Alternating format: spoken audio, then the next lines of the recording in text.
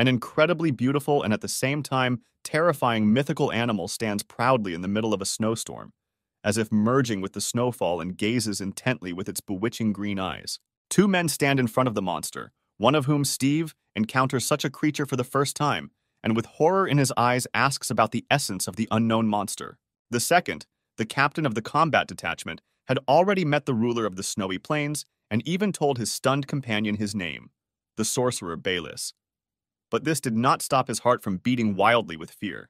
And to understand how these three met, let's go back half a day to our civilized world, where an unsuspecting Steve stands in the middle of the street and watches a new message from his boss. After a while, after reading another stupid task from his boss, the angry young man begins to scream and complain at his phone as if he were talking to his stupid boss. And while the guy curses his phone, imagining the face of his boss, suddenly a huge fish falls on his head. From the point of impact, blood gushes out in a stream. Before Steve has time to understand what happened, he suddenly loses consciousness and falls on the spot. And passers-by, seeing this scene, rush to call the rescue service, at the same time discussing the situation and feeling sorry for the young guy. Losing consciousness, Steve and his phone fall into a time rift. Suddenly, a loud voice is heard saying that the corrector has been detected. Hearing an unfamiliar voice, the hero tries to open his eyes but fails. Consciousness slips away, and he again falls into a deep sleep. Suddenly, a huge creature appears in space, the color of the starry sky and with mystical violet eyes, which at first glance resembles a huge cat or fox. Passing through some portal, the creature finds itself next to the guy and accidentally clicking on the phone, starts the installation process. Suddenly, a spatial rift appears again. This was unexpected even for the mythical cat. Suddenly, a crack begins to suck Steve along with an unknown creature. And as the guy gradually disappears, another notification is heard with words about the spirit star. In an instant, Steve, shrouded in a purple aura, falls from the sky from that same rift and finds himself in the snow-capped mountains. Not far from where the hero fell is the Snow Plains Disaster Relief Headquarters. The appearance of the other world does not go unnoticed. A staff member, noticing energy fluctuations that increase the norm, immediately reports this to Mr. Zuo, and with his permission sends a combat group there. At the same time, our hero is still lying unconscious in the snow, and next to him is our unknown mythical creature guarding him. A pack of wolves runs up to the guy with the obvious intention of getting enough of him.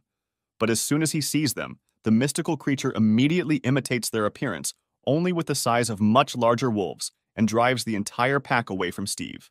After the wolves leave, a group of rescuers appears. Rescuers quickly find the guy with the help of a four-legged detective. When they find a person unconscious, the guys professionally refuse first aid, and when they see a huge wolf next to him, they are not even surprised. Having seen traces of predators, rescuers assume that this snow wolf is the guy's spiritual beast, and it is thanks to his protection that the young man is still alive and unharmed. While the squad members discuss the situation among themselves, Steve wakes up and feels terrible pain in his body. Having opened his eyes, the hero gradually begins to come to his senses, gradually remembering his past. Among the memories, there were clear and blurry memories. After some time, Steve, seeing that there is a lot of snow around, realizes that he has been transported. And the first thing our smart guy thinks about is that in such a situation, he should have received some kind of superpower, cheats, or special skills. But without feeling any special changes in his body, he begins to scream at the sky, where, in his opinion, it is believed that there are gods or unknown forces that sent him here. Seeing this scene from the outside, the rescuers begin to think that the young man is not bright enough or that he hit his head when he fell. While some are in deep thought, other members of the squad inform the captain that the identity of the victim has been established. After reading the dossier, they find out the name and age of the boy, namely Steve, 18 years old, as well as his place of registration, school, college, where the high school student was going to go. And most importantly, the squad learns that Steve is the orphan of a fallen hero, and it was with his appearance that all people, the victims of the Beast Uprising, have been identified. Which means only one thing. This boy needs to be protected. Seeing such a special person, one of the rescuers succumbs to a surge of curiosity and asks the guy how he was able to survive Centipede. But before Steve has time to answer, that huge creature appears behind the interlocutor's back, the sorcerer Bailey's. Seeing the beast, the captain explains to the surprised boy who it is and assumes that he cannot write on them. Until the beast attacks, a rescue team takes Steve back to the city. Upon arrival at the headquarters, the victim is given the necessary assistance and all his wounds are bandaged, and only after feeling pain throughout his body from countless wounds does Steve come to the realization that this is not just a dream, but reality. And he really has found himself in another world. After rummaging around in his pockets a little, the guy finds his student card and little by little begins to remember that this is one of the best schools on the continent. To better understand the essence of this world, Steve turns on the TV and starts watching the news, trying to compare what he saw and heard in the program with his memories. And suddenly, unexpectedly, the news shows the main daytime wanderer, Sean, who was in the same place where the guy was found. But the most amazing thing is that he is sitting astride that huge monster, the ruler of the snowy plains. Seeing this, Steve jumps to the TV in surprise, and as if not believing his eyes, he furiously tries to see if there really is a person on the monster. Gradually, the memories become clearer, and Steve begins to remember the structure of this world, namely that there is a profession that controls spirits. And judging by the memories, these are people who can enter into spiritual contracts with the spiritual animals of this world and control them. Namely, engage in battles, conduct reconnaissance. Remembering everything, Steve comes to the conclusion that he is not yet a spirit manager, but in his heart, he is simply delighted that he has entered the world of fantasy.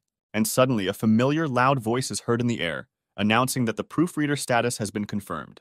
Hearing a voice out of nowhere, the high school student jumps from his seat in surprise. Having looked around and made sure that there was no one nearby except the big wolf, Steve begins to suspect that it was the wolf who spoke and expresses all his suspicions, asking the animal if he has become a spirit and reminding that animals are no longer allowed to become personal spirits.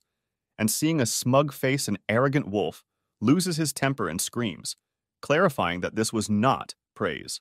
In a fit of anger, the hero accidentally drops the phone and notices that the inscription 99% is displayed on the screen. Seeing the blue screen, the guy looks in surprise at the phone he took from Earth and realizes that something has changed. Suddenly, the download completes, and one after another notifications begin to appear with the guy's personal information, where it is written that the owner of the phone is Steve, his race is human, his status is a proofreader. Then there is a list of skills, including the passive skill animal language, which helps to communicate with spiritual animals, and the active skill golden hands, which allows the owner to stroke the contracted spiritual beast and use spiritual power to develop its abilities. The last notification issues a task for a beginner, namely, it tells you that you need to enter into a contract with a spiritual beast, and for completing it, a system function will open, a camera. After reading all the notifications, Steve is delighted with the understanding that he has a system. Rejoicing with happiness that he actually received the cheat, the hero shouts that he wants to become the kami of the new world.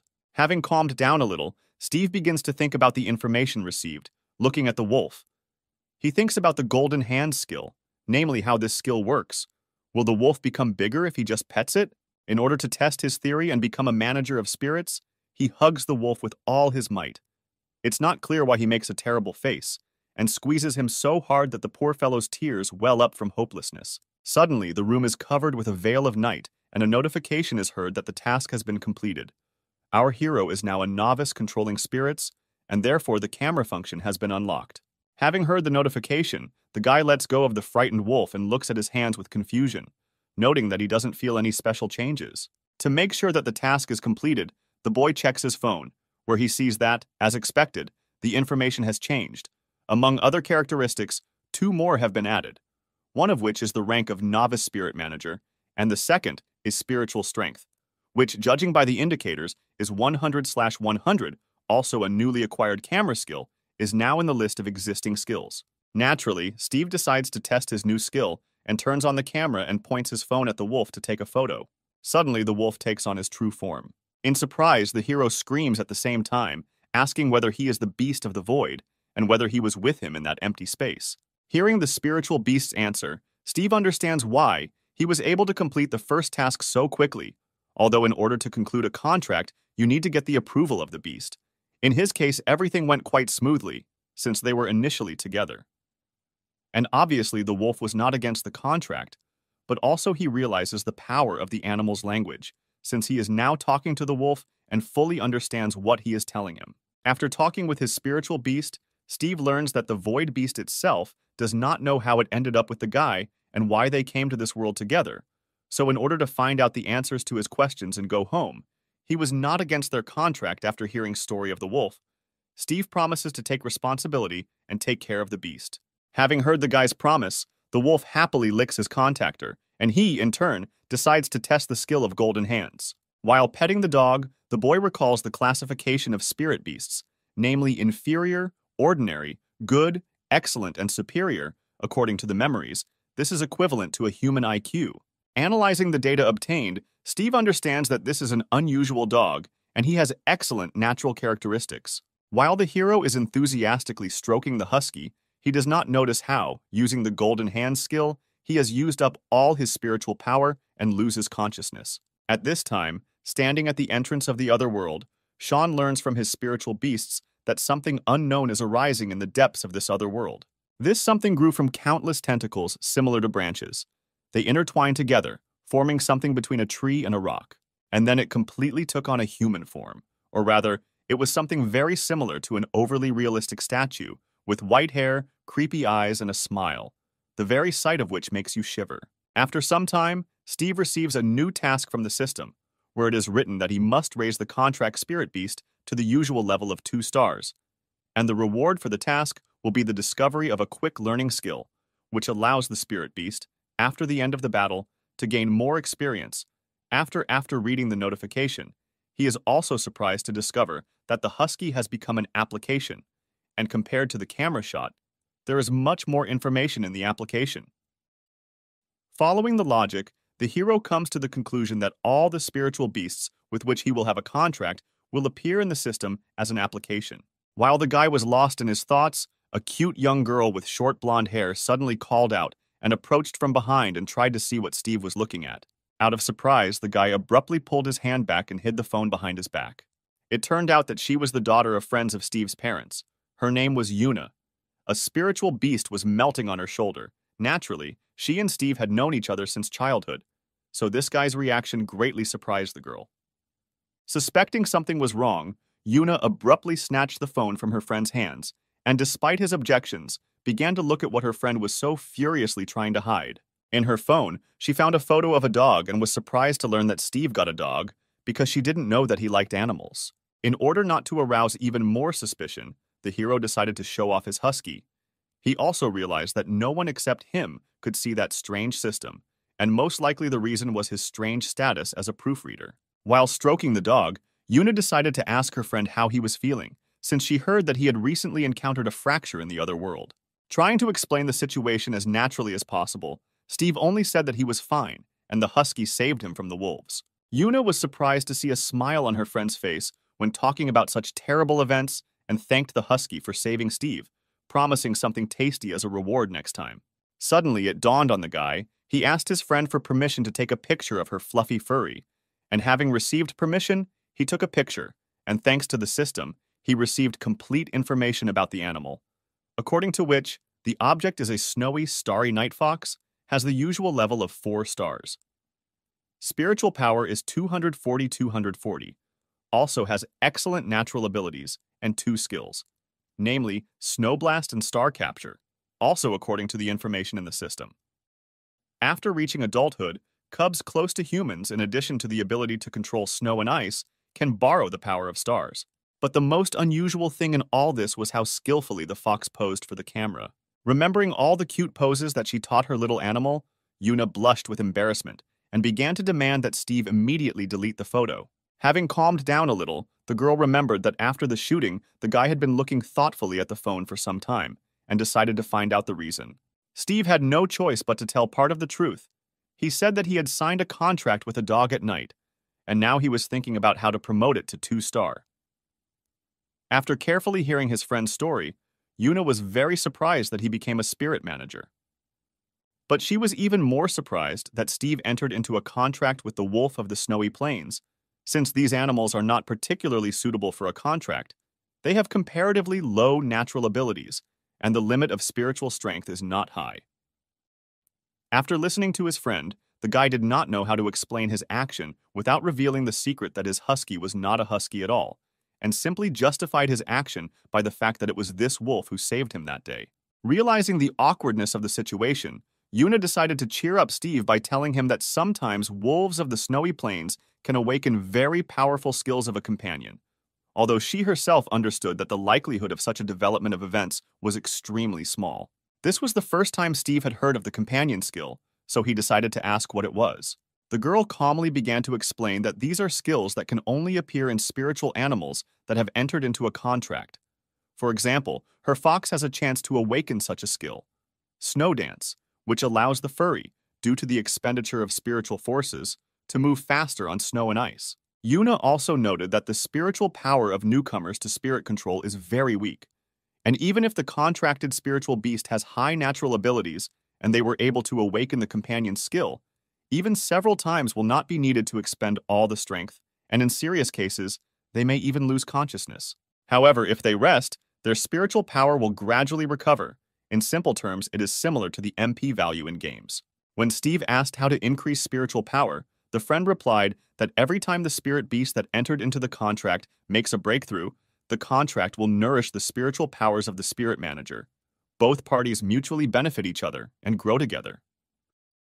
This is the original purpose of the spiritual contract.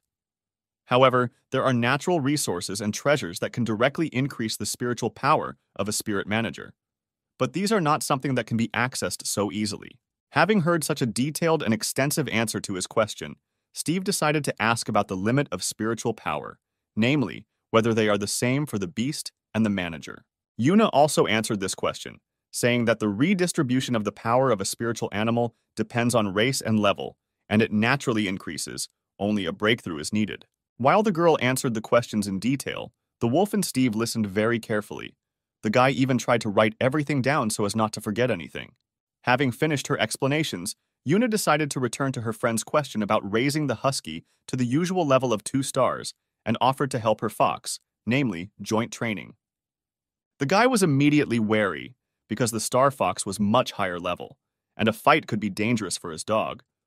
But at the same time, he was looking forward to the amount of experience that could be gained for fighting a 4-star spirit animal. The girl promised to be lenient and launched her furry forward. Our big wolf cub stood and looked at the little fox with confusion. Yuna, having considered all the strengths and weaknesses of her beast and his opponent, gave the first command, to use a snow explosion and obscure the view. At the same moment, many small pieces of ice flew right onto the husky's face. The stunned dog didn't even have time to react. Steve, seeing his spirit beast's confusion, rushed to help, shouting to the wolf to dodge and hit his opponent with his icy breath.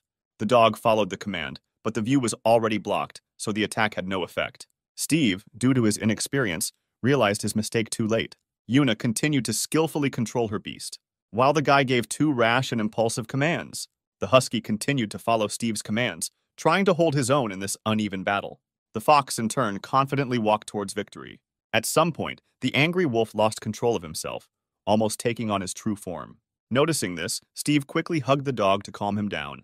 Seeing this, Yuna hurried to boast to her friend that she and the fluffy one were very strong, and while the girl and the fox stood proudly with their noses in the air, the husky barked loudly at them in anger. He barked very long and loudly. The cute wolf cub was very indignant. After the fight, Steve checked the husky app again and noticed that there were a lot of unlocked functions there, and most likely to unlock them, you would need to increase the level of the beast. But the guy never found any information about who the correctors were. At the same time, on the snowy plains, one of the members of the combat detachment reports to Sean, and also Mr. Zuo, that the outer perimeter of the other world is almost cleared of otherworldly animals. Having heard the report, Zuo gives the order to retreat, and he himself heads to the entrance to enter there. Finally, the first day of study at the university arrived. Freshmen from one of the prestigious universities in the world were in the audience, where the head of Group B of Bingjuan University, Danny Smith, gave an opening speech. After a short introduction, Denny Smith tells the freshmen about the program of study, also informing them that, at the request of the school, military training for freshmen will be carried out in the outside world, and the result of this training will be included in the final grades and will affect the professional classification in the next semester. After the leader's speech, the students begin to actively discuss what they heard, some expressing their fears about the terrifying beasts of that world, and some reassuring themselves and others with the news that Mr. Zuo is there. The only thing that bothers Steve is that even in this world, he won't be able to avoid military training. To cheer up the frightened students and reduce tension, the group leader tells that only low-level beasts remain there, and this will be an excellent lesson in controlling spiritual beasts, then reminds them that the training camp will begin in a week, and the students will work in groups of 3. From everything he has heard, Steve is only happy about this news, since he is counting on the help of his girlfriend, or rather her animal. To begin with, the guy asks Yuna to work together, and having received consent, he quickly goes to look for a third participant. But his enthusiasm quickly fades. The freshmen, only hearing that Steve's spiritual beast is a snow wolf, immediately refuse, since everyone wants to unite with the strongest. The guy himself understands this, so first he decides to unlock the quick absorption skill. Having made his decision, Steve also asks Yuna where there is a suitable place in the city to train newcomers in spirit control. The girl, after thinking for a moment, replies that she herself studied in the Spirit Control Pavilion, where they increased the level to the usual 4 stars. He also adds that the pavilion is free for orphans like them, but of course this is only limited to the period of mental control of the newcomer. Hearing Yuna's recommendation, Steve, gently stroking the husky, tells him that they will go see the pavilion tomorrow. The dog responds to the news about the pavilion with a loud bark, for which he gets hit on the head from the contractor, which naturally infuriates the cute snow wolf cub. Having safely emerged from the other world, Mr. Zuo instructs the battle group to relay his orders for the parade to enter the other world tomorrow. But the Snowplane army will be at the entrance, and they are prohibited from entering the depths of the other world's core. After making a decision, Steve and Yuna come to the pavilion. At the entrance, the administrator asks to see documents for registration. Seeing the young people's identity cards, the administrator is surprised to learn that they are the children of martyrs, and her gaze shows the deepest respect. Entering the pavilion, the guy looks around with wide open eyes, admiring what he sees. Yuna explains to her friend that this layer is especially for beginners, and then there are layers for more advanced ones. From a conversation with Yuna, Steve learns that the girl studied here for 2 months, but her friend clarifies that before coming here, she went to see him. But he said that he had some kind of research in the snowfield. He did not tell the details, and the connection with him was severed, so she was very worried. And now she is very happy to know that he is okay. After hearing Yuna's story, Steve couldn't remember what exactly he was looking for or researching. While Yuna was looking for a place to train, the guy couldn't remember exactly what he was hiding from his friend. Having found the right place, the girl noticed that her friend was in deep thought and did not even notice her. In order to bring Steve down from heaven and earth, Yuna pulled the guy by the hood with all her might. In surprise, Steve reflexively grabbed the husky's tail. The girl, in this very form, dragged her friend and the dog to the desired room. Having opened the doors, the student saw the caretaker, who immediately recognized Yuna and was the first to say hello, and asked the reason for the girl's arrival, because she had 4 stars and there was no point in starting the test of normal difficulty. Yuna quickly denied everything, answering that she was just bringing a friend today. As the conversation progressed, the caretaker explained how much he admired Yuna the fox's upbringing, and still remembered how she came 3rd on the 1-star permit list. Seeing that her friend did not understand what he was talking about, Yuna proudly showed the list on the wall and boasted about her achievement, not forgetting to clarify that those who can get on the list can receive many awards, which is how she received 4 stars. Hearing about the awards, Steve's eyes lit up with determination. He was already anticipating his victory. Seeing the guy's interest, the trainer decided to find out whether he was going to pass the test and where his animal was. When Steve introduced his beast, the caretaker was dumbfounded. He thought it was a joke, but Yuna confirmed that it was true. Realizing that this was not a joke, the man read a long tirade about how low the chances of winning with such a spiritual beast were. What he heard angered Steve, and he responded with only one phrase, decisively stating that only by trying they would find out. Reluctantly and worriedly, the caretaker allowed the boy to take part in the test, notifying the medical staff in advance. Seeing Yuna's look, the coach asked her if she was worried about her friend, to which he received a quite laconic and clear answer that she believed in Steve. The hero and the wolf entered the test simulator. Soon the first snowball appeared. Steve immediately ordered the husky to jump up and attack the enemy in the neck, and also reminded him not to show his true appearance. The wolf understood everything and agreed. Immediately after the contractor's command, the dog rushed into battle. The fight was not easy. At some point, the wolf got distracted. Noticing this, Steve shouted loudly, prompting the husky to look around. Hearing the warning, the wolf focused all his attention on the enemy. The battle was difficult. Both animals were badly wounded, but the wolf did not even think of giving up. Seeing such a tough fight, the caretaker was surprised to realize that this wolf was special, since despite all the wounds, he continued to get up. Yuna also watched the fight with bated breath. The screen showed how a dozen wild boars surrounded the wolf. Husky continued to take hits from his enemies. Suddenly, the wolf acquired unknown strength. His eyes shone with determination, and his body exuded an unknown aura. Yuna and the caretaker were simply dumbfounded. None of them had ever seen a snow wolf with a red aura. They did not understand what was happening, although the trainer felt that he had already seen this somewhere, but could not remember where exactly.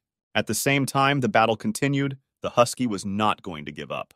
The wild boars were surprised by the terrifying roar of the wolf. The girl and the caretaker also stood in front of the monitor and looked with complete misunderstanding.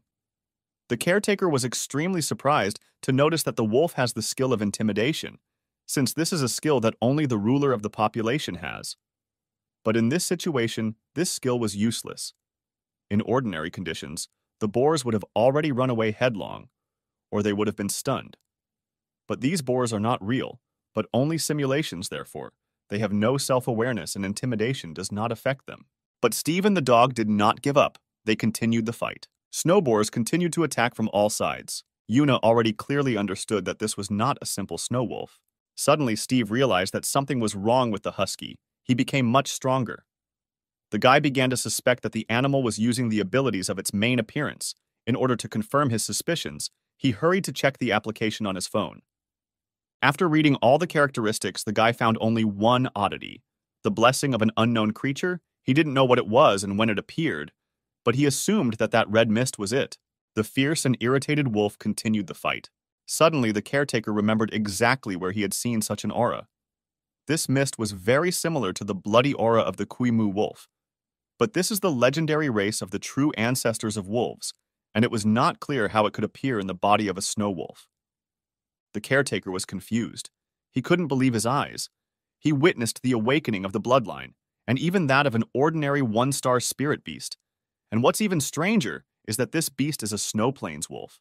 While the man was in deep thought, Yuna was happy for her friend that he could successfully complete the test. The coach noted that at this rate, Steve would not only pass the test, he might even take first place on the list. Having heard such good news, Yuna began to scream even louder and wish her friend victory. However, she didn't have to shout victory chants for long, as the caretaker reminded her that the guy wouldn't hear them anyway. Steve supported his spirit beast with all his might. Receiving the guy's full support, the husky confidently walked forward. While the young man with the wolf did not see the end or the edge of these boars, suddenly the phone rang. Another notification from the system about increasing the level. With increasing level, some new skills were also unlocked. Steve carefully studied the new skills and could not shake the feeling that it was as if the wolf had raised the level specifically for this situation. As the level increased, the husky became easier to defeat opponents. Seeing the power of his beast, Steve was glad to realize that now passing the test would be easy. The wolf also felt the full power of his new capabilities and proudly destroyed his enemies without much effort. The longer he watched the fight, the more the trainer could not understand whether this wolf was really one of those snow wolves that he knows, because an ordinary wolf of the snowy plains would hardly have defeated even one boar. But this one had already passed half the test, but was not even tired. On the contrary, the further he goes, the faster and more accurate his attacks become. Snowhogs were still appearing in the simulator. The goal of 200 boars seemed endless, but Steve didn't think of giving up. Despite their fatigue, the hero and the wolf boldly and stubbornly walked forward, gradually reducing the number of enemies. A few more attacks, and the number of remaining enemies became 0. Steve and his beast proudly walked out of the testing room. The caretaker was surprised to notice that the rating on the screen had changed, while at the same time Yuna was incredibly proud of her friend. Then others present noticed that the list of easy difficulty leaders had changed and actively discussed this news. Everyone tried to imagine who Steve was and what kind of spiritual beast he had. Having finished his self-admiration, Steve decided to find out what his passing time was. After checking the information, the caretaker replied that the time was 2 hours 53 minutes, which was almost an hour faster than Mr. Zuo. Hearing this, the guy and the wolf cub jumped with happiness, learning that they had first place. Having learned that he had first place, Steve began to think about the reward, secretly hoping that it would be money. A lot of money. From one look at her friend's shining eyes, Yuna immediately understood what he was thinking about, and sternly warned him not to even think about money. The reward for first place should be especially valuable, something that cannot be bought with money.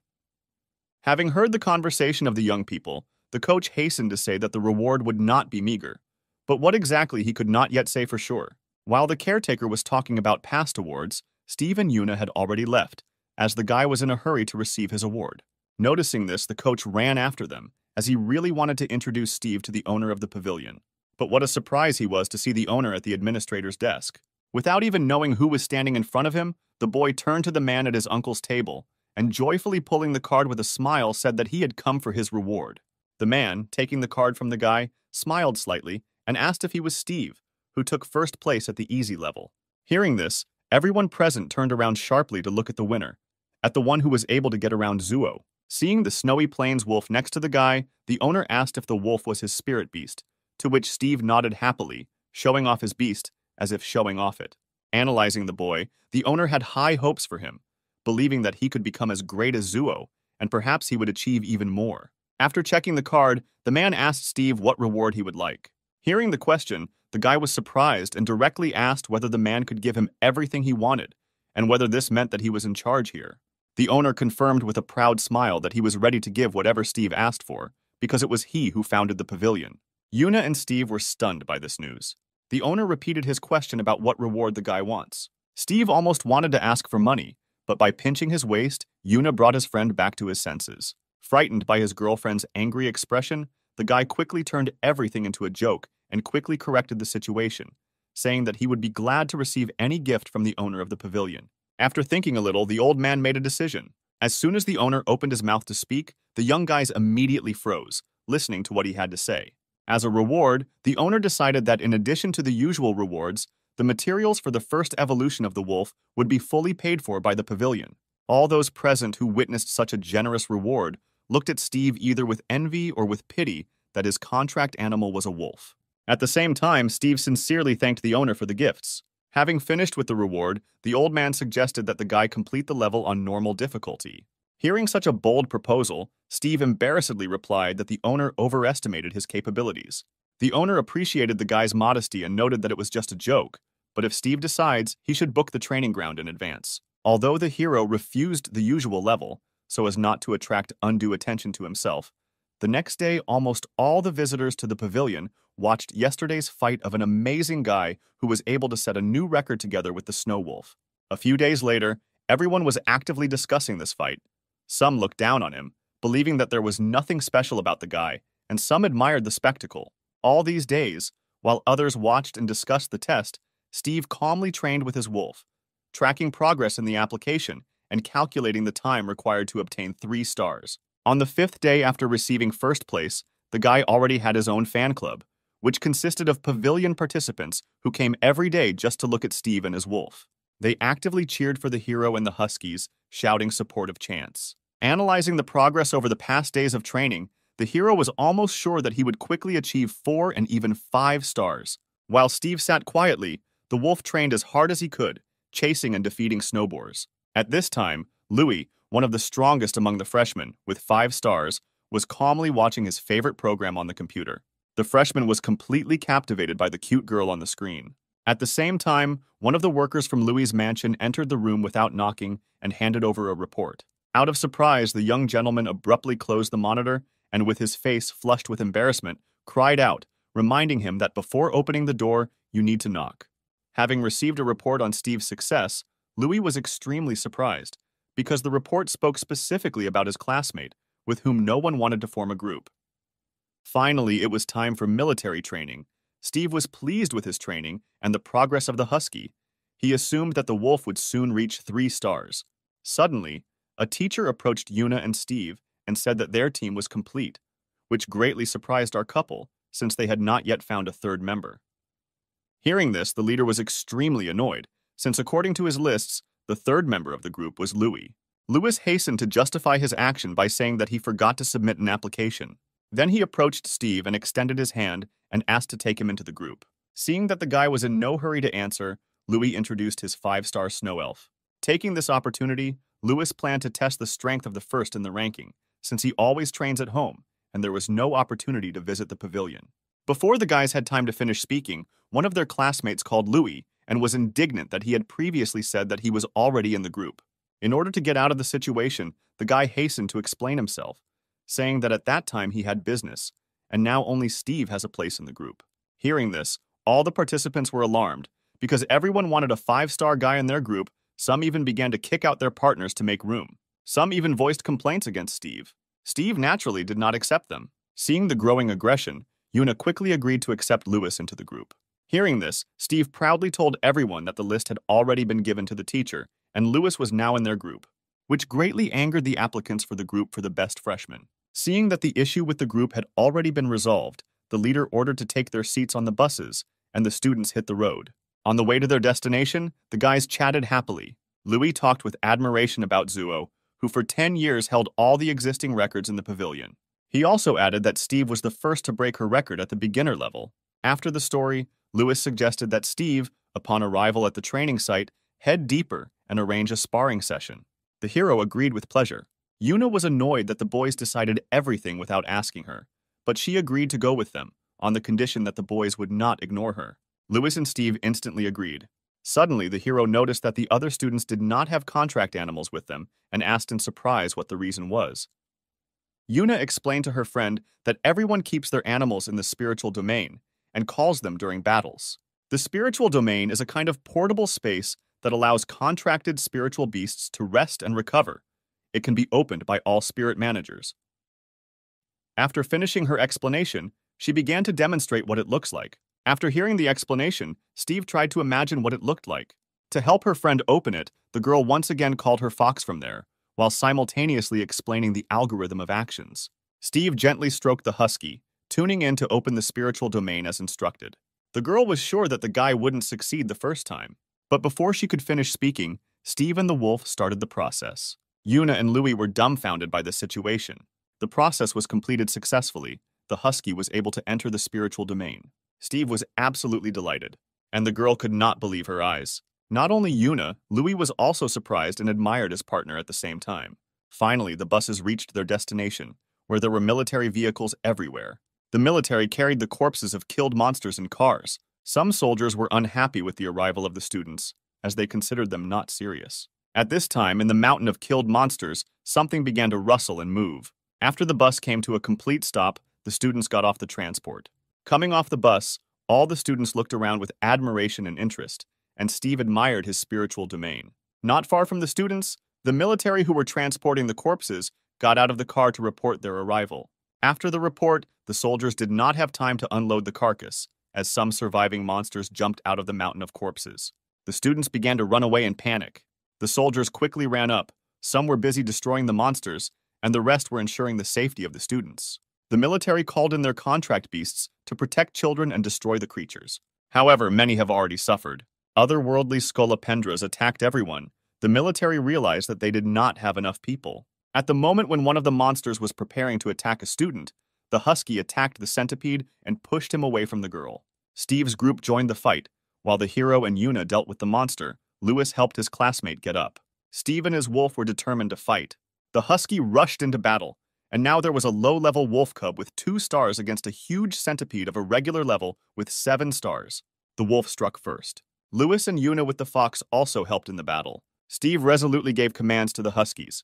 The wolf used his best skills, but the blows had no effect. While the brave trio of freshmen fought, risking their lives, the rest of the students ran away in horror. Finally, the strongest student in the group sent his elf into battle. In order to defeat an enemy that was much superior in strength, the spiritual beasts united and decided to fight together to strike the enemy with joint forces. For the sake of protecting the students, the leader also summoned his spirit beast. During the battle, the hero and his friends realized that these creatures do not know how to attack at a distance. In order to strike, they quickly reduced the distance and decided to use this advantage against the enemy. One of the students, looking in horror at the struggle of his classmates, began to think about why he himself did not dare to speak out against the monsters. The fierce battle continued. Along the way, Louis watched the husky and tried to understand what kind of skills he used. While the wolf was concentrating its forces to strike again, the monster was about to strike back with a poisonous bite. Noticing this, Steve loudly warned his beast to quickly shorten.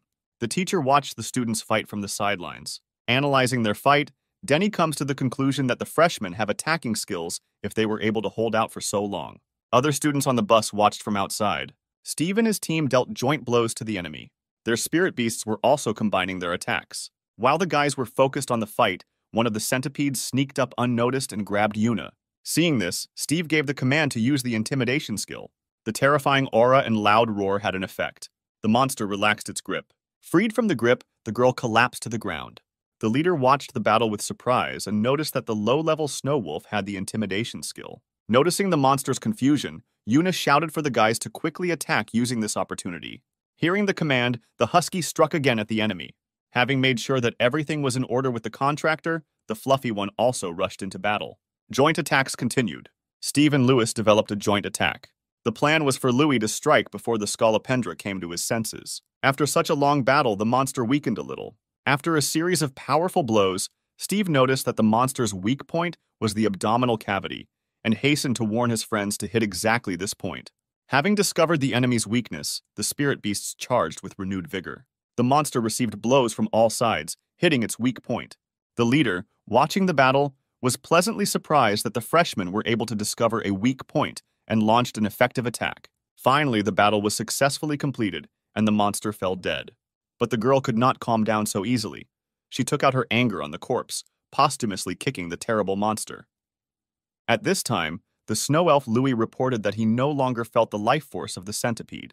Seeing the guy's grand victory, someone envied their courage, and someone sincerely admired.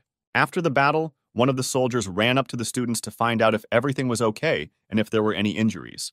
Yuna answered with a smile that everything was fine, only the spiritual beasts were very tired and needed rest. Hearing her answer, the soldier looks in surprise at the wolf sitting next to him, who does not look tired at all.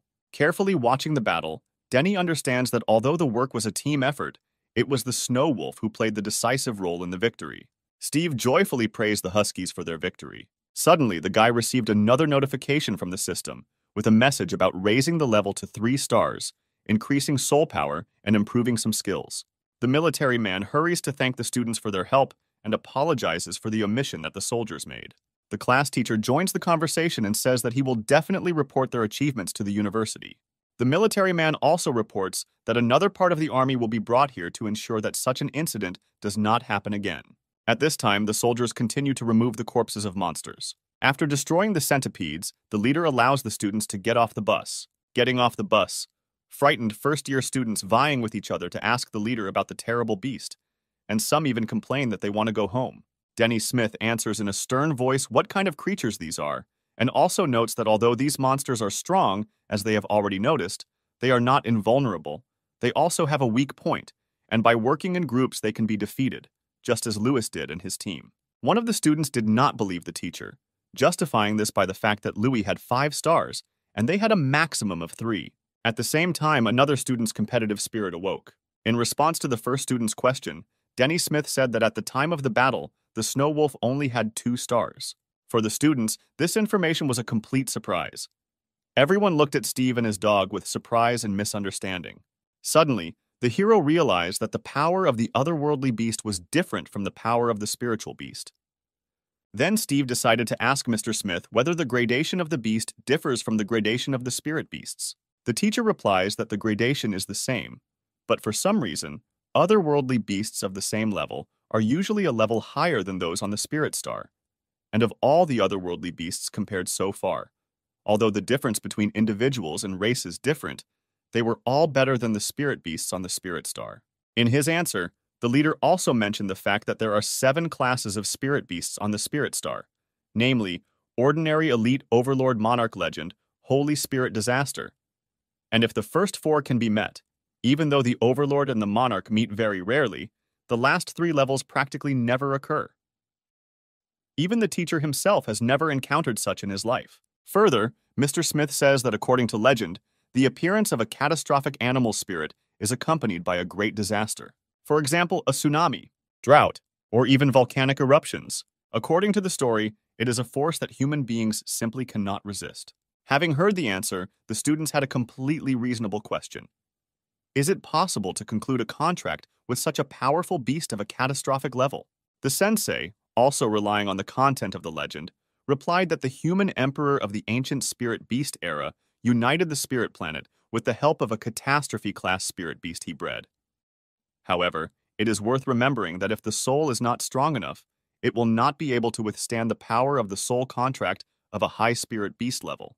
According to the classes of spirit beasts, there are also 7 levels of spirit control, namely Beginner Journeyman Professional Master Patriarch Glorious Hall of Fame. Also, after passing the exam through the Spirit Control Association, you can obtain the corresponding spirit control certificate. On the other hand, spirit beast controllers can use the perception of their spirit beasts. Then the leader told the students about the emergence of the other world, about their duty to protect themselves and their world from the invasion of otherworldly monsters. The sensei's long speech, seasoned with emotional overtones, had its effect. The previously depressed and frightened first-year students were now enthusiastically and boldly shouting that they could do it. Only now, having made sure that the students had come to their senses, was the tense leader able to breathe a sigh of relief. Only Steve, standing not far from the teacher, was thinking about whether he was an animal that fed on people, if he himself came from Earth and probably also fell through a time rift. In order to test his incredible theory, the guy decided to bite his best friend, who was nearby. After waiting a little for the students to calm down, the sensei reminded the guys about the dangers of the other world. But without receiving any response, the leader only hoped for the prudence of his charges. Some groups were already actively looking for a place with a lot of monsters to show off their skills, and some were just discussing a plan of action. Suddenly, Yuna walked up to her group with several vials of super powerful restoration potions that the Snow Plains army had given her. Seeing the potions, Steve's mouth began to water. He assumed that it was a tasty drink, and the wolf cub was not far from his contractor, but the girl quickly removed the potions away from her friend, warning that this drink was only for spiritual beasts. Louis suggested that his group go deeper into the forest, since no one had directly designated the area beyond which it was prohibited to go. Yuna quickly gave the husky a potion, since the elf and Fluffy had already taken their share and regained their strength, and agreed with her classmate's proposal. Steve also agreed with his friend's idea, and also expressed his suspicions that perhaps the incident with the centipede was not an accident, and there seemed to be something wrong with the army. There were too few people. Hearing the guy's suspicions, the team members also began to express their opinions. Yuna suggested that the military was not happy with their arrival, and therefore was deliberately causing trouble. At the same time, Louis expressed that in his opinion the teacher did not know about all this. Steve, in turn, clarified that this is the best possible option, but he suspects not the army itself, but that rift into the other world. The hero's fears caused concern among his friends, since Mr. Zuo personally explored this portal, and if there is something there that even he could not suppress, then it is something truly dangerous. Seeing the tension of his friends, Steve hastened to defuse the situation, and half-jokingly suggested that since they were still alive and the monsters had not killed them, then everything was under the control of the army. Having said everything he wanted, the hero headed towards the forest, reminding them that the stronger the beast, the more points they will receive. Yuna and Louis ran after. At this time, another group of students was intensely looking for monsters, but strangely enough, during all the time, they did not meet one. One of the group members turned to the leader, who stood out with red hair and a bad character, saying that they would soon leave the given territory, and the other suggested setting up an ambush right there. Hearing this, the irritated leader became even more enraged, and almost in a commanding tone, said that this was all just a trick by the university, and if they found and killed the monsters of the abyss, they would receive a lot more points, finally ordering the group to silently follow him. Frightened classmates almost mechanically agreed. At the same time, Yuna was angry with Steve, not understanding what he was doing, because they came to the abyss for glasses, and Steve was busy with a very serious matter. He was sculpting a bait for the beast. But it seems the girl didn't appreciate her friend's efforts and threw a snowball right in his face. Louis tried to calm Yuna a little, and it seemed to work, since Yuna also decided to help Steve with his art. An unexpected bark interrupted the fun. Husky told Steve that he felt some movement. The girl looked around in surprise, but saw nothing. Louis was the first to notice where the sound was coming from. Suddenly, a white frog ran out of nowhere. Yuna was delighted to see a white frog with copper pupils, a snow toad, because she thought that these spiritual animals only existed in myths. The girl's eyes sparkled with admiration, and the guys continued to ask questions about the toad. While the guys were discussing the incredible find, our wolf cub watched the frog with sparkling eyes. According to the information, the toad had a weak fighting ability, but its peculiarity was different. Firstly, they themselves are rare creatures. Secondly, they have a keen sense for valuable objects. With the help of this ability, they easily find jewelry and artifacts, but often they simply cannot take them themselves. But thanks to this ability, they do not have to think about evolution, because they find the objects necessary for this themselves. Thirdly, they have the ability to stealth, so they are very rare in their natural habitat. Looking at the snow toad, Yuna remembered a legend about a spirit tamer. According to legend, he traveled to the snowy plains with a group of adventurers. However, due to a snowstorm, he was separated from the group and was left alone. While he was wandering across the snowy plains, he found a half-dead snow toad. With the help of a special medicine, he saved her life and went with her to a mysterious place. And after the toad helped him find treasures, she showed him the way to his comrades. And after his contract beast of elite rank absorbed this artifact, he immediately received rank monarch, bypassing Lord. Steve listened to the legend with delight, imagining how quickly he could raise the level with the help of the toad. Louis also confirmed the authenticity of the story. Hearing this, the hero's eyes immediately sparkled. He happily ran towards the frog to catch it. However, the frog turned out to be voracious and quickly jumped to the side. As a result, Steve buried his face in the snow. Although the toad did not allow itself to be caught, it told the guy that they were chasing it. Hearing this, Steve stood up abruptly. Suddenly, a pack of gray wolves appeared out of nowhere. Seeing the animals, Steve was happy that he could get points. One of the wolves attacked the guy, but he immediately reacted. Lewis asked the elf to support the husky with the ice song skill. At this time, our wolf pounced and hit the gray wolf with his ice-piercing claws. The guy was proud of his wolf's victory. The battle continued. Erha defeated all opponents without much difficulty. Yuna and Lewis watched the battle with their mouths open in surprise and realized that their help was not needed there. Erha quickly dealt with all the enemies of our toad.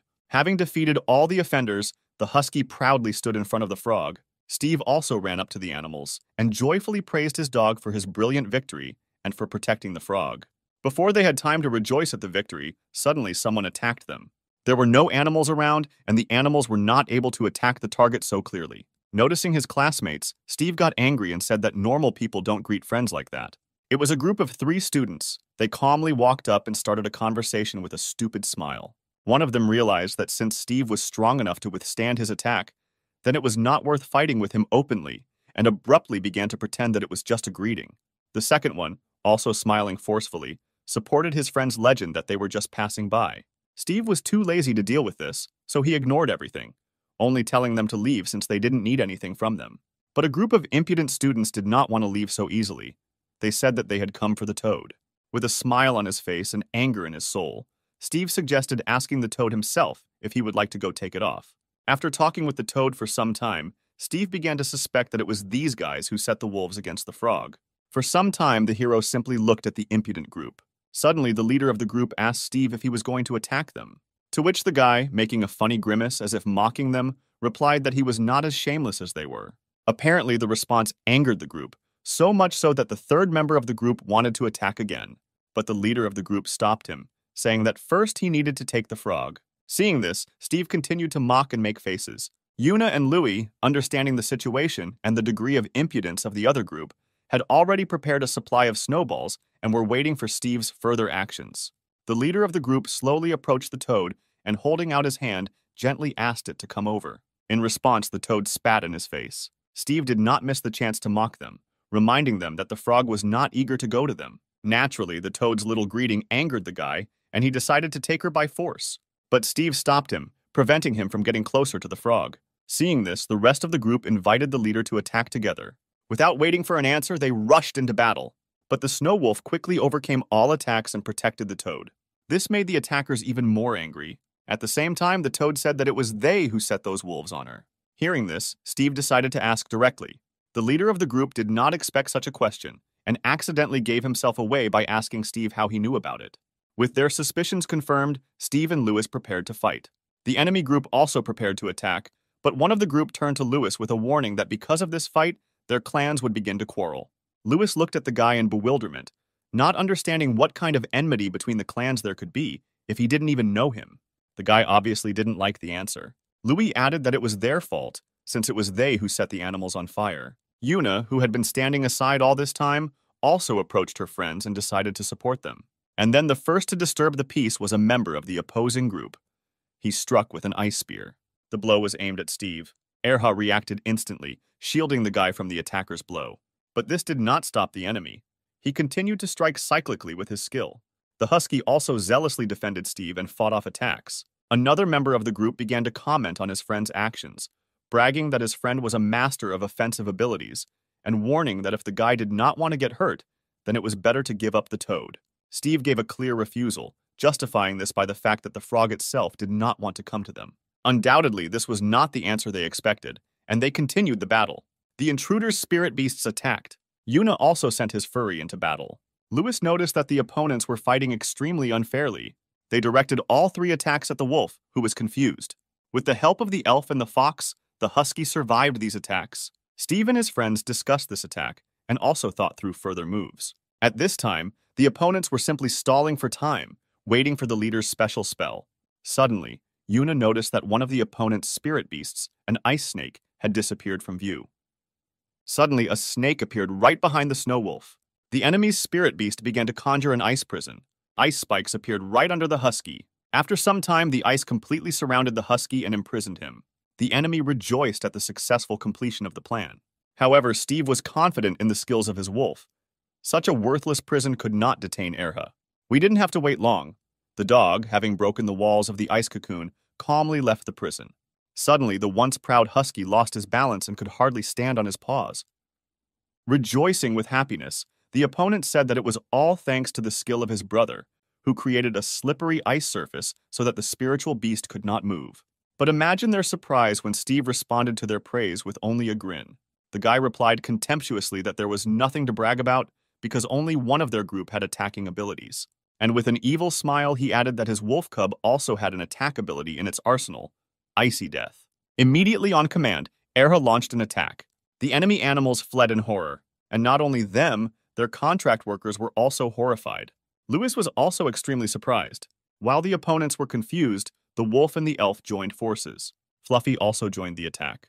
While the battle was in full swing, Lewis suddenly remembered and decided to ask Steve how he found out that it was these guys who set the animals on the toad.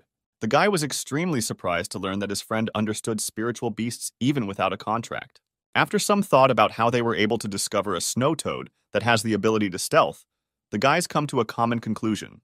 They assume that since the toad allowed itself to be discovered, it means that where it was found, there is such a treasure that needs to be protected despite the danger of being discovered. Having barely avoided the last attack, the enemy discussed their further plan of action. It was decided to use hypothetical disputes to put the animals into a berserk state. Seeing the animals in this state, Steve and his friends were a little confused. The spirit beasts were too small for the berserker state. The wolf cub also mentally compared his opponents with the previously defeated Scolopendra. After the comparison, the wolf cub felt relieved. The battle continues. After some time, the opponents were defeated. After the loss, the guys picked up their animals. They called off the summoning of the beasts so that they could restore strength in the spiritual domain. The toad and his protector proudly watched the offenders go. Steve and his friends also saw off their friends with a smile. Apparently, the kind words of the hero were not particularly liked by the losers. Steve was surprised that the guys still left, leaving the toad. And Louis explained this by saying that after losing, they didn't have a chance. Yuna gently stroked the frog and suggested that they too could not make a contract with the toad. The frog suddenly approached Erhu. She croaked something and climbed onto the husky's head. Steve explained that she wanted to take them to one place. The guys didn't expect this. The hero was already imagining a chest of jewelry, the treasures to which the toad would lead. Discussing the upcoming find with anticipation, the guys cheerfully followed the animals. Erha and the Wa walked into some kind of fog. Trying to catch up with them, Steve slipped and fell somewhere. It turned out to be a secret entrance to the cave. The toad said that there was a treasure hidden there. Lewis and Yuna followed Steve. The guys looked around in amazement, studying the unfamiliar terrain. Afterwards, the guys followed the toad further. Finally, they reached their goal. It turned out that the treasure was in glaciation crystal. Yuna and Lewis explained to Steve that this is a crystal of abilities that remains after the death of a powerful beast. The ability that the beast possessed during life is stored inside. A spiritual beast that absorbs such a crystal will also be able to absorb this ability. Steve suggested with anticipation that if the stone was kept by a snow toad, then most likely there should be a cool ability inside. Lewis has a detector with him, with which they can find out what is inside the crystal. With the help of a detector, the guys found out that this is an evolutionary version of a snow explosion, an avalanche.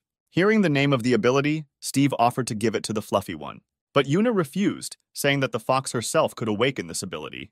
Then Steve proposed to Louis, but he also refused, thinking that although the crystal was valuable, he had other artifacts at home. The guys suggested giving the crystal to the snow wolf. Steve thought it was strange. He suggested that the ability was not particularly useful. But despite this, he handed the crystal to Erha.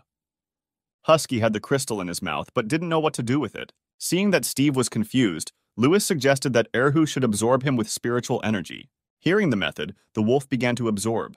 And since the process would take about an hour, Yuna suggested that they rest a little and then go earn points. After the girl's proposal, Steve suddenly jumped, which greatly surprised his friends. He angrily remembered that he had to force those three to leave the thing from the animals. This was unexpected for Yuna and Louis. Seeing his friend's misunderstanding, Steve quoted the teacher's words that the danger does not come only from animals, which means that if they lost that fight, they would be left without points. After their friend's explanation, Louis and Yuna realized that now they would have to fear not only animals. Half an hour later, the husky completely absorbed the crystal. After absorbing Erha, he received the rank of an ordinary beast with 4 stars, and the maximum limit of spiritual powers was also increased to 450. Steve praised the dog and suggested that he go out and try the new ability. Seeing that the guys were about to leave, the croak began to actively croak something. Steve translated the frog's speech for his friends. It turned out that she wanted to stay close to Erha. This surprised Louis very much, since rookies can only make a contract with one beast. But Yuna suggested that since Erha was able to reach 4 stars in just a week, it was possible that making a contract with a second beast would not be a problem for Steve either. However, Louis insisted that during all this time, no one had been able to overcome this limitation. There is no such mention in legends or ancient scriptures, and at this time, Steve had already approached the frog to conclude a contract. The hero began concluding a contract. The friends were stunned by what they saw. The contract was successfully concluded. Louis advised Steve to hide him in a secret place so that others would not find out, to which the guy replied with a smile that there were no strangers here. After signing the contract, the hero hurried to check the application on his phone. The appendix described in detail all the characteristics of the spiritual beast, in particular, that the toad beast is a regular rank 3-star, excellent condition, and also has the ability to stealth and treasure on 8 sides. The frog explained the essence of the treasure's ability from 8 directions. The toad randomly selects one of the 8 directions and follows there. As soon as it finds the treasure, it returns to the master and gives the treasure to him. Hearing this, Steve asked the toad to activate this ability. After receiving the command, the frog immediately activated the stealth and treasure ability from 8 directions. The guys watched the actions of the frog in surprise and discussed what treasure she would find. The husky also watched his friend with interest. Having finished all their business, the guys headed towards the exit. Coming out of the cave, the first-year students became wary, noticing unknown footprints at the entrance. Suddenly, animals came out of nowhere and surrounded the students. Louis and his friends prepared to fight back. But suddenly, Steve stopped them. He was going to fight them himself. The hero wanted to test the new abilities of his wolf. With one attack, Erha swept away all the black wolves. And at the same time, he fell exhausted, having spent all his spiritual energy. Even Steve didn't expect such attack power. While Louis and Steve were discussing the glasses, the angry Yuna was indignant about how they would dig up the thing if the husky had buried it during an attack. Then Steve, seeing his friend's angry face, suggested that she rest, and she and Louis would dig everything up themselves. The husky smelled something, and the guys began to look around. Turning around, they saw another group of animals. This time, Steve said that he could not help, since Erha had spent all his strength. Yuna offered to fight on her own while the guys dug up the thing. But Louis also decided to participate in the battle to give the elf an opportunity to rise. Then Steve, complaining that it would be better if he also took part in the battle, went with his wolf to dig for the thing. The next day, Louis and Yuna became worried when they saw their friend's face. Steve justified this by saying that the noise of the wolf was keeping him from getting enough sleep, although the whole point was that he was using his skillful hands ability too often. Yuna happily hugged Erhu and thanked her, since thanks to the avalanche they were able to accumulate a lot of points. Having finished exchanging pleasantries, the guys went on to look for prey to earn more points. This time their path was blocked by centipedes, but after raising the levels, even animals with 7 stars were not afraid of the heroes. Compared to the first day, now they dealt with the animals quite quickly, or rather, while the wolf was coping alone. But there was one small problem. After using an avalanche, I had to dig the thing out. A group of next monsters and another avalanche attack on them, this skill helped the guys out too often. And this time too, having met another horde of animals, the guys released the wolf cub forward, relying on his snow avalanche skill. But the attack failed. There were too many monsters. Only now, running away from a crowd of angry animals, did the students realize that they had gone too deep into the jungle. Finally, the red-haired student, after raising the level of his snowboar spirit beast to 5 stars, was able to defeat the 7-star monster. While the leader was admiring his trophy, the other members of the group were too tired from the battle. They believed that the victory was difficult for them, and were afraid that if they went even further into the abyss, they might not return. They also believed that they had enough points. so there is no point in taking further risks. The leader, considering that they had reached deeper than the other groups, decided that most likely they would have more points, and most importantly, that even Louis would not be able to score more points. At this time, Louis and his group were looking at a huge bag of things and thinking about only one thing: how to drag it all to the base. The only reasonable option seemed to be to ask the military for a cart. Finally, the decisive day came, the test was completed. At the general meeting, the leader was going to announce the achievements of the freshmen and the results of the test. To begin with, he listed by what criteria the guys would be evaluated. The freshmen were eagerly awaiting their final grades. The teacher sat down at his desk and began calling students from the list to check their things. The guys were very nervous. Students took turns approaching Mr. Denny, checking in and providing items for recount.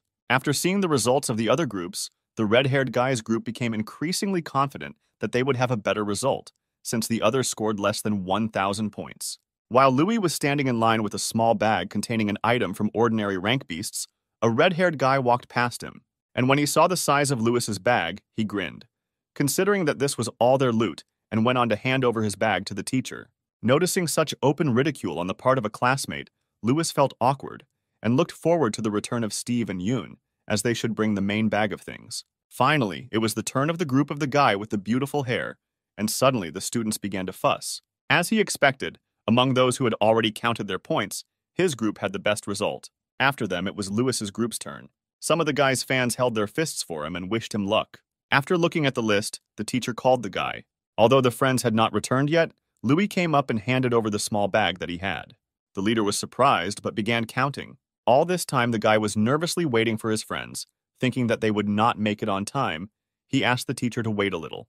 But suddenly there was a loud sound. Everyone turned around sharply. It was Yuna and Steve, with a huge bag of things on a cart. The children proudly pushed the cart towards the teacher's desk. Seeing such a huge bag, the guy with red hair, who considered Louis his main rival, was speechless. In surprise, the leader jumped up from his seat and hurried to clarify whether the resources from the animals they had hunted were inside the bag. Having received a positive answer, Mr. Denny became slightly irritated, because now he would have to start the calculations all over again. Louis and Steve had great difficulty dragging the thing to the counting table. Seeing the contents of the bag, the leader could not believe his eyes. And he wasn't the only one. Louis's self-proclaimed rival was also shocked. The guy couldn't understand how this was possible, but he didn't doubt Louis's honesty either. At this time, Steve's group was waiting with anticipation for the results of the count. Having finished the recount, the extremely surprised teacher said that they had counted 260 animals of the lowest level, 155 of the average, and 5 of the highest. And in the end, the guys earned 23,100 points.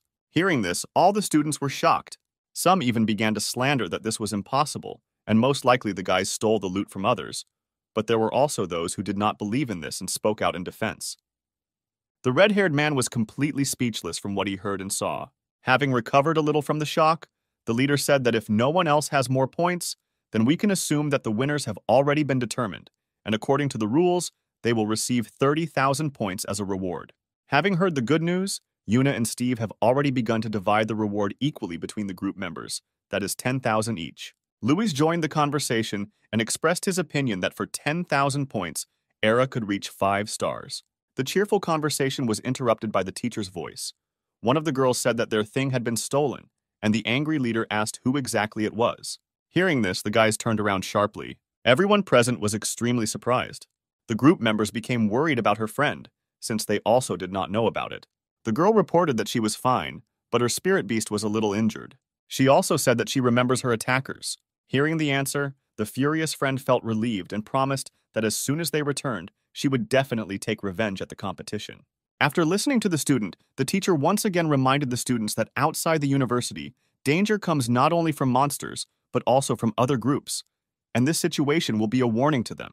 Students who had previously turned a blind eye to all this were now seriously worried, because initially they thought that such situations would cross the university. Steve and Yuna began to suspect those idiots with whom they had already had an argument. Louis assumed that the university was aware of everything, since there were not many new students, and most likely they would meet again at the qualifying competitions for newcomers. Steve didn't understand what kind of competition we were talking about. Louis said that every year competitions are held among newcomers within the university. The most promising students will represent the school in the competition. And that's why he believes that they should use these points to increase the level of their spirit beasts in order to wipe everyone's noses at the qualifiers. After finishing the test, the students headed to the buses. On the way back, Steve happily told his friends that after the additional 50% was calculated, everyone got 11,500 points. 2 days later, after checking the application, the hero noticed that Erha would be able to rise to 5 stars. As Lewis said, points can be exchanged at the school administration for items to increase the level. The husky also arrived in a good mood. Passing by the hero, the red-haired guy looked after Steve with displeasure, not understanding how he was able to reach 4 stars so quickly if at the beginning of the month he only had 1, and hoped that the spiritual pills that he received in exchange for points would help the snowboard achieve 6 stars. Feeling his gaze, Steve turned around, but the guy had already left. One of the teachers was sitting at the administrative desk. Entering the administration, Steve said that he wanted to exchange his glasses. The teacher asked to see my student ID. Seeing that there was a freshman in front of him, the teacher advised him to take white pills. Noticing that only pills were on the list, Steve asked the teacher if the black pills were the best, since they were the most expensive on the list. Looking bored, the man replied that this was not true, but usually new people don't have enough glasses to buy something else. But if a guy has more than 1,000 points, the teacher continued, then he can provide an assortment of a store with mid-level goods. But this didn't suit the guy either. Steve asked with a smile about top-level artifacts for 10,000 points. The teacher was surprised and, with an incredulous smile, agreed to show the list of goods. In the list of items, the cheapest one cost 10,000. It was the bone marrow of a real wolf, and after looking at the assortment, Steve became interested in this item. The teacher explained that this was bone fluid that was obtained from a lord-level beast. He also added that, of course, they are great for wolves, and in addition to increasing the level, they also increase the maximum amount of spiritual energy. In the list of items, Steve became interested in another item, which was much more expensive. 200,000 points. It was the blood of a real wolf. According to the man's explanations, it is much more effective than bone fluid and can help awaken now-lost legendary abilities. After thinking a little, the teacher told the guy that winning in the qualifiers gives a lot of points. Hearing the teacher, Steve smiled and asked for real wolf bone marrow and 3 black pills. Seeing the first-year student's score, the teacher was very surprised. Noticing the disbelief on the man's face, Steve became slightly angry and repeated his order. While the guy was happy about his successful purchase, the teacher looked after him in bewilderment, not understanding where the freshman got so many points. When Steve got home, the first thing he did was feed the black pills to the wolf. Erha ate the pills with pleasure. As soon as the husky swallowed the pills, Steve eagerly wondered how the dog felt and whether the rank had increased. But he didn't have to wait long. The rank and ultimate spiritual energy had increased. Next, Steve fed Erhu the bone marrow of a real wolf, with the hope that the wolf could awaken an active side ability. The process of mastering the artifact has begun. In the deep depths of his consciousness, Erha resisted the energy of the black wolf. In this state, Steve could do nothing to help his beast. He could only wait. After some time, Erha mastered the energy of the black wolf and reached 6 stars.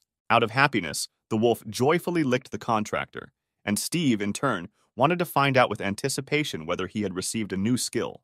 Without waiting for an answer, the guy decided to check the wolf's app himself. Steve was very happy to see that the husky had awakened the side ability of night fighting.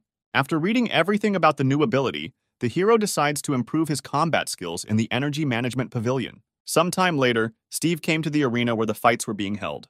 Unexpectedly meeting Louis, he asked if he was looking for an enemy. Noticing the guy standing a little further with his spiritual beast intervened in the conversation and asked Louis if he had come to watch Bao's fight or if he wanted to fight again.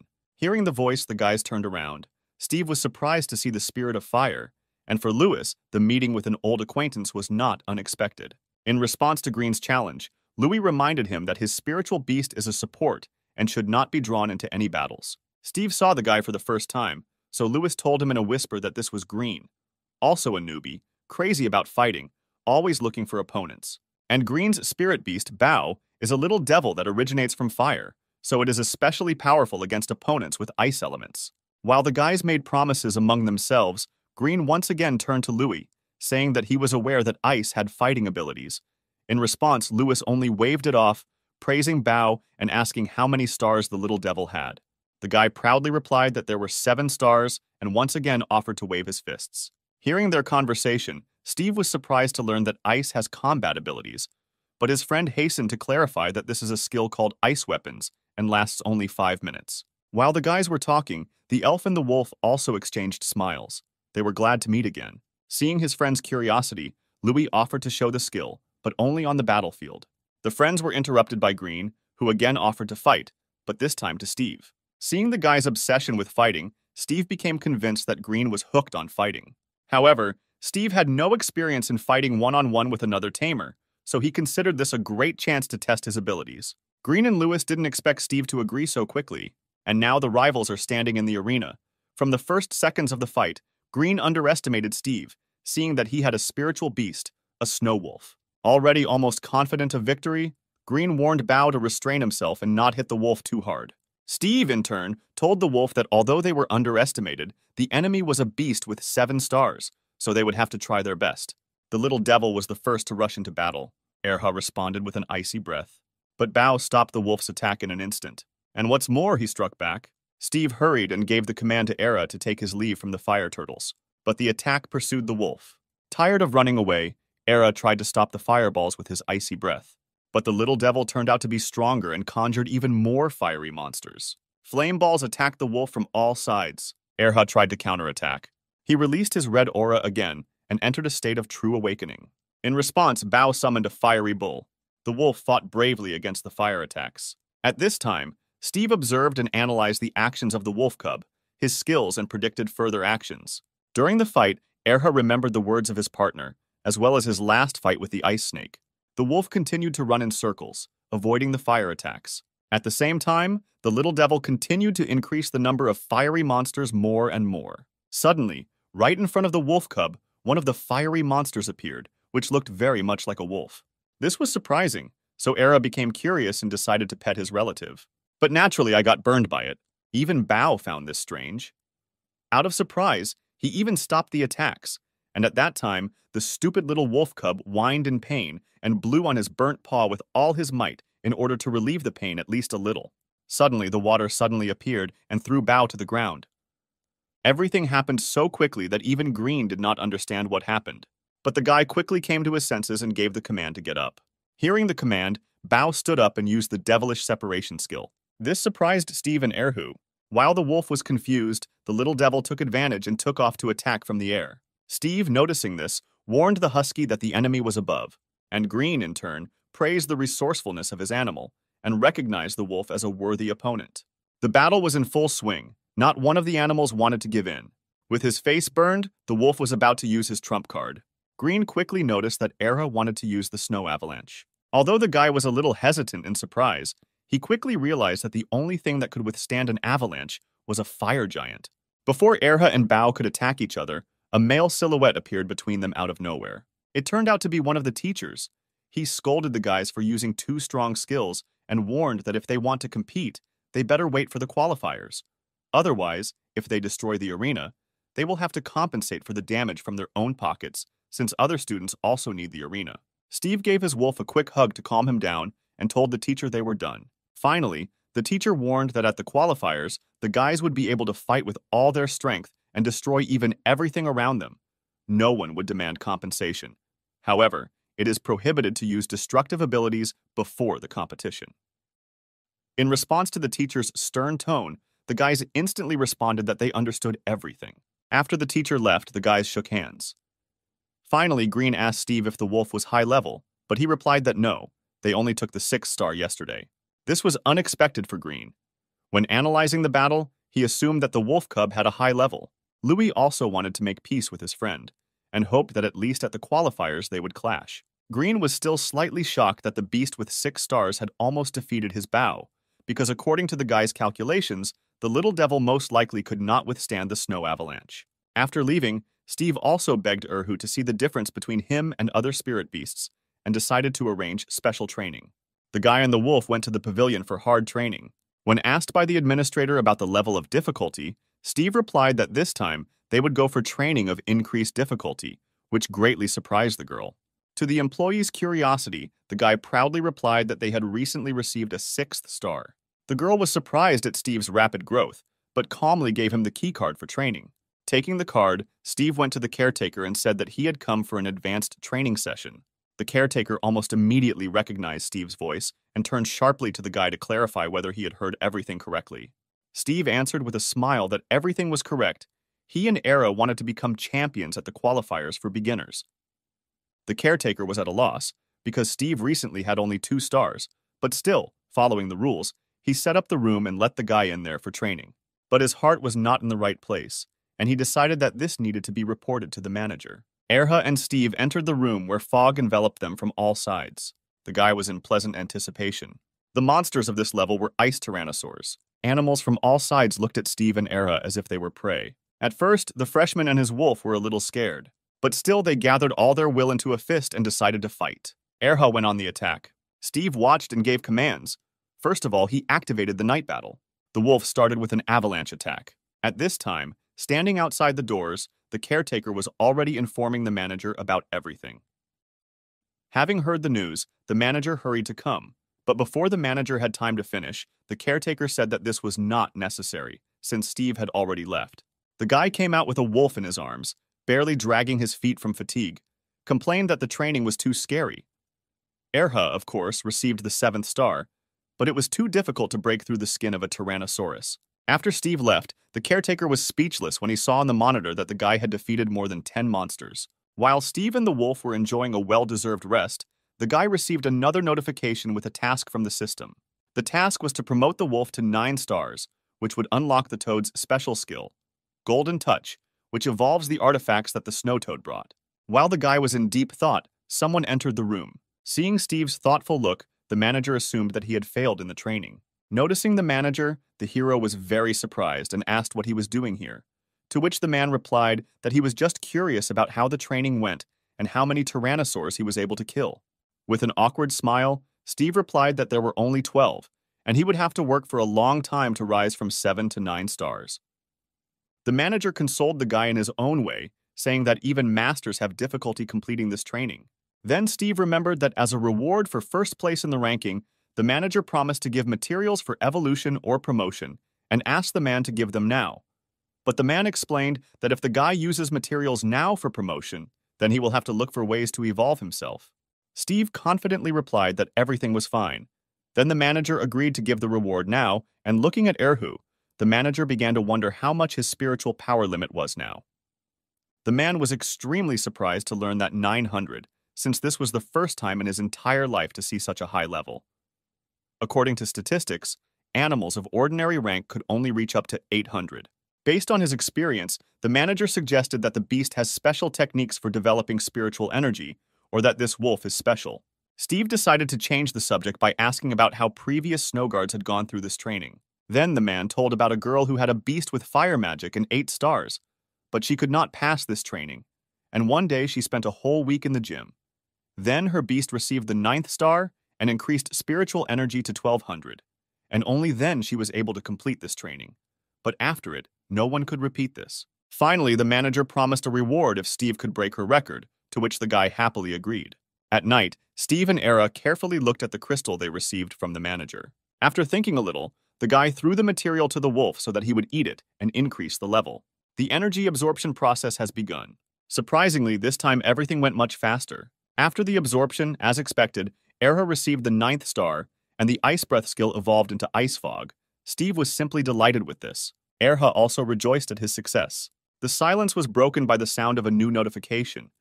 In the first part, there were congratulations that the task was completed, and in the second, a new task, for which the snow wolf needs to go through the evolution of the 1st degree and training of increased difficulty, and the reward will be unlocking the ability of the Eye of the True Beast. After completing the first task, Steve and the Huskies eagerly awaited the return of the snow toad. As soon as the croak reached the door, the guy happily opened the door to let the frog in. Seeing Steve, Kwakkeyu happily showed off his find. The guy looked at the object with curiosity and did not know what it was. After thinking a little, he decided to ask the manager and immediately sent him a photo of the find. The man did not expect a message from Steve, and when he saw the contents, he was completely speechless. It was a rare evolutionary item for beasts with fire magic, a magma flower. He immediately wrote to Steve everything he knew about the flower, and also added that it would not be suitable for a snow wolf. If necessary, in the pavilion, it could be exchanged for something more suitable. Having learned that this item was not suitable for Erha, Steve decided to try the golden touch on it to check what item it would turn into after. As soon as the guy activated the skill, the light from the magma enveloped the entire room. Having received no response from the student, the manager began to suggest all sorts of options for using the evolutionary subject. To begin with, there are different paths of evolution. For example, an ordinary slime can absorb both objects for snow animals and fire ones. But this applies only to those animals that can accept different paths of evolution within themselves, and the snow wolf is not one. And if you feed it a flower, it may die. Realizing this, the manager hurried to find Steve's address to check if he was trying to feed his beast a flower in order to get a fiery evolution. By that time, the magma flower had already turned into something else, or rather returned to its original form. After much thought, the guy nevertheless brought the flower closer to the wolf and asked whether this object was an object for fiery evolution and whether Erha could absorb it. Although the guy was worried, understanding all the risks, he still decided to try, promising to help the wolf if something went wrong, and also giving a strict order to stop if he felt danger. The wolf happily agreed. At this time, the manager rushed with all his might to Steve, with the hope that he would make it on time. Steve and Erha began the takeover. A fiery aura hovered around. At that moment, shouting that one should not give a flower to a wolf, the manager sharply opened the door. He was shocked. The snow wolf calmly absorbed the fiery energy. The evolution was successfully completed. The spiritual energy became 1700, and a new side ability, the fire whirlwind, also appeared.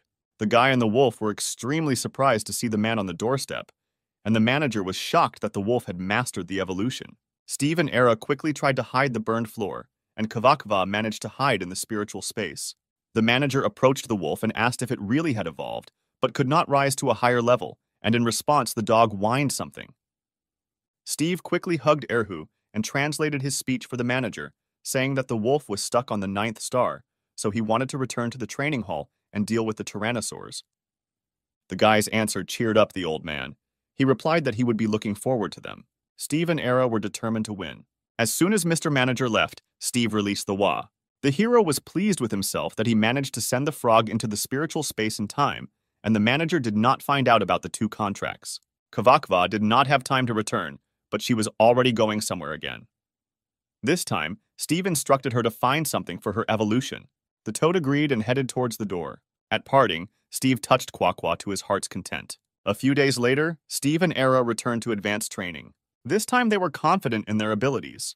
The manager and the caretaker were watching what was happening through the monitor, and were already discussing the reward if the guy again took first place on the list. Tyrannosaurs attacked from all sides. Steve activated the night battle skill. The guy commanded the wolf to use ice fog to hide their presence.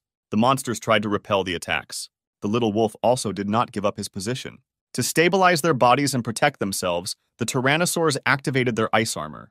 But this did not stop Erhu. He attacked the enemy. This time Steve and the wolf decided to use a new skill, a fire whirlwind. The wolf directed the attack towards the opponents. In the blink of an eye, all the virtual beasts were destroyed. The caretaker was shocked and could not understand where the snow wolf had fiery abilities. In response, the manager spoke about the transitional evolution. Although the fiery whirlwinds were a great help, they also took an incredible amount of energy. One by one, all the animals were destroyed. Erha and Steve left the office with their heads held high. And of course, first of all, the hero asked if he had become first in the ranking, and of course received a positive answer. Seeing such a stunning result from the guy, the manager secretly began to hope that his dream would come true. Steve, having heard a positive answer, hastened to remind him of the reward promised to him. The manager responded by noting that at this rate, Erha would soon reach the elite rank, and his owner would become an apprentice, so it was necessary to think about what the next animal would be and with whom the contract would be concluded. Steve was immediately delighted by what he heard, hastening to assume that he would receive a rare animal as a gift. But the manager upset him, because the presence of a rare animal in the hall without an owner is almost impossible. But he will definitely not be left without a valuable gift. The boy was satisfied with the situation in which, having become an apprentice, he would receive a pleasant reward. So after finishing here, he took his leave, and having already left the hall, he remembered that he had to complete the task. As a reward for the task, he was able to obtain a new ability, the Eye of True Sight, with which he could see all the information about spiritual beasts and objects.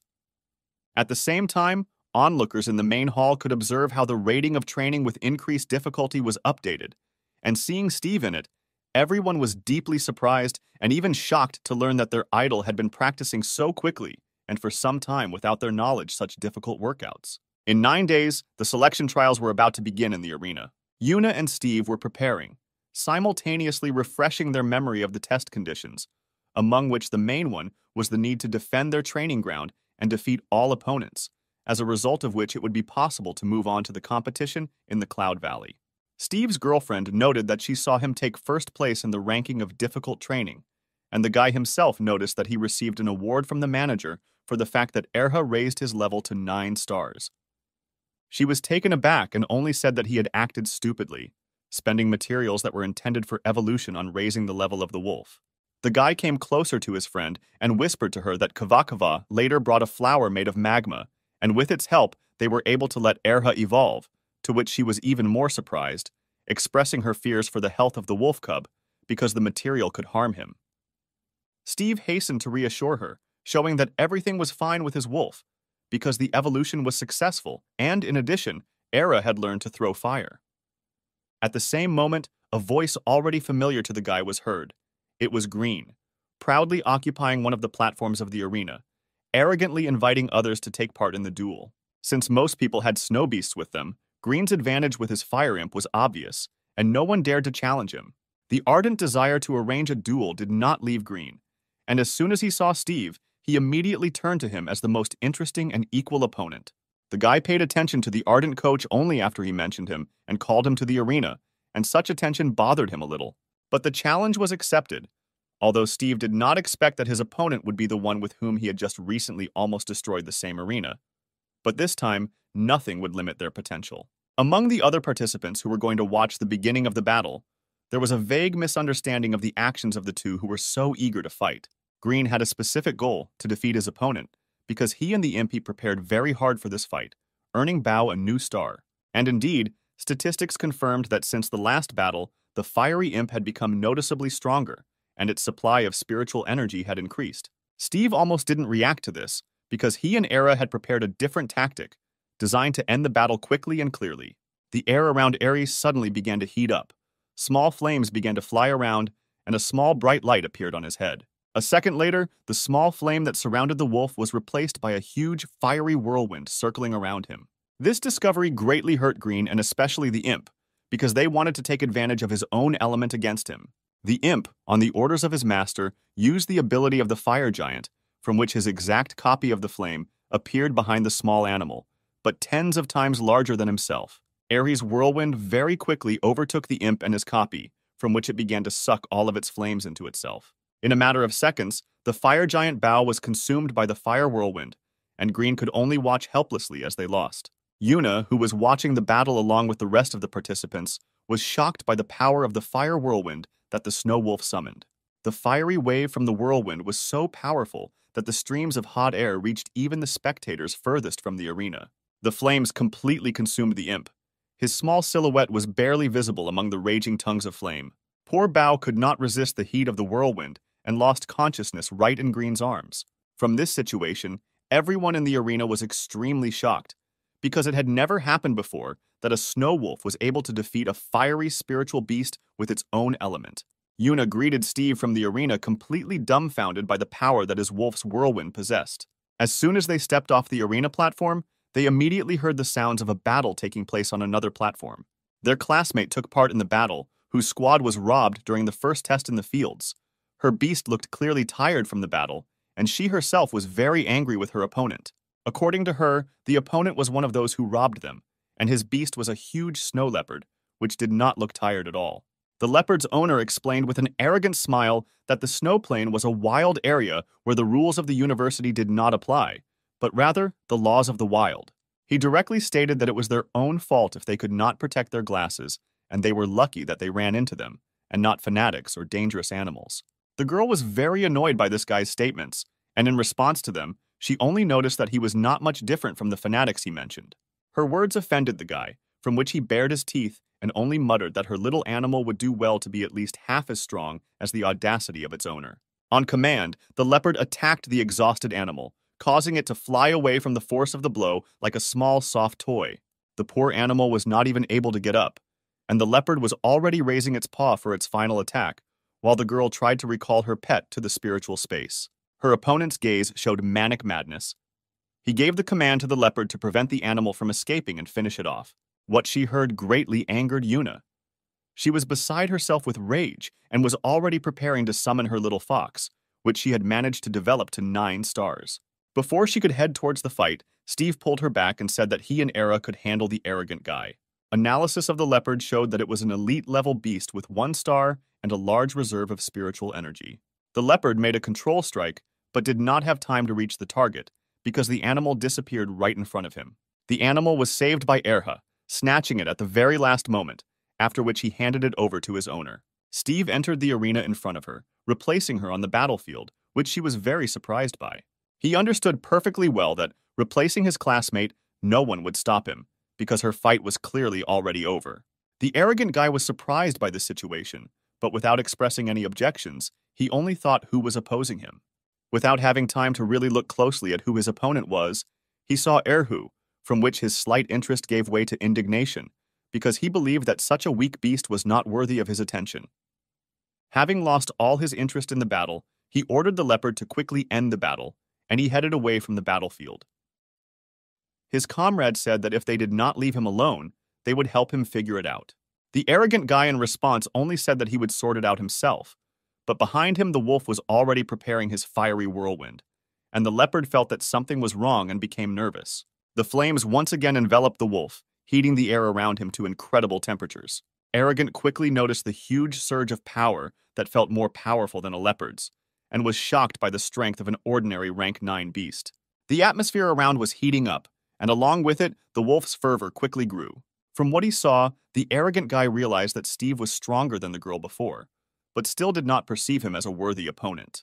The behavior of such arrogant fools greatly irritated Steve, because such people can only attack the weak, fearing battles with worthy opponents. Leopard took advantage of his primal hunting skills and ice armor, greatly enhancing his defense and offensive skills. Steve's classmate, who had fought before, saw the leopard's techniques and was able to understand why they were never able to hit him and do any damage. This did not bother him in any way and rather provoked him, because together with Era, they had already had time to properly train with opponents who used it.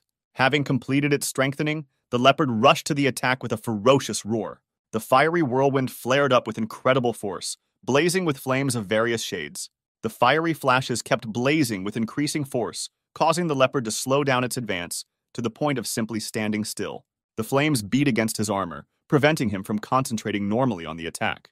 The arrogant guy again ordered the leopard to attack, because he believed that this flame could not break the elite-level ice armor. The leopard continued to advance, and everyone who watched the battle and Steve himself was amazed at how daring the orders this guy gave, because even Green's fiery demon could not withstand Era's fiery attack. It was obvious that the snow leopard would not be able to withstand such an attack. As soon as the whirlwind dissipated, it could be seen lying unconscious on the battlefield. Not realizing his loss, the guy tried to continue the fight, giving commands to the leopard, but he was already completely exhausted. His comrade replaced him, asking him to forget about what happened and rest, simultaneously freeing his clay beast. As soon as the clay beast appeared, it immediately got closer to Era, and its summoner proudly reported that fire was not afraid of them. Although the beast was not afraid of fire, it was obvious that it was extremely clumsy, which Steve noticed, so he immediately commanded Era to use ice fog.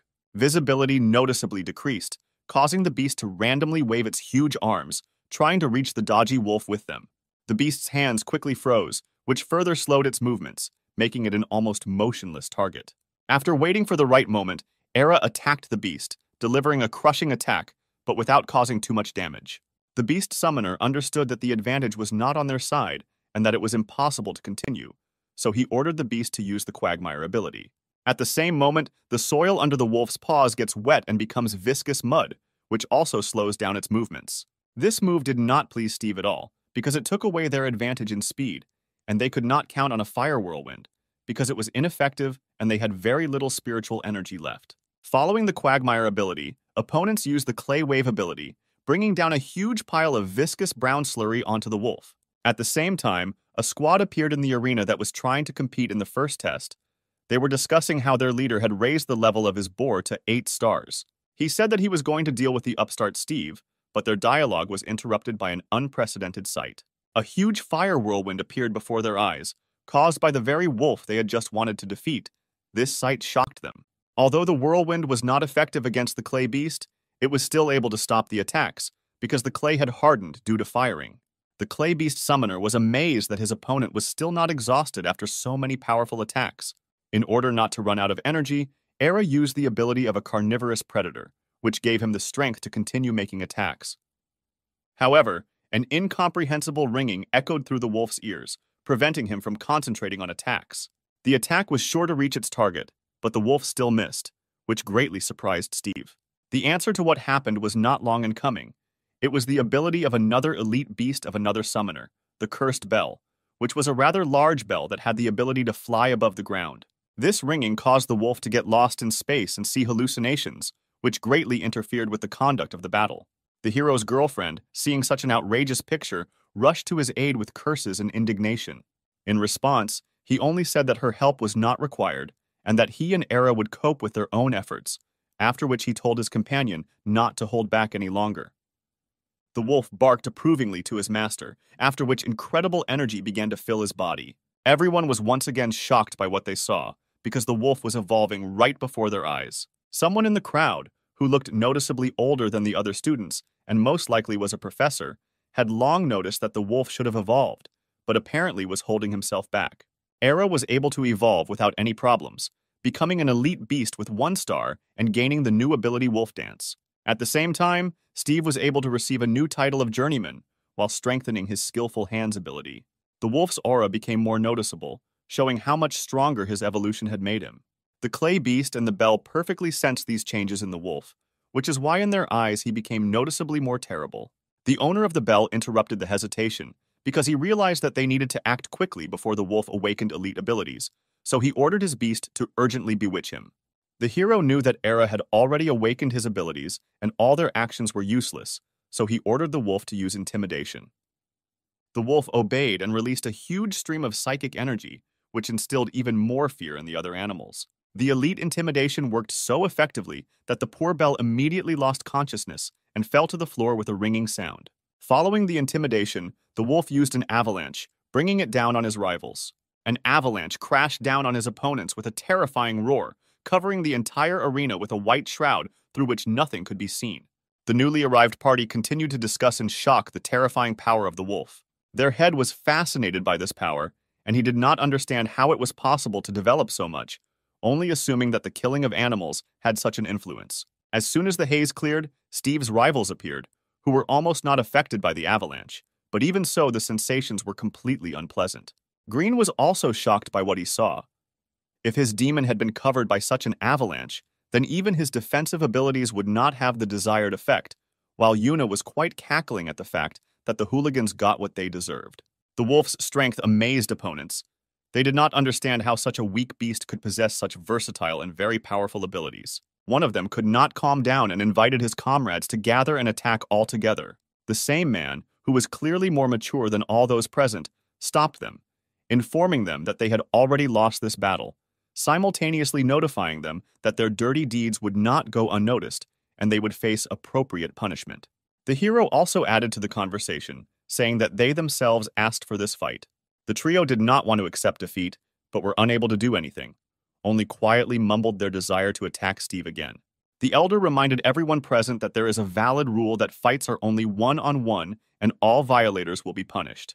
The hero and the wolf, even after several protracted battles with a large number of opponents, still could not calm down. Therefore, as soon as the eldest finished speaking, they immediately began to look for someone else they could arrange a fight with. Such statements greatly infuriated other students, which is why many even began to suggest defeating him in groups. But fearing punishment, they immediately abandoned this idea. Steve, trying to persuade at least someone to another duel, directly said that he spent all his energy on fire abilities. Although they were indeed weakened, the students did not dare to duel and were frightened by the power of the Snow Wolf, preferring not to participate in the further race for the title of Arena Master. Seeing this, the elder had no choice but to recognize the hero and his beast as winners, awarding them the title of Arena Master. Many people were unhappy with this situation, but no one dared to object. After waiting for the result to be announced, the hero decided to go to the training hall, inviting Yuna with him, but she refused, because she wanted to train alone to become the next Arena Master. Green wanted to train with Steve, trying to attract attention, but our boy's head was already filled with thoughts about what gifts awaited him for his new status and how he could quickly try out his improved ability. It was still not possible to go to training because the manager of the stadium wanted to see him. He sent one of his assistants to find the hero, which he quickly dealt with and brought him to the manager's office. As soon as Steve looked into the office, he immediately began joyfully telling the manager about his victory and how his new fire ability helped him and Era. The manager took out a small box and placed it on the table. At the same time, he was also happy with the success and confirmed the hero's words that the 100 ability was indeed an excellent enhancement. Because before that, snow wolves had never had fire abilities, and such a surprise clearly gave an advantage. The boy drew attention to the box, but continued the story about his successes. He said that during the battle, his wolf had evolved to an elite rank, and he himself received a new rank. The caretaker, in response, asked if he knew that he could now enter into an agreement with another one beast.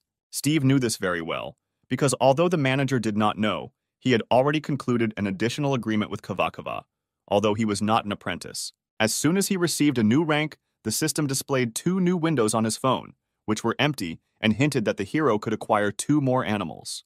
The manager continued his conversation. He asked if the boy knew about animals with technical intelligence. In response to this, the hero was only surprised and clarified whether it was possible to conclude contracts with mechanical animals. The answer was not long in coming. Yes, it was possible to conclude a contract with mechanical animals, because even though the mechanisms were man-made, they contained components from animals. Previously, people believed that all mechanisms were created only to help people, so concluding contracts was simple, even if the difference in spiritual energy was quite large, and if nevertheless it was not possible to conclude a contract with a very strong beast. It did not have any consequences, as well as breaking the contract. Steve said out loud his assumption that contracts could be entered into and broken with them indiscriminately, and the caretaker confirmed his words, adding information that the mechanisms have no soul, therefore there are no consequences. The boy was greatly surprised by this, because it all sounded like too incredible and enormous power. In response to this surprise, the manager said that in addition to a large number of advantages, the mechanisms also had their own significant disadvantages. The downside was that the robots could not improve themselves in the usual way. In order to increase their level, they needed to merge with the same mechanisms, thereby absorbing their powers and skills. While the manager was talking, he moved the box closer to the hero and opened it. The box contained mechanical gloves, which the manager offered to the hero, because a mechanical beast could be a good contender for a place on the hero's team. The manager smiled and said that the gloves were now completely at Steve's disposal, and when he found a more suitable beast, he could terminate the contract with this mechanical glove. The boy tried on the glove and felt that the sensations from it were really similar to those in contact with ordinary animals.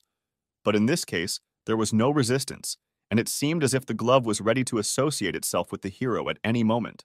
Analysis showed that the gloves were an elite-level monster with 7 stars, which was the maximum value for them, and with an incredible reserve of spiritual energy, the caretaker still insisted that the hero enter into a contract with them.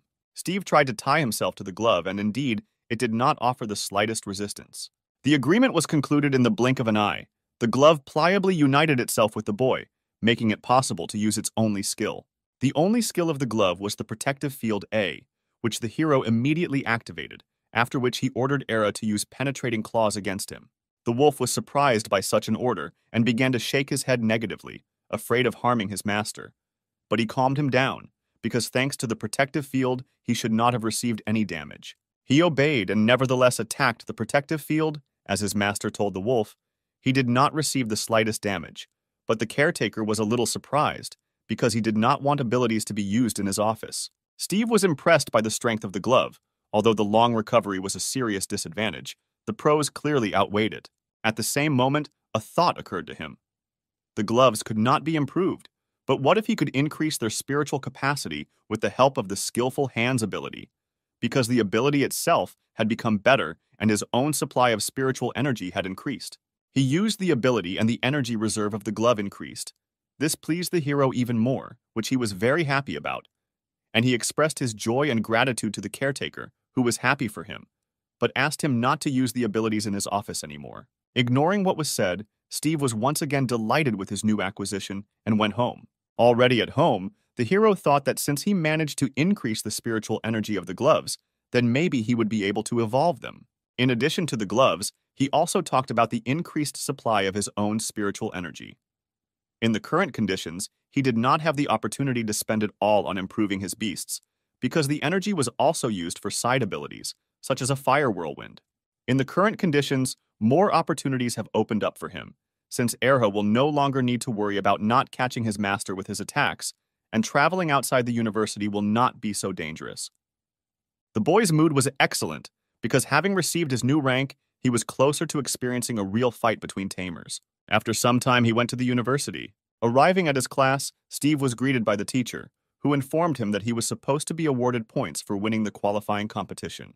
He was indeed awarded 50,000 points, but he was not very happy, because this amount now felt very small. The boy was called by his friend, who was standing nearby with Louis. They informed him that they also passed the qualifiers, taking the places of those guys whom Steve had defeated and greatly weakened. And thanks to the points they received for the victory, they were able to develop and even evolve their beasts to elite ranks. Green approached the hero from behind and, putting his hand on his shoulder, said that he had also passed, because after he was defeated, his imp quickly came to his senses, and they were able to defend their platform to the end. Other students listened to the conversation. They heard the boy's name and immediately remembered that it was he who completed the training with increased difficulty, setting a new record, and was able to defeat 3 opponents at once. The boys quickly surrounded him, asking him to take them with him on his next trips so that Steve could protect them when they went to other lands. None of this interested him, except the mention of new lands, which aroused in him a strong desire to quickly find out more about these very lands. The teacher confirmed that all 10 who passed the qualifiers would be sent to other territories of the Snowy Plain, along with other newcomers from 6 more universities. The fire guy asked what they needed to do to go to other territories. The answer was not long in coming. The main requirement was to increase their own combat effectiveness, because the animals in the new territories were many times stronger than the local ones, and they would also face tests between 7 universities, as a reward for which the winning teams would receive large prizes. Lewis hurried to check with the teacher about what they would have to compete with other students in.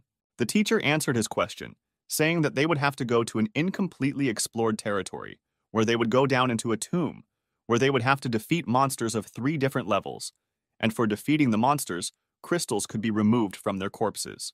The crystals of animals from the upper levels are transparent, and the deeper they go down, the darker the crystals will become, and the task will be to collect these same crystals.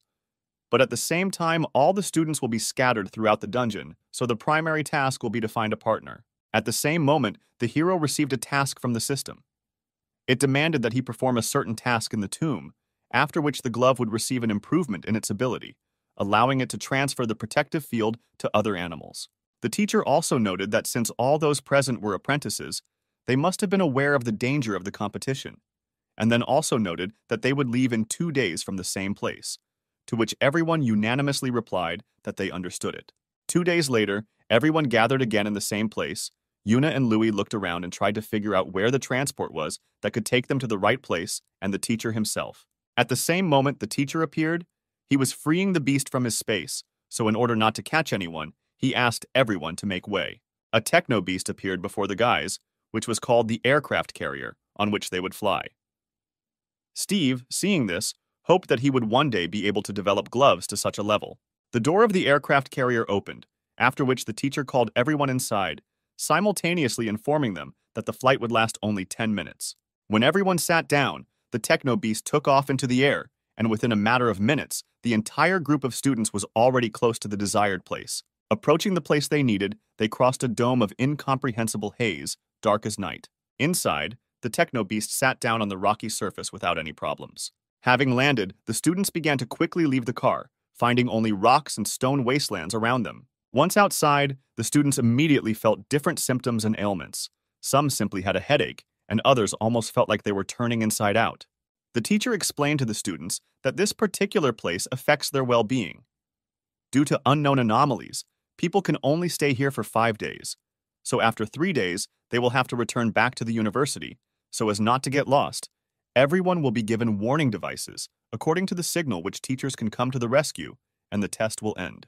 One of the students asked what would happen to them if they stayed for more than 5 days, to which the teacher replied that because of this place, they would simply start to go crazy over time. Erha was also not happy with this place, as evidenced by their relationship with the owner.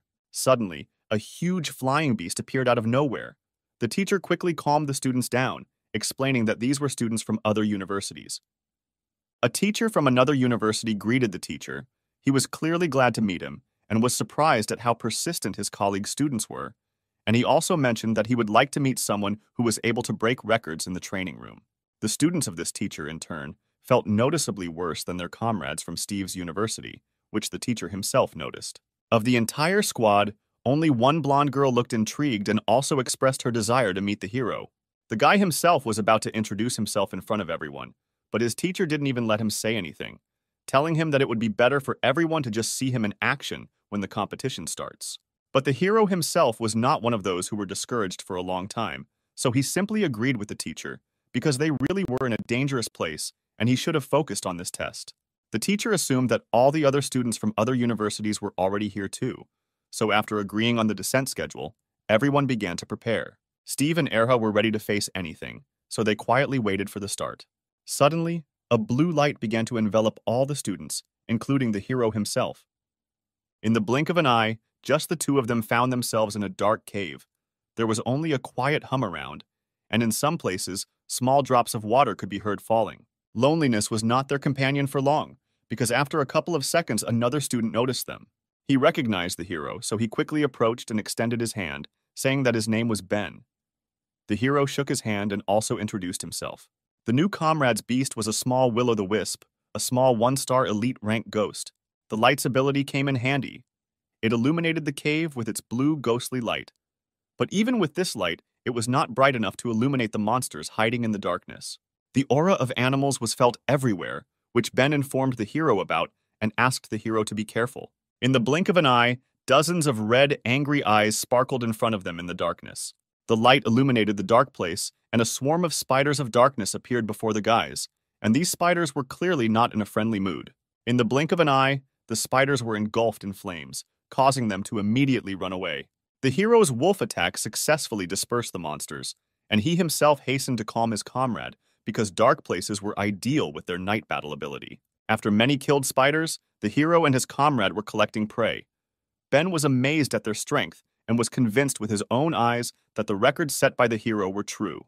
As the teacher told them, they found crystal balls on the carcasses of dead spiders, but being carried away by collecting prey, they did not notice how they were snuck up on them. One of the spiders crept up behind them and spat a web in their direction, trying to immobilize its potential prey.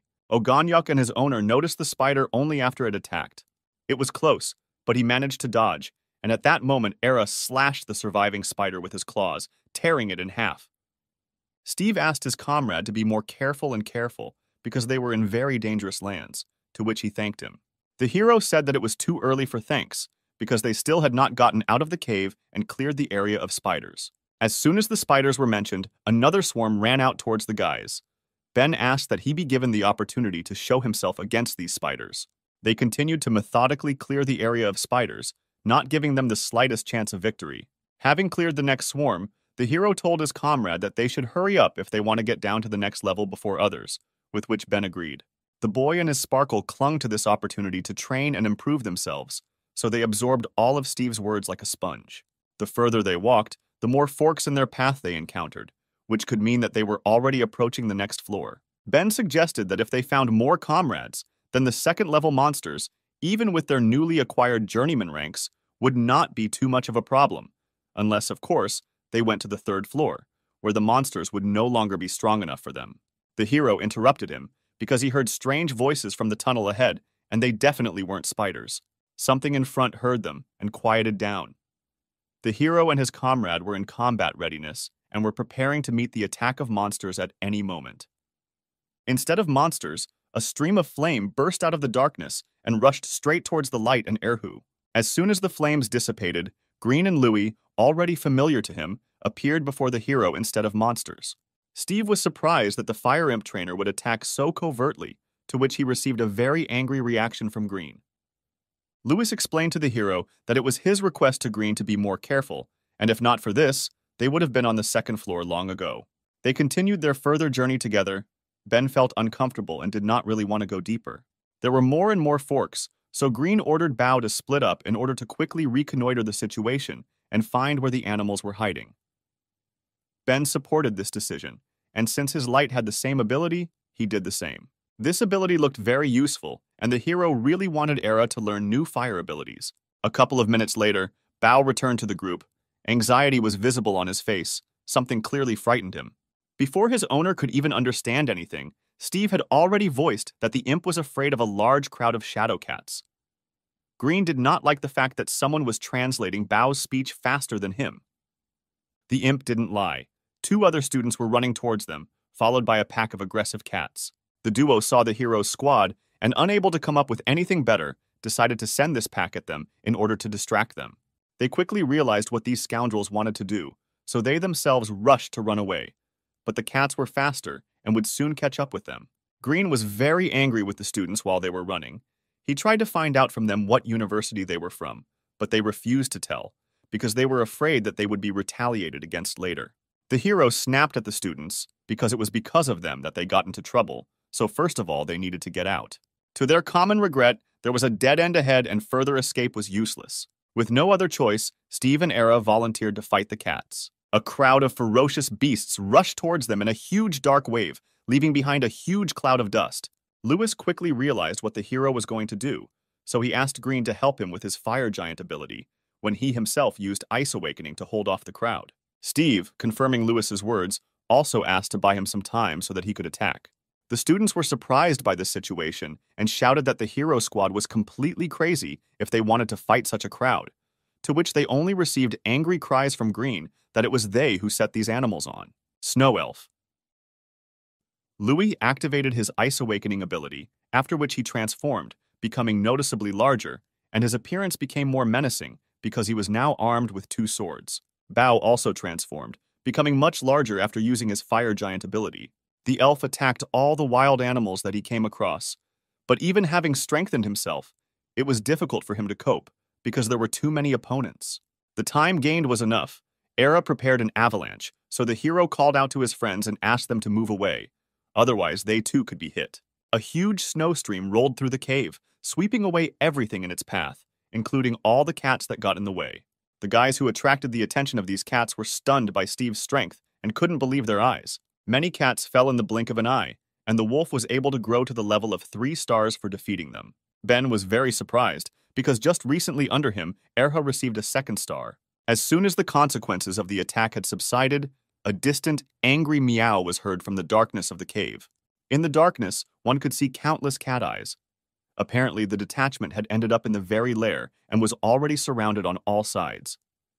One of the guys who angered the cats panicked and shouted for everyone to run away, because the cats had the ability to high-frequency roar, and the resonance of this ability in the cave could easily collapse its entire arch directly on the troops. All the cats roared in unison, causing the cave to begin to shake with such force as if an earthquake had begun. The ground beneath Steve and Era crackled and began to split, collapsing the floor beneath them. The wolf and his owner fell into the gaping hole. Lewis tried to catch them, but did not have time and could only watch them fall into the darkness of the rift. They flew down, unable to catch on to anything and stop the flight. Having reached the very bottom, they both fell into a small pond, splashing water in all directions. The fall was painful but not fatal, because they were lucky and the pond was deep enough to soften the fall, and the hero himself, after increasing his level, began to receive noticeably less damage. Except that they were completely wet. Both the boy and the wolf were safe and healthy.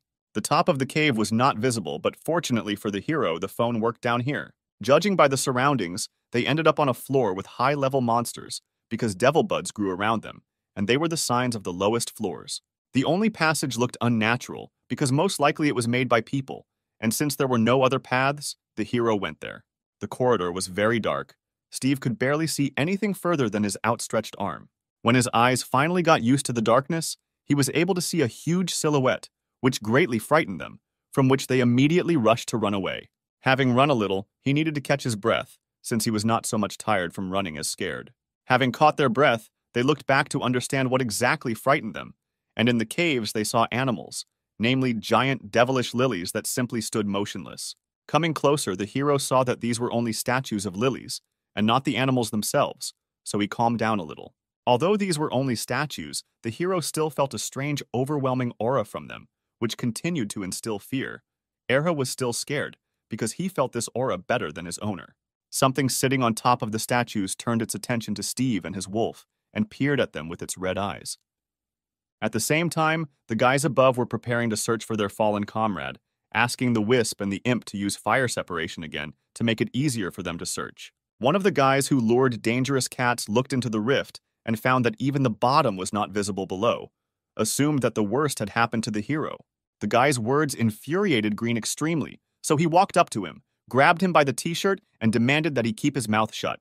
Otherwise, he would fly down. Either from his own stupidity or from his fearlessness, the guy continued to talk and said that below there was a den of devilish buds, and if Steve was smart enough, he would hide somewhere and wait for help. To which the ardent Green only replied that he couldn't, his comrade should not be underestimated. The descent of the light and the imp did not bring any results, since something below immediately destroyed the copies of the guy's animals. Their only option was to wait for more guys so that they could all find the way down and help their friend, because all this time he had been helping them, and it was impossible to leave him.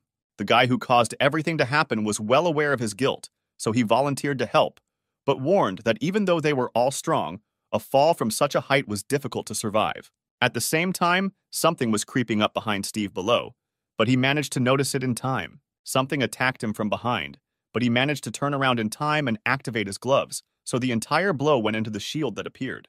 The blow was so powerful that it threw the hero away and onto his back. The guy was glad that the manager gave him these gloves, because if the blow had hit him directly, the damage he could have received would have been very serious. A devilish bud appeared in front of him, which looked exactly like the statues in this cave, but its size was no longer as large. The bud's rank was elite, and the level was 7 stars. The hero immediately realized that the opponent who appeared before them was not an easy one. But no matter how dangerous the bud looked, the only thing they could do was fight. So the guy immediately gave the command to the wolf to prepare and use the night battle and the wolf dance. A huge bright ball appeared right above the bud.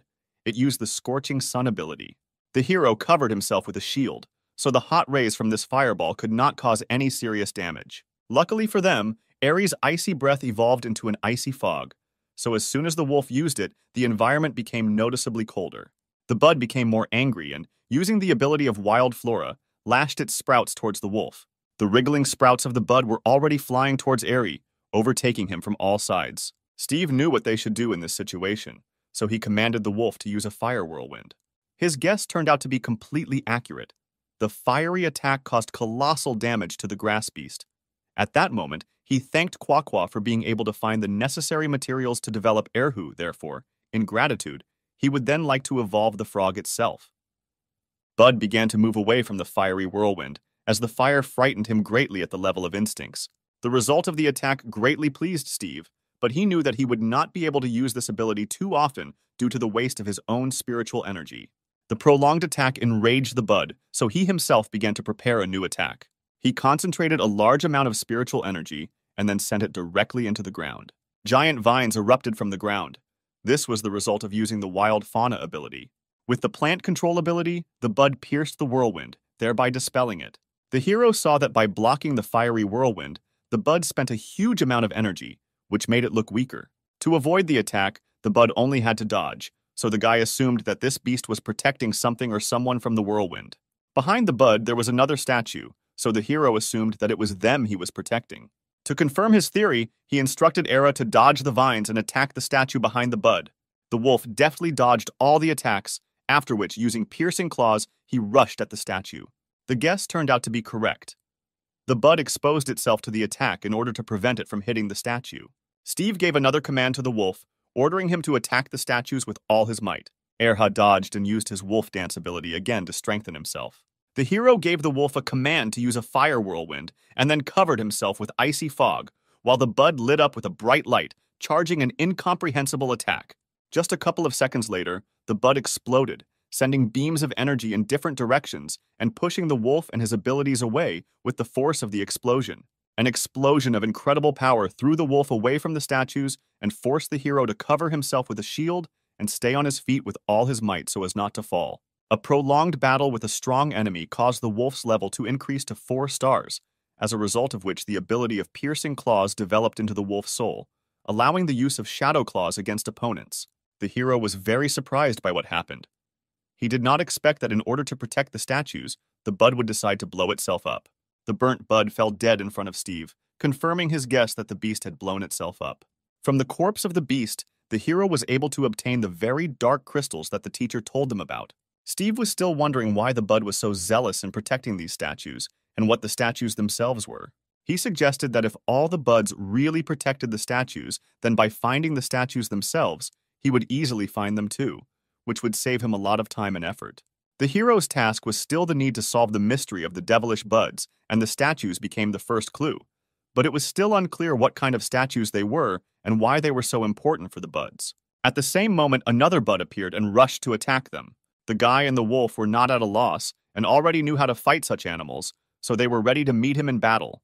At the same time, on the floor above, there was another battle of children against aggressive cats. Green and Bao fought with an enemy who was poorly affected by the fiery abilities of the imp. Unfortunately, Louis could not help his comrades with the boost, since it only affected snow-type beasts, so he was worried that they would take too long to fight their way to help their comrade. The guy who followed the guys was nervous that they had gone too deep and would soon not be able to get out of these places on their own. And about Steve, he assumed that he had already clearly interrupted his test. The assumption was quickly dashed by the fact that the hero was not one to give up, as he was the one who raised his beast's rank from a regular 1-star to a 3-star elite and broke several top records in training. The guy continued and did not believe that at least someone would survive on the lower floor because they were all at most 1-star elites, while below there were 7-star elite beasts. Ben hastened to remind this pessimist that it was Steve who was able to raise the star level on the outer floor to the 2nd, killing hundreds of spiders, and later, in a battle with cats, received a 3rd star.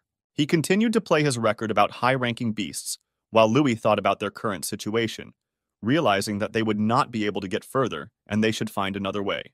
At the same time, Steve covered himself with a shield from the fiery whirlwind of the wolf, who was fighting with another bud. Despite the fiery attacks, the bud did not retreat and zealously defended the statues from all attacks. He showed with his whole being that he did not intend to retreat and would fight against the invaders to the last. Knowing that the statues were the weak point of the buds, the hero ordered the wolf to attack one of them with the new wolf soul ability. Erha jumped towards the nearest statue. Behind him were giant dark claws that looked very menacing.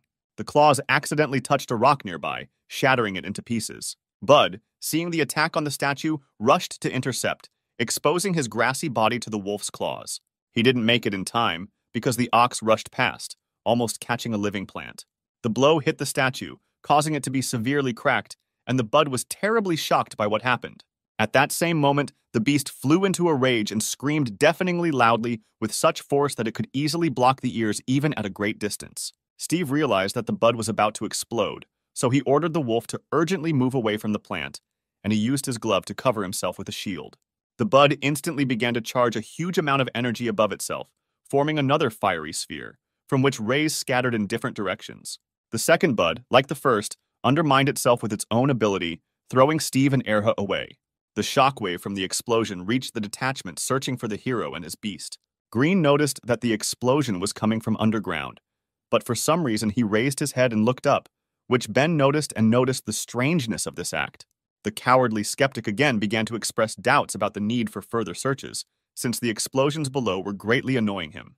Green was very annoyed by his whining, but he answered him that they needed to look for their comrade further, because Steve was not afraid of any explosions, and now this guy would go first. The hero and his wolf came to their senses after the explosion. It was clear that it was better not to damage the statues, because of this, the buds instantly undermined themselves. The guy patted the wolf on the head, asking if he was feeling well, to which he received an approving bark from Airy. The explosion gave them trouble. Steve hoped that it would not attract more animals, but they found another cloudy crystal, and they also realized that for now, they could only fight these monsters one-on-one.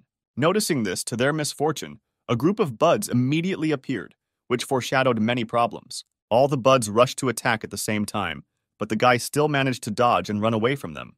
Together with their wolf, they were seized by panic, because they could not survive against the whole group, so the guy began to think that this was their end. The group consisted of 3 buds, but they were all dangerous and aimed at killing the hero and his beast. The numerical advantage was clearly not on the hero's side, but they still knew about the weakness of the buds. The buds hit the hero with their vines at the same time, but using the glove he was able to repel this attack. Erha lay on the floor scared, expecting to be killed by these angry weeds, but he discovered that he was still alive, so he simply stood up. Realizing that he needed to counterattack, he took advantage of the icy fog, after which he and his owner began to disappear from sight of the buds. The plants simultaneously hit the place where the hero and his beast had just been. After the fog cleared a little, they discovered that there was no one in the place where they hit. Steve and Era were already standing on one of the statues that these buds treasured so much, letting them know where they were. The buds were furious, so they immediately rushed towards them, preparing to attack with everything they could. The guy jumped behind the statue at the very last moment, forcing the buds to attack the statue and not him. The attack reached its target, but the bud managed to slow down, so no damage was done to the statue. Realizing that they couldn't choose a better moment to attack, the hero told Urka to get ready to counterattack. The buds illuminated the entire cave in which they were located with solar flares, preparing for the next detonation. An explosion and 3 more weeds left only smoldering remains, and Era was able to immediately grow by 2 stars for such an unequal battle, becoming a 6-star elite beast. The next tremors from the explosions again reached Steve's group. The skeptic continued to deny that the hero fought such a fierce battle and was still alive. However, the entire detachment did not know what to answer him, since they themselves did not understand what exactly was happening under their feet. Multiple more explosions shook the entire tomb and illuminated the vaults of the caves in which Steve was located. The roar of these detonations did not go unnoticed. A 1-star Lord-rank beast, the leader of the Devil Buds, awakened in the caves. After many repetitions of his strategy, the guy and his wolf once again fell off their feet from the shaking. Having made sure that they were intact, they began to rise to their feet. The force of the explosions was incredible. Because of them, more and more buds were running towards them. If not for Era's protective glove and abilities, they would not have been able to hold out for so long. In these battles, they both took a lot of risks, because if something went wrong, they would simply blow themselves up. But all the risks were worth it, because the wolf's characteristics grew by leaps and bounds. The hero and his wolf rejoiced at their success, once again thanked the system for the abilities they had. And after a quick inspection of the environment, they assumed that there were no more monsters left in this area. This was confirmed by the fact that the shaking around had stopped, and there was silence all around, so they could calmly collect trophies. The number of crystals was so large that they no longer even fit in his bag, which made Steve think that he should have grabbed more bags. At the same time, the guys above did not understand what was happening below, because the earthquakes were incredibly strong, which is why even Lewis's optimism was replaced by doubts. Once again, the main pessimist of their squad expressed his opinion that no one could have survived such explosions and further searches would not bring any results, for which he was grabbed by the collar by Green, who was already very tired of this guy's whining. The pessimist was saved from Green's anger only by the fact that Ben was able to find a descent to the floor below, which he informed his comrades about. Considering that there were fewer and fewer cats around, this was most likely a lower descent, so the guys, being in full combat readiness, continued on their way. Having descended, they found those same giant statues, against the background of which they seemed very tiny. A sound came from behind one of the statues. Someone was clearly approaching them. Lewis and his snow elf were the first to react, and were already preparing to attack what was about to jump out at them. Everyone was in full combat readiness. The sound was getting louder and louder, but instead of a roar or some other noise suitable for animals, they heard only heavy sighs. Steve and Erha appeared from behind the statue, rejoicing at their catch, which they were able to earn. Seeing them, the guys exhaled and calmed down, because they no longer had to fight any high-ranking monsters. The first thing that caught the skeptic's eye was a huge bag overflowing with black crystals. To make sure that these were really dark crystals, the guys compared them with those that were extracted from spiders on the external level, and indeed, these crystals were noticeably darker than spider crystals. The hero had a whole bag of such crystals, so the guys bombarded him with questions about how he managed to find them and get such a large number. The guy openly said that getting the crystals was not that difficult, so even a low-level journeyman tamer could do it.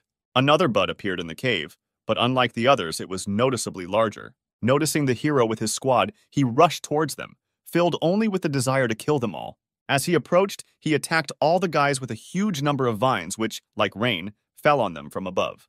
It was only by miracle that none of the guys were hit, and without thinking twice, they rushed in all directions so that the monster could not kill them all at the same time.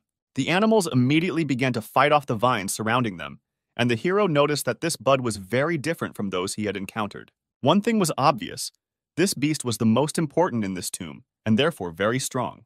A quick analysis showed the hero that it was a lord-level beast, so he shouted for everyone to run away, because he was too dangerous for all of them. Earthquakes throughout the dungeon resumed with renewed vigor, and one of the teachers received a notification from a pessimistic guy asking for help. The alert indicated that the signal came from the internal tomb, so the teachers began to urgently gather to help. Steve's teacher also went to help, and he really hoped that it wasn't his students who were in trouble. The battle in the tomb continued. A fiery whirlwind burned out the vines of the giant bud, but it continued to attack non-stop. The hero informed everyone else that they needed to hold out and get closer to the statues as soon as possible. By order of his master, Erha strengthened himself twice with the wolf dance and rushed to attack the statues. A large number of bud vines switched to protecting the statues instead of attacking. All the other guys in the squad noticed this, and realizing what they needed to do, they also focused their attacks on the statues. A flurry of attacks fell on the statues. The bud did not have time to protect them all, so it was furious. Steve was glad that there were many of them, because altogether, due to their majority, they could repel even a beast of Lord rank. Having sent all the vines to protect the statues, the bud opened itself, so Era was preparing an avalanche attack to inflict colossal damage on it. Bud understood that he was in a hopeless situation, so he began to accumulate energy in order to create an explosion of incredible force. It was not possible to protect against such an explosion with a protective glove, so the guys rushed away from the living bomb. It was too late. The beast had already accumulated a large amount of energy and was about to explode along with everyone who was near it.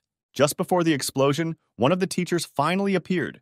It was Steve's teacher, and he stood right in front of the epicenter. It seemed that everything was lost, but the teacher erected an indestructible shield that closed him and his students, preventing them from dying in real hell. As soon as the consequences of the explosion ended, the teacher removed the barrier. The hero picked up a crystal from the corpse of the monster lord, which shimmered with the brightest colors and resembled a small sun. The teacher noticed that the guys were great if they were able to provoke a lord-level beast to self-detonate, to which Green immediately noted that it was Steve who found a way to deal with the buds. The teacher also noticed a huge number of dark crystals that the hero had collected and asked whether he had collected them, to which he received an affirmative answer. The teacher was more than happy with this situation, because the victory of his university was only in his favor. But they could not rejoice for long, because the cave began to collapse, so they hastily began to leave it. Somewhere in the dungeon, a shockwave and shaking reached Yuna, who continued to explore the surroundings. The entire dungeon was collapsing, so the teachers ordered that all students be taken out of it. In the depths of the tomb, something even more terrible than the Beast Lord was awakening, which the hero and his friends defeated. The cave in which Yuna was also destroyed, so she tried to run out as quickly as possible. She got out very quickly and, running further away from the entrance, began to wait for the rest of the guys. A man in a red robe suddenly appeared next to her.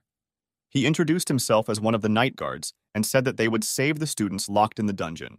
Having got out of the central hall, the teacher told the children to continue to get out, and while they were on their way, Steve would be in charge, and he himself would go look for the rest of the students. The teacher believed that the hero's strength would definitely be enough for them all to get out of the cave safely. The students did not argue, so they rushed to the exit, simultaneously wishing good luck to their teacher. At the same time, a terrible thing was happening in the center of the tomb. The giant statues came to life and became buds of even larger sizes than the lord-level beast with which the guys fought. The animals were furious, and their only desire was to destroy all the invaders who set their sights on this tomb. Night guards led everyone out of the collapsing caves. Students and teachers helped the wounded get out. Panic and chaos reigned all around. Among those leaving the dungeon, Yuna could not see her friends. She was tormented by disturbing thoughts, and not understanding what was going on in the caves only aggravated her anxiety. In addition to people, monsters were also fleeing from the caves. The snow elf Louis reported that she felt a terrible aura from underground. Green immediately assumed that some kind of monster had awakened underground. Hearing this, Steve immediately realized that most likely those giant statues that they saw below had awakened. He warned everyone about his guess, including the teacher, but the fact that he did not understand immediately worried him. While running away, he also realized why the buds were guarding these statues, namely in order to protect the animals inside. Checking his phone, he noticed that the condition of the task that the system had set for him was fulfilled. He was able to unravel the mystery of this dungeon, so he concluded that those statues were the true bosses of this dungeon. The cave continued to collapse. Some wild animals did not have time to escape and were hit by debris. It was obvious that the guys were being pursued by something, and that something was incredibly evil. The passage in front of the detachment was blocked, thereby blocking their path to retreat. Loud, heavy steps could be heard from behind. A huge something was visible in the rising column of smoke. It was this thing that was pursuing them and was already preparing to attack. A giant monster burst out of the smoke. It was a thorn general, a lord-rank beast, with a level of 5 stars. Its reserve of spiritual energy was incredibly large. The monster was preparing to attack, but a man unknown to them in a red robe jumped out in front of the guys and demanded that they stay behind and leave the monster to him. This unknown person was a Night Guard girl, one of the special unit of the snow troops of the Night Guard. She called upon her beast for help, which was a giant demonic bull that was either the same size as the thorn or was even larger than it. Giant monsters rushed towards each other with terrible screams, preparing to fight to the death. Steve was shocked by this sight, because before his eyes 2 of the Lord's beasts clashed in battle, and the tamer of one of them was a professional who could use the abilities of his beast. The thorn attacked her, but the girl parried the monster's attacks with her own hands, while her beast chopped the embittered monster with its axe. The hero was even more shocked, because in front of his eyes, an ordinary person repelled the attack of a Lord-level beast, while apparently not receiving any damage. The monster used the Thorn Prison ability, sending a huge number of thorny vines towards the tamer and her beast. The bull grabbed the vines flying towards him and cut them all off with one precise blow. The monster did not stop and, using the ability of the Gift of Trees, turned its hands into sharp scythes and rushed into a frontal attack. The bull slashed at the monster with even greater force, forcing him to cover himself so as not to receive a fatal blow. The guard gave the order to the bull to accompany the students to the exit, and she would take the monster upon herself, to which the bull hummed approvingly. The cave continued to collapse, and a huge boulder fell on top of the girl, which broke off from the roof of the cave. Steve noticed this boulder and tried to warn the guard, but it was too late, and the boulder was about to cover the girl. However, to everyone's surprise, the girl stopped the boulder with one hand, after which she continued to calmly hold it. In a completely calm voice, and without showing any tension or anxiety, she informed the students that the night guards and teachers were now dealing with the monsters on the lower levels. Throwing the stone aside as if it weighed nothing at all, she told the students to continue to get out of the cave, because it was too dangerous here to continue the task. The guys didn't even think about arguing with her, so they simply continued their escape, as the guard demanded. Having got out, the guys were met by a guard at the exit, and one of the teachers, the guard asked to double-check the lists and make sure that everyone got out alive. For their salvation, the guys thanked the guard with all their hearts and bowed low to him.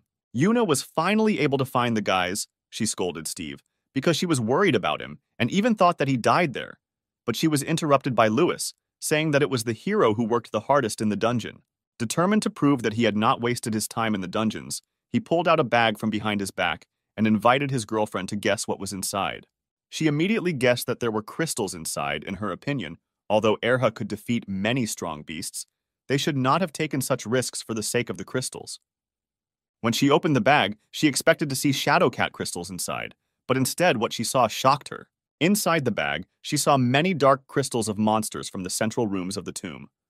She could not realize how many buds Steve managed to defeat. Seeing one rainbow crystal, she was even more surprised, because during the entire test, she had heard or met only 3 types of crystals. He explained that it was a crystal that he removed from the corpse of the Monster Lord, whom they managed to defeat, which plunged his girlfriend into even greater shock. Before she could comment on what she had just been told, they were interrupted by one of the teachers, saying that the test was completed. But this did not cancel the awards, and after counting the crystals of all students and universities, the winners would be announced. Steve's girlfriend continued to sit, not understanding how he was able to collect so many crystals, but understanding that he would once again take first place. Green intervened in their silence and invited the teacher to count all the crystals that the hero had collected. It is unlikely that she would be interested in counting the crystals of some random student, but in the name of the hero, she recognized the very same person who was able to break records in training that no one could surpass for 10 years. Looking into the bag, she, like the hero's friend, was shocked to see inside a huge number of dark crystals and even one rarer one. Recovering slightly from her surprise, she asked Steve to wait while she consulted with other teachers about the rare stone he had collected. One of the professional class teachers, seeing a rare crystal, was also very surprised, because he did not expect this from students who had just moved to a new level. He asked if it was she who got inside the tomb and killed the boss of the floor, to which she replied that it was not her, but one of the new students, a participant in the test. The teacher still couldn't believe that any of the students were able to climb so far and even defeat such a serious opponent. After some further reflection, he decided that the teachers would not count this crystal, since in their opinion, it could not have been earned in an honest way. In addition, if they count this crystal when calculating the points earned, then there will be no competition and the one who got this crystal will win. The teacher returned to Steve with the crystal and approached him, asking him where he could get this crystal from. The boy honestly answered that he pulled out the sphere from the corpse of the boss bud while on the central floor. The entire crowd around them trembled because no one believed that the students could really defeat the boss of the inner floor. The teacher approached the guys and began questioning them. He still didn't believe the students, so he assumed that it was the night guards who defeated the beast and gave them the crystal. Steve didn't understand what they were talking about, but the teacher snatched the crystal from the hands of another teacher and said that if it wasn't the hero who killed the monster, then they wouldn't count the crystal. The hero did not dispute the words of the teachers. On the contrary, he agreed with them, saying that in fact it was not he who killed the beast. Before Steve could finish, he was interrupted by Green, who was outraged that they weren't getting credit for the crystal they earned by fighting the bud and forced him to blow himself up. And the only outside help they received was from the teachers who protected them from explosion. The blonde teacher was surprised by what she heard, because even if the monster blew itself up, the students in any case needed to bring it to such a state that it would have no other choice. Steve tried to calm Green down, but he did not let up, because he considered such verdicts unfair to his friend. The hero continued to reassure his friend, because they did not need to worry about this crystal, since they would already win anyway, given the dark crystals he had obtained. As proof, he took out his bag, handed it to the teachers, and asked them to count the crystals to prove that they were the winners of this test. Before they could touch his backpack, the hero's teacher approached and reported that these students had actually retrieved the crystal with their own powers, forcing the Beast Lord to blow himself up. The teacher who was checking the crystals immediately objected to what was said, noting that most likely they were just trying to protect their students, to which the fair-haired teacher was indignant at the evaluator's words, because she did not think that the hero's teacher was capable of doing such a thing. The teachers continued the argument. Someone believed that the crystal should be counted, because the students themselves were able to defeat the beast, but the evaluator still insisted on his own. The hero's teacher reassured his colleague, who insisted on counting, because counting this crystal would no longer affect the results of the competition. This arrangement suited the evaluator's teacher, because if this crystal was removed from the race, then those who found it would return to the same usual results as other students, and this was to his advantage, because he did not want to believe that students from another university would cope better than his. However, as soon as he dumped other crystals from the hero's backpack, all hope for the victory of his class crumbled into dust, because the bag was filled only with dark crystals. All the students were shocked by what they saw, because many had not even seen these crystals, and mining them was out of the question. Steve approached the teachers and explained that he had obtained them himself and asked if they would be credited to him, to which he received an affirmative answer. The night guard watched all this and was very impressed by how many crystals the boy was able to obtain alone. She saw in him the potential to become a night guard in the future. The rest of the students, seeing the number of dark crystals, began to think about giving up right away and not fighting for first place, since the winner was obvious to everyone.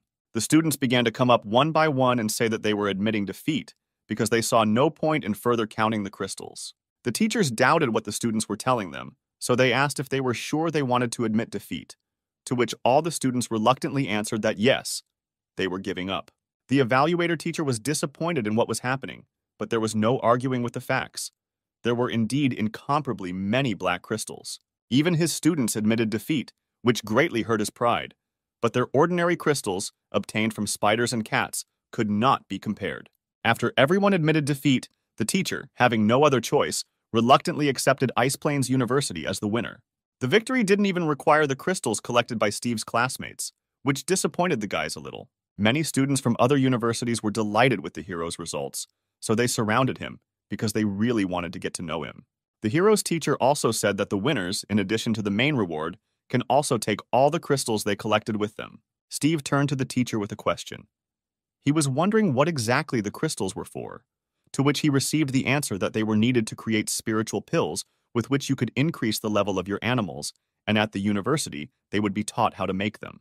Green was very surprised by what he heard, because the hero had a lot of dark crystals, and accordingly, he could produce an incredible amount of high-level pills. After some thought, Steve decided that he would give his low and mid-rank crystals to his friends, after which he handed them a bag filled to the top with 2 types of crystals. The guys were very surprised by this act of altruism, so they asked their friend if he was sure that he wanted to give so many crystals to them. Without any worries, he replied that he had plenty of high-rank crystals, so he did not need the rest. In addition, although he did not tell his friends about it, Such pills were already practically useless, since he was already at a very high level. Many students were amazed by such an act of altruism and aroused even greater admiration for the hero, and someone said that everyone should learn from the hero, which he immediately regretted, because he was offered to share his crystals to follow his example. The same girl from the night guards approached the hero and his classmates and called out to him. Steve was glad to see the night guard, which she noticed. She introduced herself as Triss, and the boy kindly introduced himself in response and asked if she had any business with him. Triss immediately asked him, without any further digressions or explanations, if he wanted to become a night guard. The boy was surprised, because this was a very unexpected offer for him. The guard explained that if he was able to collect so many dark crystals alone, it means he was not deprived of power. Steve justified himself by saying that they were simply lucky to find the weak point of the monsters, and besides, his snow wolf was only a 6-star spirit of the elite rank, which in his opinion did not meet the criteria of full-time guards. Triss was very surprised. Yes, his beast was a 6-star elite, taking into account the fact that among the other students there were barely 2-star elites. But the fact that the beast was one of the weakest species was the most surprising fact for her. Although his species was one of the weakest, one thing was obvious: the wolf was special for being able to break the best records in the training courses. The guard continued to say that since they managed to work together to defeat a Lord-level beast, then they definitely had enough strength and skills to become night guards. Steve still couldn't believe that it was possible to get to the night guards so easily, because he was still just a freshman, to which the guard told him that if you wanted, you could always find a way out. Their conversation was interrupted by the teacher. He asked the guard if they had problems with a lack of people at the moment, to which Triss replied that they never had a shortage of people. Hearing this, the teacher, in a more irritated tone, asked her why she was then trying to recruit his student, especially one who had just become an apprentice. Steve himself noted that serving as a night guard promised considerable benefits, but was quite dangerous. The teacher only agreed with his words, noting that this is why they have few people in the service. The guard continued to insist on her position, saying that all doors and roads were open to the night guards, literally and figuratively, because he would be able to move to different countries completely freely, without filing petitions, and also asked him to think about this proposal. The boy found the offer tempting, so he promised her that he would think about the offer. The guard's proposal sounded really interesting, but it was still military service, and military service requires discipline, and in this very service, most likely, he would have almost no time for his searches and research. The guys had already been in the anomalous zone for quite a long time, so their teacher summoned a techno-beast, which was a giant transport plane, and reported that they were returning. The students were glad to finish their school day and leave this strange place. Before leaving, the teacher checked with a nearby guard about what was happening now in the tomb, to which the guard replied that alien creatures of the Lord level had been discovered below, but at the moment, they were kept under control. He also asked if it was possible to find out the reason why the animals below were so aggressive, to which he received a negative answer, but these animals were definitely looking for something. Already on the way back, many of the guys were sleeping in the plane, but Steve was immersed in his thoughts. The system informed the boy that he now had a main long-term task, namely to find out the truth about the alien kingdom, and he also received a side task to get a 4th beast into his squad, for which he could receive a new skill, the body of a pseudo-beast. Steve suggested that with this skill, he could disguise himself as animals, which would greatly help him in research in foreign lands. Since the guys were flying back on another techno-beast, the journey took a little longer, but they got there without any problems. The hero was about to go home to rest, but his girlfriend stopped him and called him with her because their teacher already wanted to give them all awards. The guys followed the teacher to the logistics department, where they were told that the reward for the tests would be skill crystals of their choice. Green asked the teacher what crystals they had, because most likely only fire crystals were available to him. The teacher replied that they had everything, and smiled lightly. Entering the room, a huge table with a variety of stones appeared in front of the children. As the teacher said, they were all collected here as a reward, and the children could choose one of them. Green immediately had his eye on the fire skill magma eruption, so he immediately stated that he would choose it. However, besides him, Ben also wanted to get this stone, because his beast was also of the fire type, so a dispute arose between the guys over the stone. Louis, seeing that the couple was about to quarrel, suggested that one of them simply choose a different skill. Yuna was interested in what Steve would choose, because thanks to him they won. She invited him to choose the stone first. The guys who were arguing nearby immediately realized their mistake, because their friend was right, and they were not the first to choose the reward. They quickly calmed down and also suggested that the hero choose his reward first, even recommending that he take the stone over which they had just almost quarreled. The teacher was pleasantly surprised by this attitude of classmates towards each other. Steve, by common decision, went to choose a stone from among the huge variety that was in the room. The guys continued to argue with each other, and Yuna simply asked the price of what stones were there, looking in advance for something that would be useful to her. The first thing that caught the hero's eye was the Ice Festival ability, which allows him to create various weapons from ice, which was not suitable for Erha. The second was the Fiery Palm. It had a similar effect to the Wolf Soul, so it was also not suitable. The boy noticed an unusual stone with the third skill, which contained two skills: Chain Lightning and the embodiment of a Thunder Shadow, and apparently these were control skills. Apparently, only the hero saw the double skill with the help of his ability of the Eye of True Vision, because otherwise there was no way to explain the reason for finding such a strong skill here.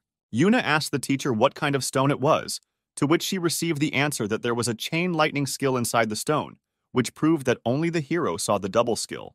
Steve was amazed at the power contained in the stone, but he was also surprised that no one at the university had been able to detect such power. The boy decided to ask the teacher if he knew the skill of incarnating a Thunder Shadow. According to the teacher, Thunder Shadow embodiment was a rare skill that a very small number of Thunder Spirit beasts possess. The skill creates a very strong clone of the Lightning Beast. The strength of a clone depends on the level of the Spirit Beast, but a Spirit Beast can also combine with a clone, thereby increasing its strength, but reducing the lifespan of the clone itself. The hero understood that this was exactly the skill that he and Era needed, so now they needed Era to evolve again, but through the element of thunder. The teacher asked Steve if he was confident in his choice, because there were many more suitable skills for Erha. Without the slightest doubt, he said that it was this stone that he needed, to which Yuna was once again surprised by the actions of her friend. The choice seemed very strange to her, but at the same time she already knew her friend well, so she could expect anything from Steve. The guys, who were still arguing about who would get the magma stone, saw their friend's choice and once again considered it his act of altruism in favor of their friends, which really touched them to the core. Only the hero knew that he had taken the best reward in the room, which was even to his advantage. However, right now the stone could not be used, and most likely in order to use it, the materials of the element of thunder alone were not enough here, so Steve needed to get more information for his further growth. In search of answers, the guy decided to go to a specific person, namely the manager, who was not too happy with him, but still accepted him in his office. The hero asked the manager about what materials were required for evolution, with a focus on electricity, where they could be obtained and whether anything else was required, to which the manager answered him that only materials of the element of thunder were required. The caretaker was very surprised, because no one had developed their spiritual beasts so quickly before, and the fact that Steve wanted to carry out another impossible evolution even scared him a little. He warned the student that his idea was dangerous, to which the hero only replied that he would be careful and everything would work out for him and Erha, just like last time. Realizing that there was no point in dissuading his student, the caretaker simply continued his business, and Steve promised that everything would be fine and they would cope. Before the hero left, the caretaker asked the hero about his second beast and whether he had already managed to find it. The boy replied that he and the wolf had no time for this at all, because they were developing skills and characteristics. In response to this, the caretaker advised them to visit the Thunder Canyon in the south, because it was there that they could find the materials necessary for evolution. But in addition to materials, in the canyon, they can find a rare beast, the spirit of the element of thunder, which was called the Star Guard, and was an animal spiritually very close to people, helping travelers lost in the canyon find their way to safe places. The beast was strong and restrained. He was a kind of guardian angel in those places, warning people if they went to a dangerous place. The caretaker advised that when searching for materials, you should also look for guards, because most likely the guards themselves appeared from animals that evolved with the help of local materials, and therefore should have lived nearby. Steve assumed that the warden was hinting that he should try to conclude a contract with the guard, but he corrected him, because he did not mean anything like that in his words. But it was the will of the student himself to try or not. The caretaker did not offer to conclude a contract with the guard, because although they were positively disposed towards people, they were freedom-loving animals, and therefore it was much more difficult to conclude a contract with them. Steve was surprised and a little embarrassed that he was given the go-ahead to conclude such an agreement, But the caretaker again repeated that the students themselves decide which animals to connect their fate with, and only asked the boy to be careful and take care of his protection from the elements when he goes into the canyon. The student thanked the guard and promised that he would get the materials, get to know the guard, and also, with the help of materials for evolution, develop his erhu to new heights, so that even the powerful guard would be weaker than his wolf. Already at home, the boy was preparing for the trip. To his luck, after the competition in those caves, the university gave them a vacation, so nothing prevented them from going to the Thunderstorm Canyon right now. The hero prepared everything he needed for the hike, but forgot the most important thing, namely, to find out from the ranger where the canyon was located. So the first idea that came to his mind was to call his girlfriend and find out from her where he needed to go. Yuna quickly picked up the phone and immediately asked what happened to him, to which Steve told her that he was going to the Thunder Canyon, but did not know where to go, to which her friend was very surprised and asked her to wait while she packed her things. The two of them went on the train, where, only when they got there, the boy still asked why she decided to go with him. His girlfriend was not happy with the fact that he was going to have fun alone again, so she got involved, to which the guy only said that he was going to collect materials and not have fun. Apart from the fact that she just wanted to have fun, Yuna said that it was no longer possible to go into the canyon alone. Steve immediately asked her how many people it takes to get into the canyon, but his friend didn't know that herself, so she suggested finding out on the spot. Arriving in Bentley, the city in which the canyon was located, the guy immediately noticed that they were walking through the Imperial Hall of Spirits. The girl confirmed his guess, because it was the Imperial Hall that served as the command hall for sending to the canyon. So all adventurers first of all had to arrive in the hall. Since the canyon was too dangerous, only teams were allowed there, so solo adventurers could unite here in teams. Approaching the registration desk, Yuna immediately asked the administrator how many people were required for the squad, to which the female administrator answered her in a friendly manner that only squads of 4 people are sent to the canyon, and one of them must have a healing spirit. Steve asked his friend if she would be a healer, to which she flatly refused these duties. Suddenly, someone called out to the guys from behind, drawing their attention to him. 2 twins, brother Simon and sister Gwen, approached them, and without even saying hello, they immediately offered to join them in a squad. The sister immediately noticed that they needed a healing spirit on the team, so she introduced her partner, a jellyfish spirit named Shui, who had similar skills. Shui was an ordinary type and 8-star level aquatic spirit beast. Gwen was proud that she was able to raise it to such a level. Simon's spirit beast was a muscular golden turtle named Jinji, a regular rank and 8-star level, and his brother was very proud of what a wonderful protector his beast was. The administrator interrupted the greeting of the guys, reminding them that in order to go to the canyon, they needed to register. The twins ran off to fill out the necessary documents, and the administrator decided to tell the hero and his girlfriend a little more about this duo, saying that these two constantly returned to the canyon to find their missing father. Due to the fact that they got into trouble every time, none of the local adventurers wanted to join forces with them, so all they can hope for is visiting adventurers who are unfamiliar with them, which is why they stuck to Steve and Yuna. However, the guys were not bad because they tried to help all the newcomers who went with them, not sparing their strength in themselves. Literally, a couple of minutes later, the twins returned with completed documents. In addition, Gwen also completed documents for Steve and Yuna, which caused everyone sincere surprise. The hero was not against it, but he checked with the twins about how soon they would go to the canyon, because he didn't really want to wait, to which he received the answer that they could go right now. The administrator was worried that the boys would get into trouble because of the twins, so she tried to suggest choosing more experienced adventurers, but the hero said that they were happy with everything and they quickly left. Rechecking the profiles, the administrator read Steve and Yuna's profile more carefully, after which she was very surprised. In their profiles, she saw that the guys had elite animals, so she began to worry a little less about their group, because it already had experienced participants. After some time, the guys were already at the entrance to the Thunderstorm Canyon. Even here, the lightning struck with great force and without stopping.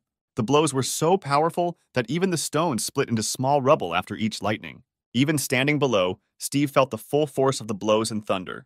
Yuna expressed her concern about whether they should have teamed up with these guys, to which he only replied that the twins were clearly not here for the first time, and they needed a guide familiar with the local roads. Although the level of the animals was lower, the twins definitely had more experience in visiting the canyon, since they went there so often. Simon turned to the guys and asked what they wanted to do when they arrived at the canyon itself. The hero's girlfriend quickly answered them that they were looking for evolutionary materials, and if possible, would like to meet the Star Guardian Spirit Beast. What they heard amused the twins, so Gwen told them that most non-local seekers come here with the same idea. And unfortunately for them, the guard was not a legendary beast. According to the sister, the guards used the canyon as their natural habitat, so once they entered it, they would have a chance to see them. Lightning struck very close to Steve's squad, indicating that the weather was getting worse. The twins noticed this, so they assumed that the weather would only get worse further, so they should have given up the idea of going to the canyon today. Simon suggested that everyone rest until the weather calmed down, and luckily for them, there was a house nearby. The twins told the guys not to worry, because they knew where to look for materials. So as soon as the weather calmed down, they would immediately take them to the right place. They led them to a house that their father had built especially for adventurers who were caught in bad weather. But now, few people knew about it, so they themselves could use it without any problems. Already inside, the hero remembered the guards and decided to ask the twins if they really help adventurers in trouble. From this question, Simon became noticeably angrier and replied that it was all just inventions of those who had not even met them. His sister was very surprised by what his brother said, because according to her words, the guards had already helped them more than once, to which he agreed, but noticed that they did not help their father. Yuna asked to clarify who their father was, to which he replied that he, like many locals, made a living in Thunder Canyon, working as a climber. He searched for rare materials in the canyon for sale, and also served as a guide, helping adventurers avoid getting lost in the area. It was thanks to their father that the twins navigated the canyon so well. Steve tried to ask the guys what happened to him. They couldn't believe that he could just get lost in a place that he knew better than anyone in the world, so they thought that someone had killed him.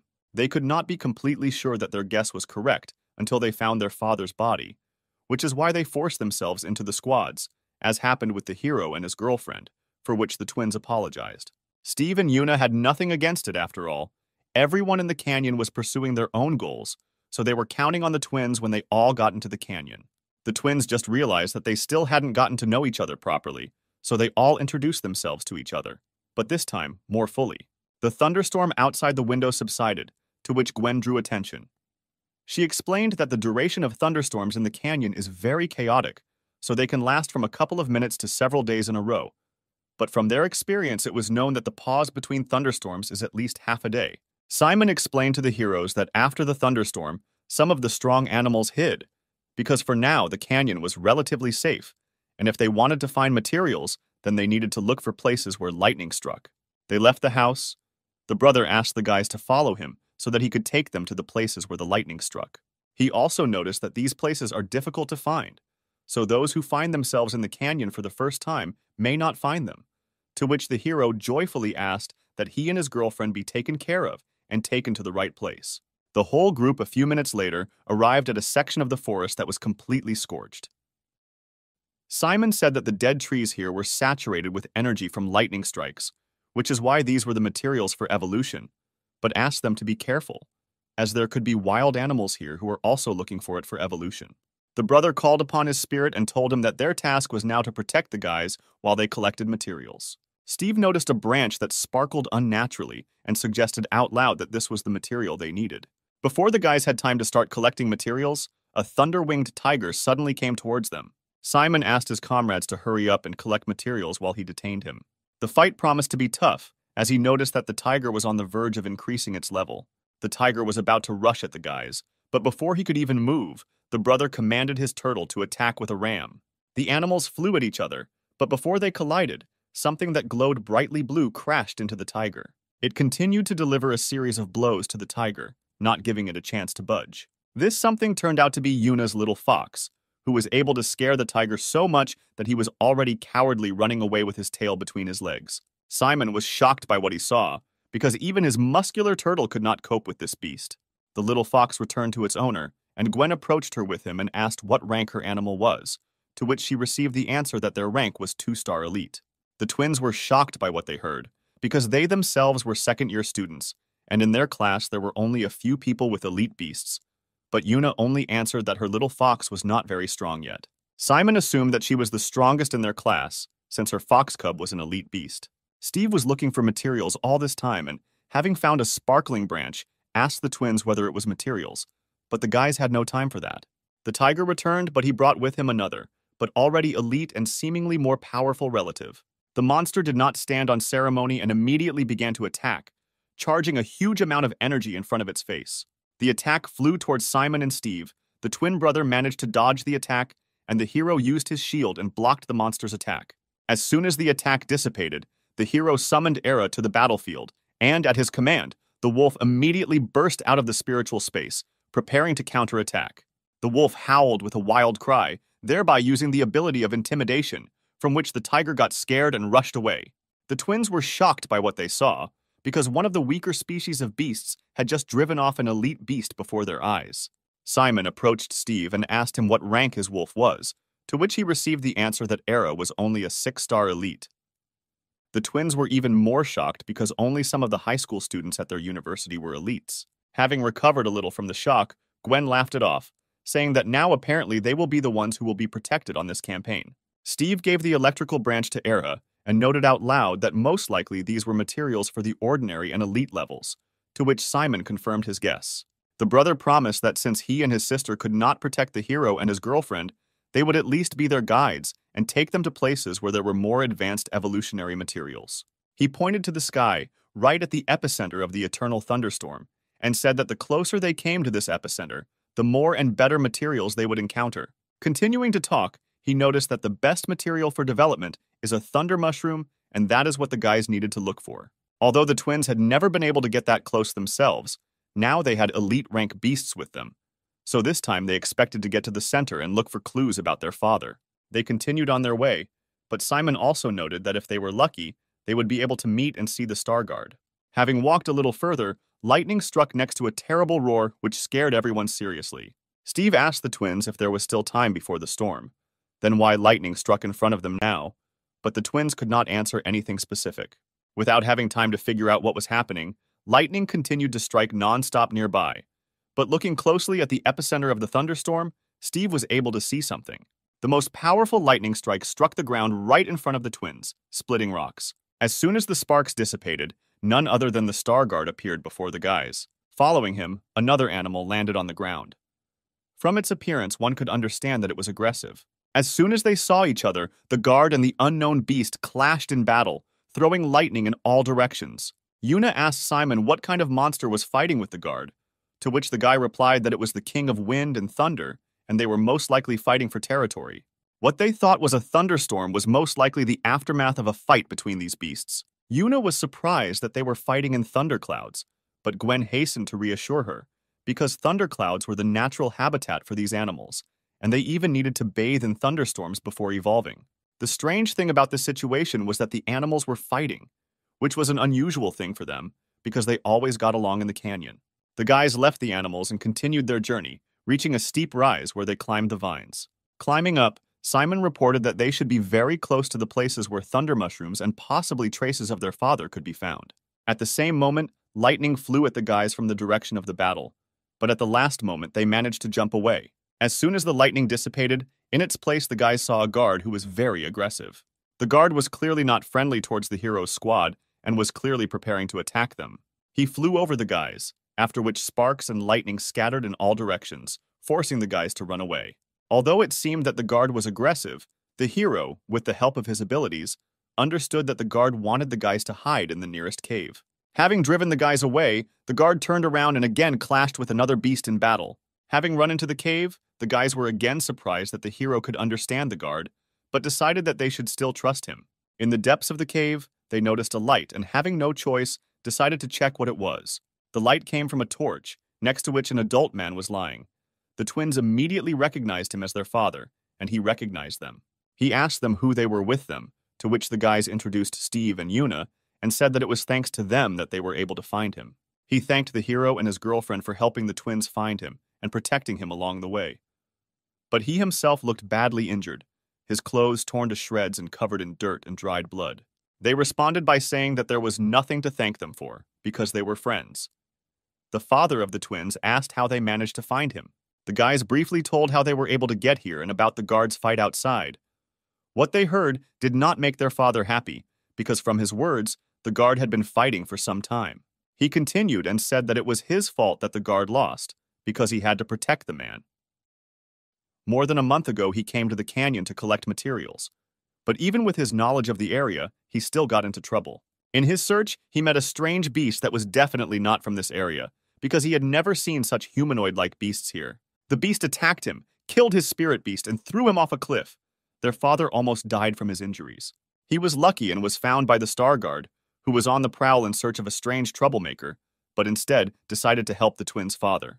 In order to help the man, the guard climbed into the gardens of the King of Wind and Thunder and stole from there a thunder pear, one of the many effects of which was the healing of wounds, which is why the king took up arms against the guard. Normally, the guardian would be able to defeat the king, but lately she had been spending most of her energy caring for her cubs. The story was interrupted by a roar from above. Stones and rubble were falling from the ceiling of the cave. The animals were too carried away by the battle from above. Everyone agreed that the cave should be left, because at any moment it could collapse. Once outside, Steve volunteers to help the guard in the fight, while the others help remove the twins' wounded father. The father asked his children if the hero knew that he was going to intervene in the battle of Lord-level beasts, to which they answered him that he knew what he was doing and was strong enough to join the fight. Yuna confirmed their words, saying that the boy already had experience fighting Lord-level beasts and even emerged victorious from such a fight. Steve turned to the guard and asked him to limit the flight of their enemy so that they could help win the battle. The guard stunned the king with his attack, causing him to lose his balance and fall like a stone. The beast collapsed to the ground, and unable to move due to the guardian's ability, floundered helplessly on the ground.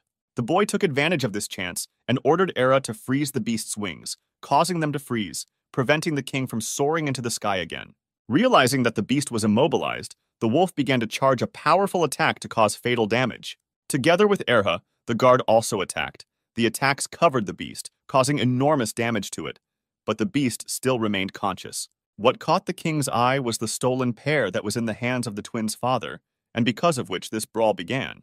The beast howled when he saw his treasure, which had been so shamelessly stolen from him, and was already preparing to attack those whom he considered to be thieves. Steve noticed this and shouted to the guys to be careful, because the beast rushed towards them. Yuna noticed the beast and was already preparing to meet it with a counterattack, because she didn't want everyone to think that only a hero was capable of fighting.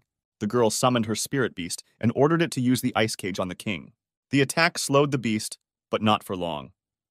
Yuna was not yet strong enough to compete with a lord-level beast. The king crushed the ice that appeared, but could not reach the guys, because another lightning strike flew at him. The beast collapsed on its back, and lightning began to bind it, immobilizing the king and preventing him from escaping anywhere. The guard unleashed a powerful lightning attack on the king, behind which his silhouette was no longer visible. The beast tried to get out of its bonds, flapping its wings and trying to emerge from this guardian's attack. He gathered all his strength and will, and then dispelled the guard's attack. The beast broke his bonds, thereby finally freeing himself. He was furious. The king rushed at Steve and Erhu, but they were already waiting for him to launch a joint attack. The hero used a shield on his beast, and the wolf activated the wolf soul ability, preparing to knock down the beast. When the king flew up to the wolf as quickly as possible, Era's shadow paws fell on him, dropping him and pinning him to the ground. The next moment, he put all his strength into the attack and drove the beast into the ground, breaking the stones under it. The twins and their father were shocked by what they saw. They did not believe that in front of them, a newcomer was fighting on equal terms with the Beast Lord. The guard took advantage of the moment, and while the king lay stunned, rained down a hail of lightning on him. The guard was still conscious and was even able to stand on his paws, not wanting to admit defeat. But Erha did not give the king a chance, attacking him and preventing him from coming to his senses and somehow counterattacking. The guard joined Erha, combining his attack with the wolf's attack, strengthening it significantly. The attack fell on the king with monstrous force, and not having the strength to somehow stay on the ground, the beast was carried away. Victory in battle increased the wolf's level to 7 stars, and his fire whirlwind skill developed into the fire snake skill, and the hero himself received a new task to increase his own level. The reward for completing this task was to upgrade the quick absorption skill to the joint absorption skill, with the help of which the hero and his animals could receive part of the experience that Erha earned. Although the task was still not completed, Steve already felt a strong connection with his beast and felt himself saturated with energy. He saw that the wolf's characteristics also continued to grow, which made the wolf stronger. But besides this, even the guy's gloves grew in their characteristics. The wolf continued to feed on energy until he increased his level once again, greatly surprising the onlookers. The guys were again surprised by the hero's skills.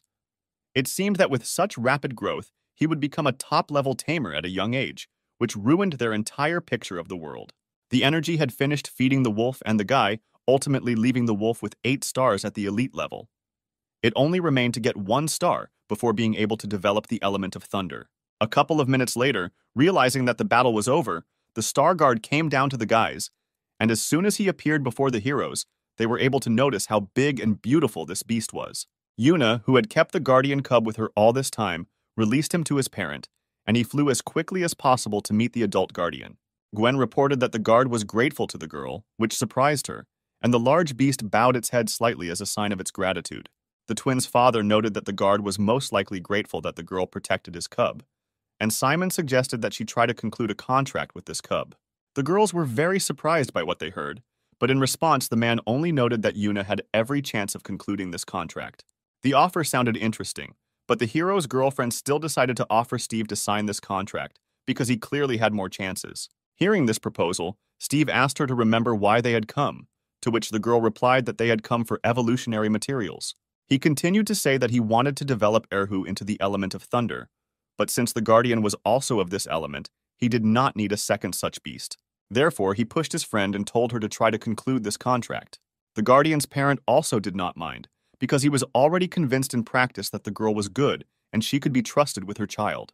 Yuna knelt in front of the little guard and invited him to sign a contract, to which the little animal nodded in agreement.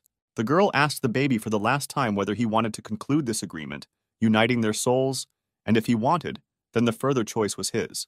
The kid quietly sat down in front of the girl to concentrate, and as a result, the alliance between the beast and the tamer was concluded. The twins and their father were glad to see such a picture, because they had never seen someone enter into a contract with the Star Guards. The guys congratulated the girl on the new addition to her team, and the hero was able to appreciate the little animal, seeing that its characteristics were very impressive. Yuna told the guys that they, too, would soon be able to sign new contracts, to which they told her that it was too early for them to have a second beast on the team. While the guys were busy with the contract between the guard and the hero's girlfriend, the big guard went off somewhere on his own business, after which he returned with a large sheet in his teeth. He placed the leaf on the ground and, as it turned out, thunder mushrooms were stacked inside. It was the guardian's parting gift to his child and his new friends, as a token of gratitude for their help. At the same moment, lightning struck with an incredible roar next to the guys. A flock of kings flew towards them, who wanted to avenge their comrade. The hero told his comrades that the guard asked them to leave the canyon because he was going to call a powerful thunderstorm. So the guys rushed to run away because the battle of a dozen beasts of the lords was too dangerous a sight. The entire party fled the canyon until they were able to reach the safety of the Bentley City Hall. The father of the twins, in gratitude for the fact that they were able to get to the city safely, gave the hero the pear that the guard had gotten for him, because he didn't need it, and the guy could use it to improve his wolf. The onlookers in the hall noticed that Yuna was holding a star guard in her hands, which caused a great stir among the people. Someone from the crowd decided to check whether the girl was worthy of this beast, so he called his own, preparing to join the battle. The twins asked the guy not to do anything dangerous, because the contract had already been concluded, and no one had to prove anything to anyone. Steve went to meet the aggressive guy halfway. He greatly irritated the hero by bullying other people. The aggressor did not adequately perceive the hero's desire to protect his girlfriend, so he ordered his beast to attack. However, before the fight could even begin, Era had already intimidated the poor beast of an aggressive guy so much that he did not listen to commands at all. Before the battle had even begun, the administrator approached and scolded the aggressive guy, threatening him with a complete ban from visiting the gym, to which he apologized and promised not to behave like that again. As soon as everything calmed down, Yuna approached the hero, and seeing a pear in his hand, she was glad that the hero was given it. The hero was also happy about the acquired item for evolution, because now he only had to increase the level of Eri to 9 stars. While the hero and his girlfriend were enjoying their new acquisitions, the twins and their father informed the administrator about the conflict between the Star Guard and the Kings of Thunder, which greatly surprised the woman, because usually these animals got along with each other. The administrator took this into account, so in the near future they will limit visits to the Thunderstorm Canyon and thanked them for the information. The father of the twins again approached the hero and thanked him again for saving him, after which he reminded him if he remembered his story about the humanoid beast. He asked Steve to be careful in the future, because he too might still meet this beast, and given how adventures attracted the hero, the chance that he would meet such a beast was not at all small. This mysterious beast was truly dangerous, and its reserve of spiritual powers was extremely large, so such a monster should be reported to the association. Placing his hand on the hero's shoulder, he wished him good luck and believed that he would become a powerful tamer of spirits, and they would hear his name more than once. Having warmed up on this good note, the guys headed back to their city. Yuna checked out the mushrooms on the train that the guard had so kindly provided them with and learned that this species was different, several times better than ordinary thunder mushrooms. The mushroom in the girl's hands sparkled. She could feel the power that came from it, and her hair stood on end due to the static. The boys' conversation was overheard by two brothers from places nearby, who were clearly up to something evil. The guy with the scar on his nose wanted to suggest stealing the mushrooms, but his brother stopped him, reminding him that they weren't done with their main task yet. Yuna was glad that she was able to find so many evolution materials, but she also wondered if they would fit with the hero's pair. The hero did not understand why the fruit was so valuable, but his girlfriend was more worried about whether Erha could develop into a spiritual beast with the element of thunder. The guy asked her not to worry so much because the fiery evolution was quite easy for them, so this one should have gone like clockwork. The girl agreed with what was said, because doing something impossible had become quite commonplace for Steve and Erha. Although the brothers decided not to get involved in trouble, the pair that stood on the table of the hero and his girlfriend still caught their eye. These legendary pairs were very rare, and their prices were incredible, because one of these could develop any spirit beast, granting them the element of thunder. With the money received from the sale of this pair, they could live without any problems for about 5 years, and they would no longer have to poach in the snowy fields. The guy with the scar was worried that they would get caught if they tried to steal it, but his brother, forgetting about all the dangers, decided that the risks were worth the result. The criminal duo understood that they were freshmen, so they decided to follow them when the guys got off the train, after which they would rob them in a quiet place. The hero, thanks to his new ability, was able to notice that the couple was watching them and informed his friend about it. The girl assumed that they were interested in the materials that the guys had and asked Steve what they should do. The guy continued a casual conversation with her about their fun trip, but in the meantime, he told his friend in a whisper that for now, they would not do anything so that the robbers would not realize that the guys knew that they were being watched. The trick worked. The brothers thought that they were still unnoticed, so they continued to wait for the right moment to attack. As soon as the train arrived in the city where the guys studied and lived, they began to get ready to leave. The guys rushed to the exit. The brothers noticed that their targets were leaving the train, so they quickly followed them. They followed the guys until they entered a deserted alley. The duo of brothers realized that they had been noticed since they were taken to such a strange place, so they decided that they could not wait any longer and needed to attack. They released their beasts, a wild orangutan and a flame lizard, who were ordered to attack as quickly as possible. The guys also called on their animals, preparing to repel their pursuers. The brothers were not happy that they were noticed and their targets were ready for battle, so they decided that they needed to act quickly before they were found. The orangutan rushed towards the guy's animals. In response to this, an ice wall appeared in front of him, which was supposed to stop him. Instead of flying into the ice wall, the beast jumped up, flying over the wall without any problems. At the same time, the lizard crept up to the wolf and was already preparing to attack with poisonous breath. Yuna ordered her fox to protect Erha with an ice cage. An ice wall appeared between the lizard and the wolf, preventing the flaming poison from reaching Erhu. With the help of his abilities, the wolf was able to grab the monkey, thereby immobilizing him. The robbers were surprised at this situation because their animals were of the level of a lord and the fact that an elite wolf could stop their beast. The robber ordered his beast to use gigantism, as a result of which the monkey noticeably increased in size and was able to escape from Ares' grasp. Next, the wolf used the fire snake ability, choosing the flame lizard as its target. The lizard was not idle and attacked in response with poisonous breath. This attack did not even slow down Era's fiery snake, which quickly continued to fly towards the lizard. The lizard did not have time to do anything, and the snake, flying into the poor lizard, caused an incredible explosion. The brothers were shocked. Not only was their fiery beast unable to repel the attack of the ice elemental beast, but this same ice beast also had fire attacks. Having defeated the lizard, the wolf switched to the monkey, using intimidation on it. Fear struck the orangutan, the will to fight completely left the poor beast, and the ability of gigantism ceased to function, causing the beast to return to its normal size. Realizing that the beasts could no longer continue the fight, the robber rushed into battle himself, and since he was a top-level tamer, he could use the abilities of his beast and used gigantism. The robber increased in size and was about to attack Steve, but he, using his glove, protected himself from the attack with an energy shield. At the same time, the night guard, already familiar to the hero, was on a mission. She and her assistant detected the movement of their target, whom they needed to capture alive. Seeing the orangutan, the guard and her animal rushed to attack. The frightened orangutan noticed them and immediately raised his hands, indicating that he was not going to fight, which greatly surprised the guard. Steve and his girlfriend noticed the guard. They were glad to see her, even taking into account the fact that the fight had already ended and the offenders had been caught. The guard was very surprised to see such a ferocious beast in normal times. In such a calm and depressed state, she asked the hero if this was his work. Before he could answer, a manager appeared who wanted to help the hero with his pursuers, but he arrived after everything was over. The warden was surprised to see the night guard here, but he was more interested in where the criminals were now.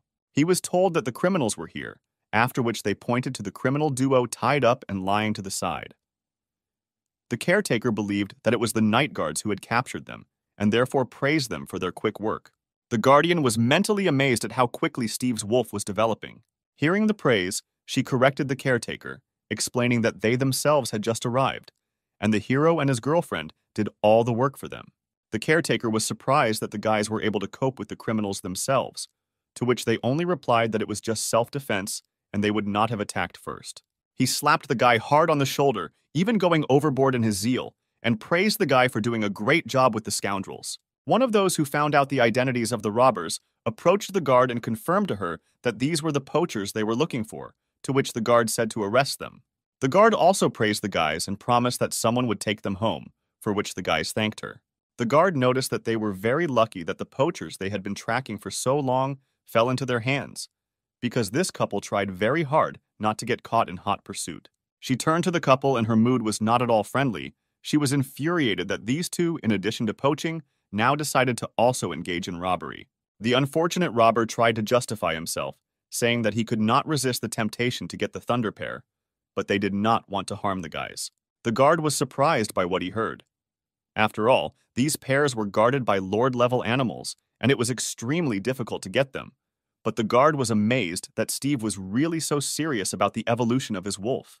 The guard noticed that the guard was very interested in the hero, and even personally came to help him, to which the guard himself noticed that the guard was also suspiciously actively following the hero, as if she needed something from him.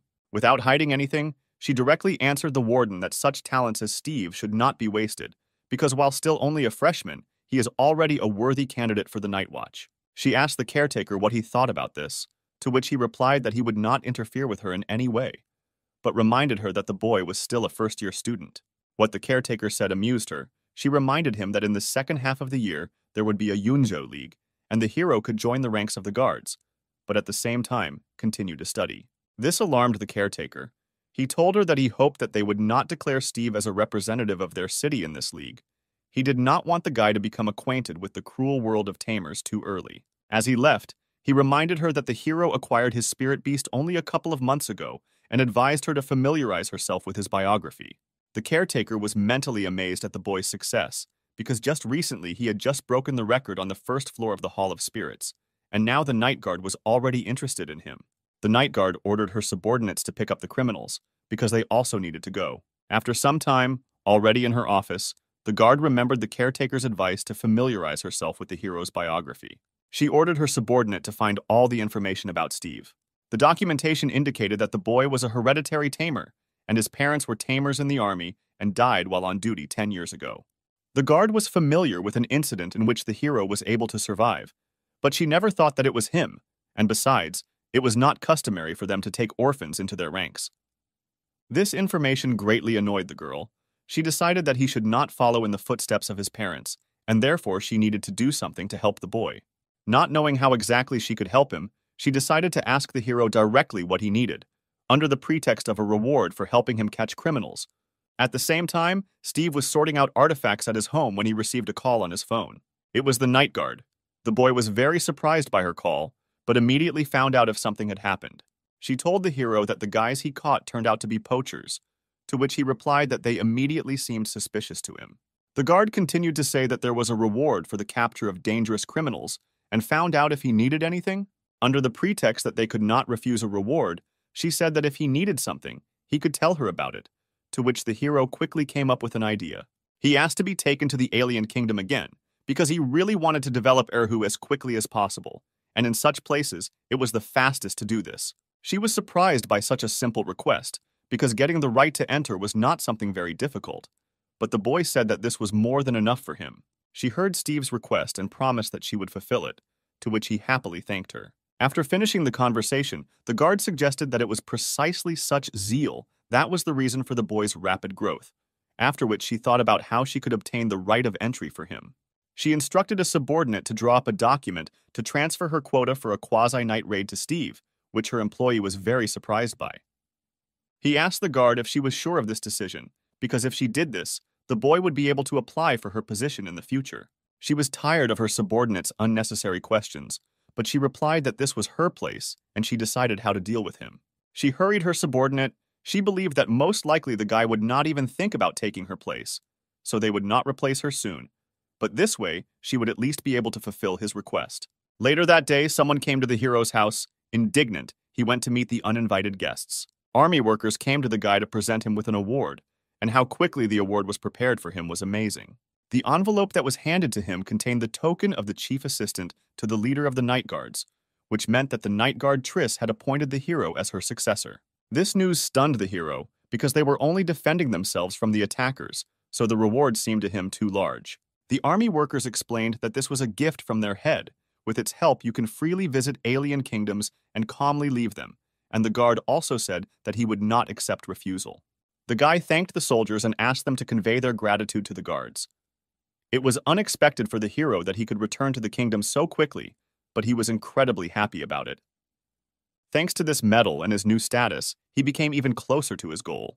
He scratched the wolf and said that he would soon be able to take him home. The next day, the hero already arrived in the alien kingdom. To pass, he took advantage of the new privileges. The soldiers were not aware that such a young guy would come to them, but the token shown to them was real, so their doubts partially disappeared. Approaching the camp, the guy was introduced to everyone present as a recruit to succeed their head.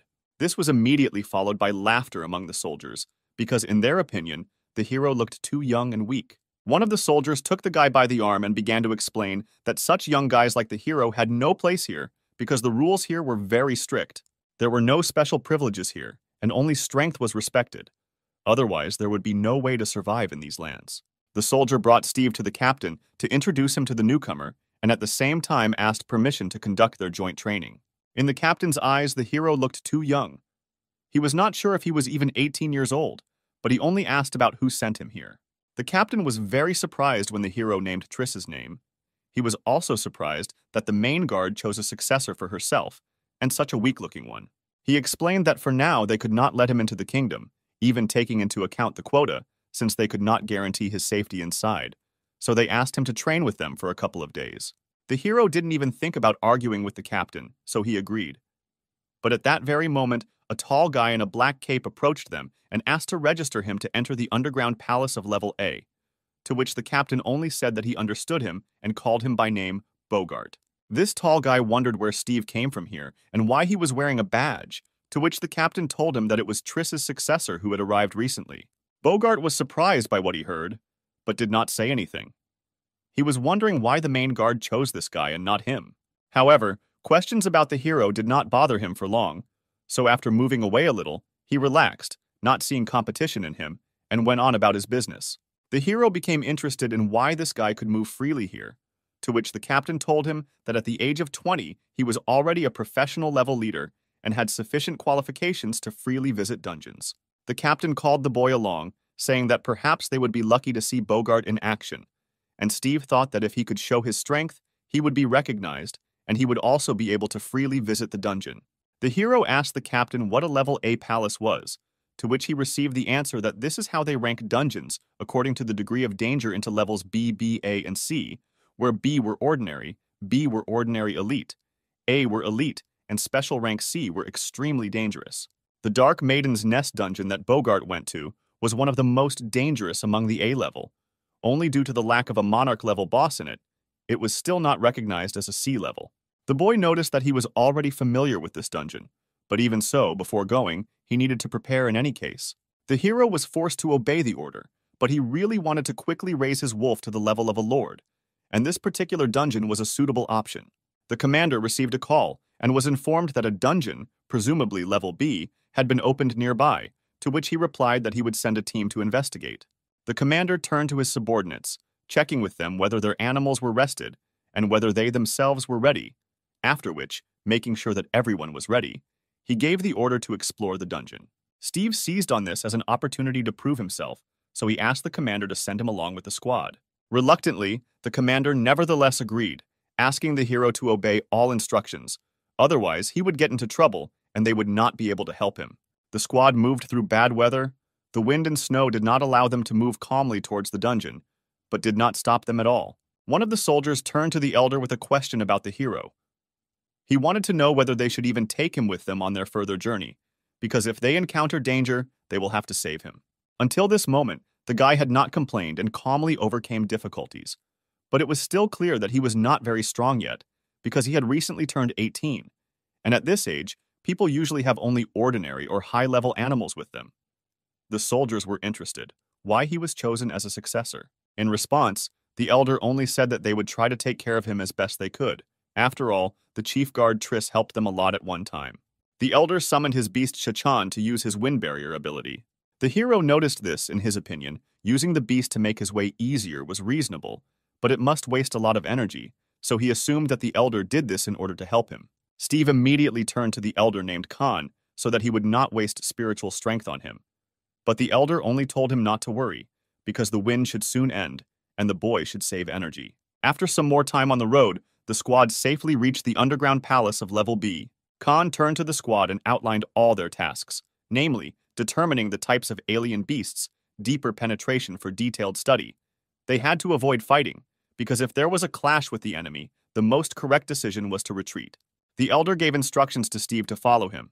The boy did not contradict and simply replied that he understood everything. The detachment began their descent. But before even a minute had passed, the soldiers had already detected movements in the caves. A giant stone snake, Fang, appeared in front of the party. It was an elite 8-star level and was clearly not in a friendly mood. One of the soldiers reacted immediately, summoning his beast with steel claws, thereby taking on the enemy. With one swing of his paw, the beast smashed the snake's body into pieces, instantly killing him. Han quickly analyzed the situation and reported that since they came across elite stone snakes, then most likely there was a stone python lair somewhere nearby. The coherence of the soldiers' work surprised Steve very much. After all, it was not for nothing that they were called an army. At the same time, in the office of the head of the Night Guard, Triss was informed that her new successor had been sent on reconnaissance to the newly discovered Level B palace. The guard in general was not worried about his successor, but when she heard that he was sent to Dungeon B, she only said that there was nothing to worry about, because Steve would playfully cope with even a Level A dungeon. Returning again to the caves of Palace B, one of the soldiers reported to Khan that they were going to go deeper into the dungeon, and they had not noticed anything except Level B beasts. The elder ordered them to use special messengers to notify everyone about the end of the mission. Suddenly, the squad heard a prolonged cry. Khan immediately recognized this as the skill of crying sand, characteristic of rare desert animals. But this dungeon was the kingdom of stone, and sand abilities were unusual for local animals. A soldier from their squad volunteered to conduct reconnaissance, so he called on his beast with the ability to fly. Without having time to fully look around, the animal saw something large about to emerge from the sand right below it. Someone's giant mouth emerged from the sand, trying to catch and devour the beast hovering above the sandy field. Something closed its mouth in an attempt to catch and swallow the small animal, but it quickly dodged this attack using the high-speed flight skill. A gigantic something appeared before the squad in full growth. It was an incredible-size mythical rattlesnake, and it was a lord level with 5 stars, which shocked the entire squad. The soldier first decided to save Steve because he considered him scared, so he ordered his beast to drag him to a safe place. The animal grabbed the hero and began to try to drag him away, but at the same moment Airhub burst out of space. Distracted by saving the hero, the soldier did not notice how the snake had already rushed at him, ready to devour the poor guy. But Steve and his wolf were not weaklings. Then they decided to help. A giant fiery snake clung to the rattlesnake's neck, stopping his attack and thereby saving the soldier, who was in shock from what had happened. A moment later, an icy explosion occurred next to the snake, which also knocked down the balance of the beast, and the soldier only realized that it was the weak boy who saved him. Khan saw that his subordinate was numb with shock, so he rushed towards him, grabbed him by the collar, and dragged him away, shouting that he should not stand like an idol. Several more dunes appeared on their way, blocking their path to retreat. 2 more snakes burst out of these dunes, and in order not to end up in their mouths, the commander turned around and ran with his subordinate in the other direction, assuming that they had ended up in a lair. On the tails of the kites, one could see something vaguely resembling the silhouette of a person, but made of sand. With the help of this something, the snake took advantage of the ability to rain from sand. Khan summoned his steel-clawed beast and ordered it to use a storm of steel claws to repel the attack. The animal spun in place like a top, reflecting lumps of sand flying at them. Although this method worked, some of the attacks still reached the soldiers, causing them minor damage. Steve jumped up to them and covered them with his energy field, demanding that they get out first.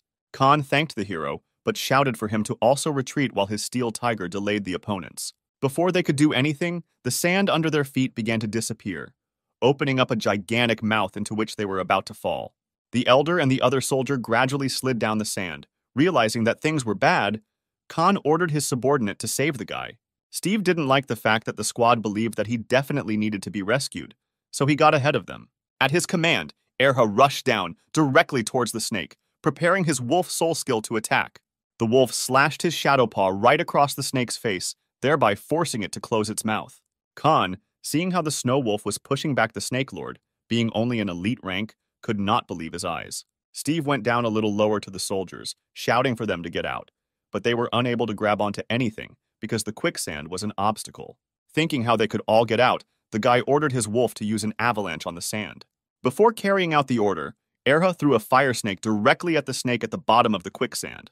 The snake was severely scorched, after which he lost consciousness, unable to fight further. Realizing that the snake was no longer a threat, the wolf, as his master ordered him, used an avalanche directly under himself. To prevent the squad from being accidentally hit, the boy used his shield, and now, having the opportunity to cling to less viscous snow, helped the soldiers get out of the trap. Erha at that time soared into the air, and another snake attacked him from under the ground. The wolf, without hesitation, hit him right in the face with his shadow claws, not giving him a chance to attack.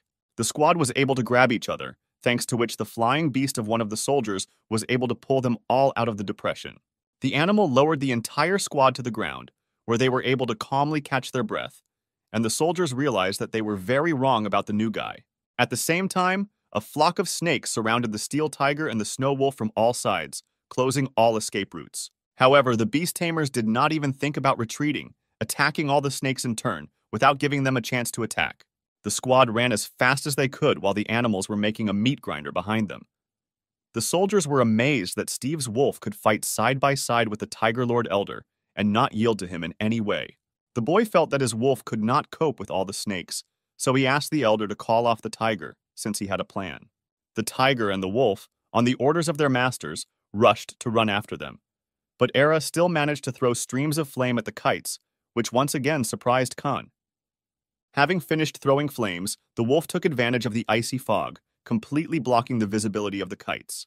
The elder noticed how, with the help of his abilities, the hero tried to slow down the kites. He was amazed at the guy's ability to improvise on the go. While running away, Khan asked the guys if they had contacted the remnants of the detachment, to which he was told that everyone had already gotten out of the cave and had not encountered any similar animals along the way. 2 other soldiers from the squad were peacefully waiting for their comrades outside and were already beginning to worry a little about the remaining squad, since they had been gone for quite some time. At the same moment, the elder with another part of the detachment appeared. The soldiers noticed that they were wounded. The soldiers rushed to ask them what happened below, because while they were waiting, the shaking reached them. They were even more surprised when they noticed that Steve was not injured at all, which led them to assume that their elder had been guarding him too closely. Khan gave an order to his soldiers that they needed to retreat as quickly as possible, which made the 2 think that it was all because the elder was too worried about the new guy. But the elder only barked at them, ordering them to shut up.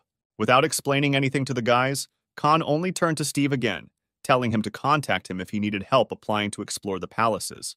The 2 soldiers continued to grumble at the guy, even though he heard everything, for which the elder yelled at them again. After treating the wounds, the squad went back to base, and after some time they returned safely. Upon returning, Khan immediately turned to the commander, who first of all asked where the boy was who went with them, but Steve immediately responded himself.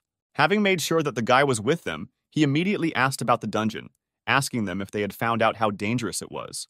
He was immediately informed that the cave was at least level A, but with a high probability it could even be level C, due to the presence of a cave with a pack of giant snakes of an average lord level.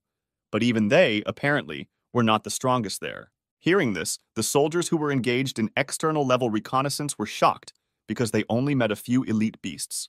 They immediately turned to their elder, trying to find out from him whether these creatures had left him wounds, to which they received an affirmative answer. The commander asked them how they were able to get out of this situation with a couple of minor injuries, to which they replied that they were helped by Steve and his wolf, which greatly surprised the commander. The soldier who went down with Khan and the boy confirmed what was said, because the hero saved him and the elder several times during the battle, for which he was invaluable to him. The two soldiers who were checking the external level only now realized that the vibrations they felt were from the fighting of the squad below. Khan turned to the boy and said that they were very grateful to him, because it was thanks to him that they all got out alive and without serious injuries.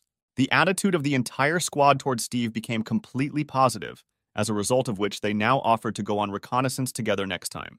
The boy was amazed at how quickly these guys changed their minds about him, and their commander finally noticed why Triss liked this nondescript child. After everything he had heard, the commander still recognized Steve, and therefore informed him that now he would not refuse his requests to explore the palaces, and if he had any specific ones in mind, he could report it. Before arriving here, the boy asked the guard which palace he should go to first, to which she told him that the best option would be the Cave of Crazy Ants. He told the commander where he wanted to go, but Bogart came up with him again, and, in unison with the hero, said that he wanted to register. The hero heard the voice of a tall guy already familiar to him, and turned in his direction. The commander, hearing that they both wanted to go to the same place, suggested that they team up and go to the cave together. Bogart doubted the commander's proposal, coming closer to him and asking him if he was sure of this idea, to which he only replied that the guy had proven himself well. That's why he should have taken him with him. Although he did not want it, the tall guy nevertheless agreed, only hoping that he would not be disturbed. The hero himself was not against it. The most important thing for him was to quickly develop his wolf to the rank of lord. On the way to the cave, a conversation struck up between Bogart and Steve. The tall guy asked his forced partner if he knew what his title of night raid assistant meant. The hero replied that he was the successor chosen by the night guard. The tall guy confirmed the correctness of the answer and also noted that there is only one badge for each night raid.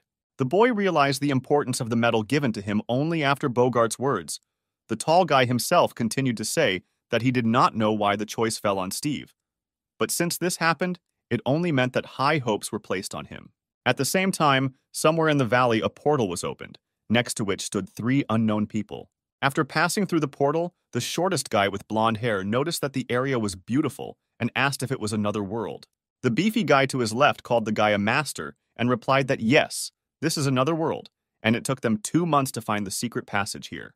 The master noticed that with this portal, it would be easier for them to engage in poaching, to which his comrade only replied that if their master called it that, then it would be poaching.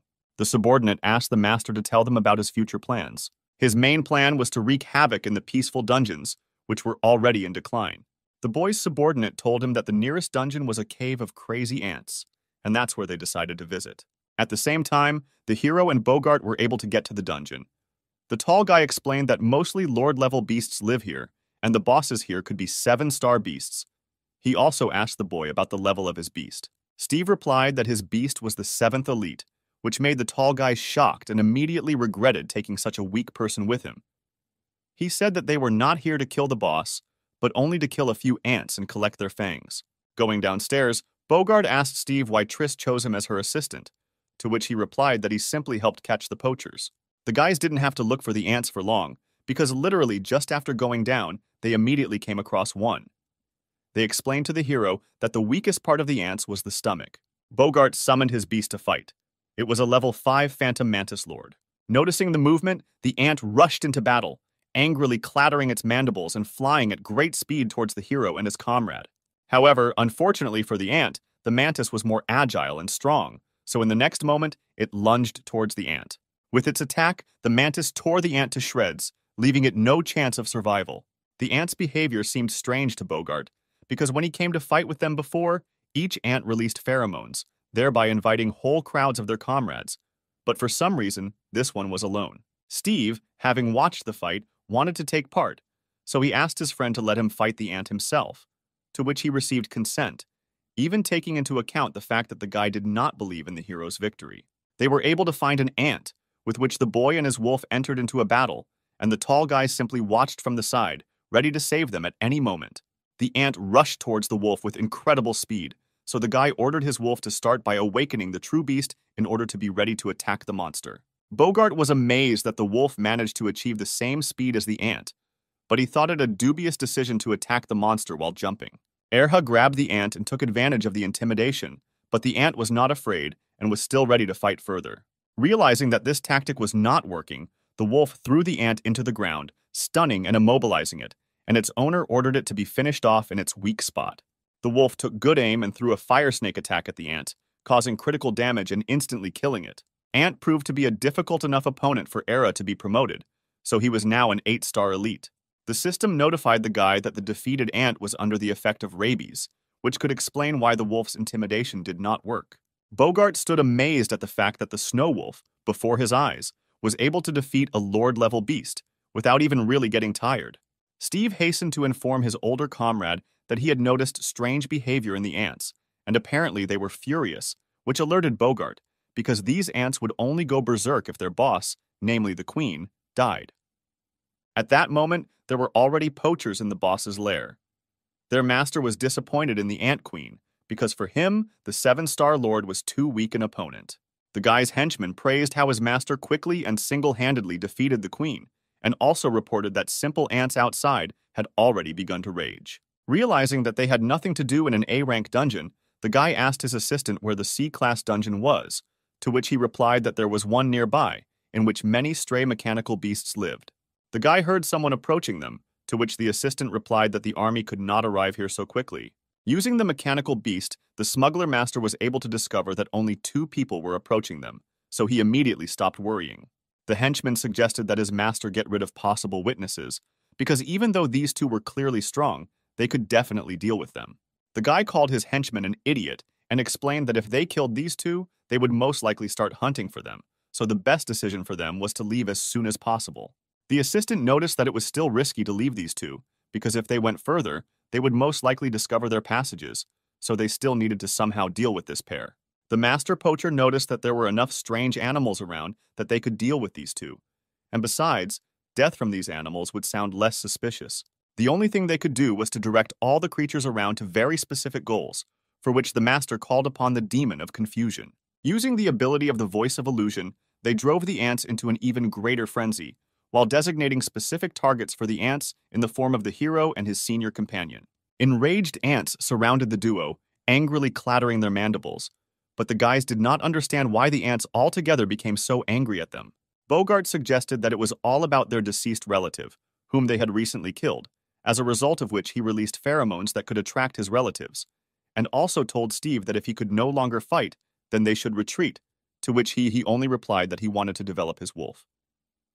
However, the guys had nowhere to retreat, because the ants had already surrounded them from all sides. The elder turned to the hero, asking what other animals he had that could help them in battle. Steve was forced to upset him, because his second beast was only a mechanical glove that could only protect him and the wolf. Hearing this, Bogart realized that he could only rely on himself now, so he summoned all his spirit beasts at once. A huge skeleton warrior appeared in front of the hero, in whose hands was a giant sword the size of a whole man. This was the second beast of the eldest. The third was a small spirit boy, sitting astride some kind of jade object.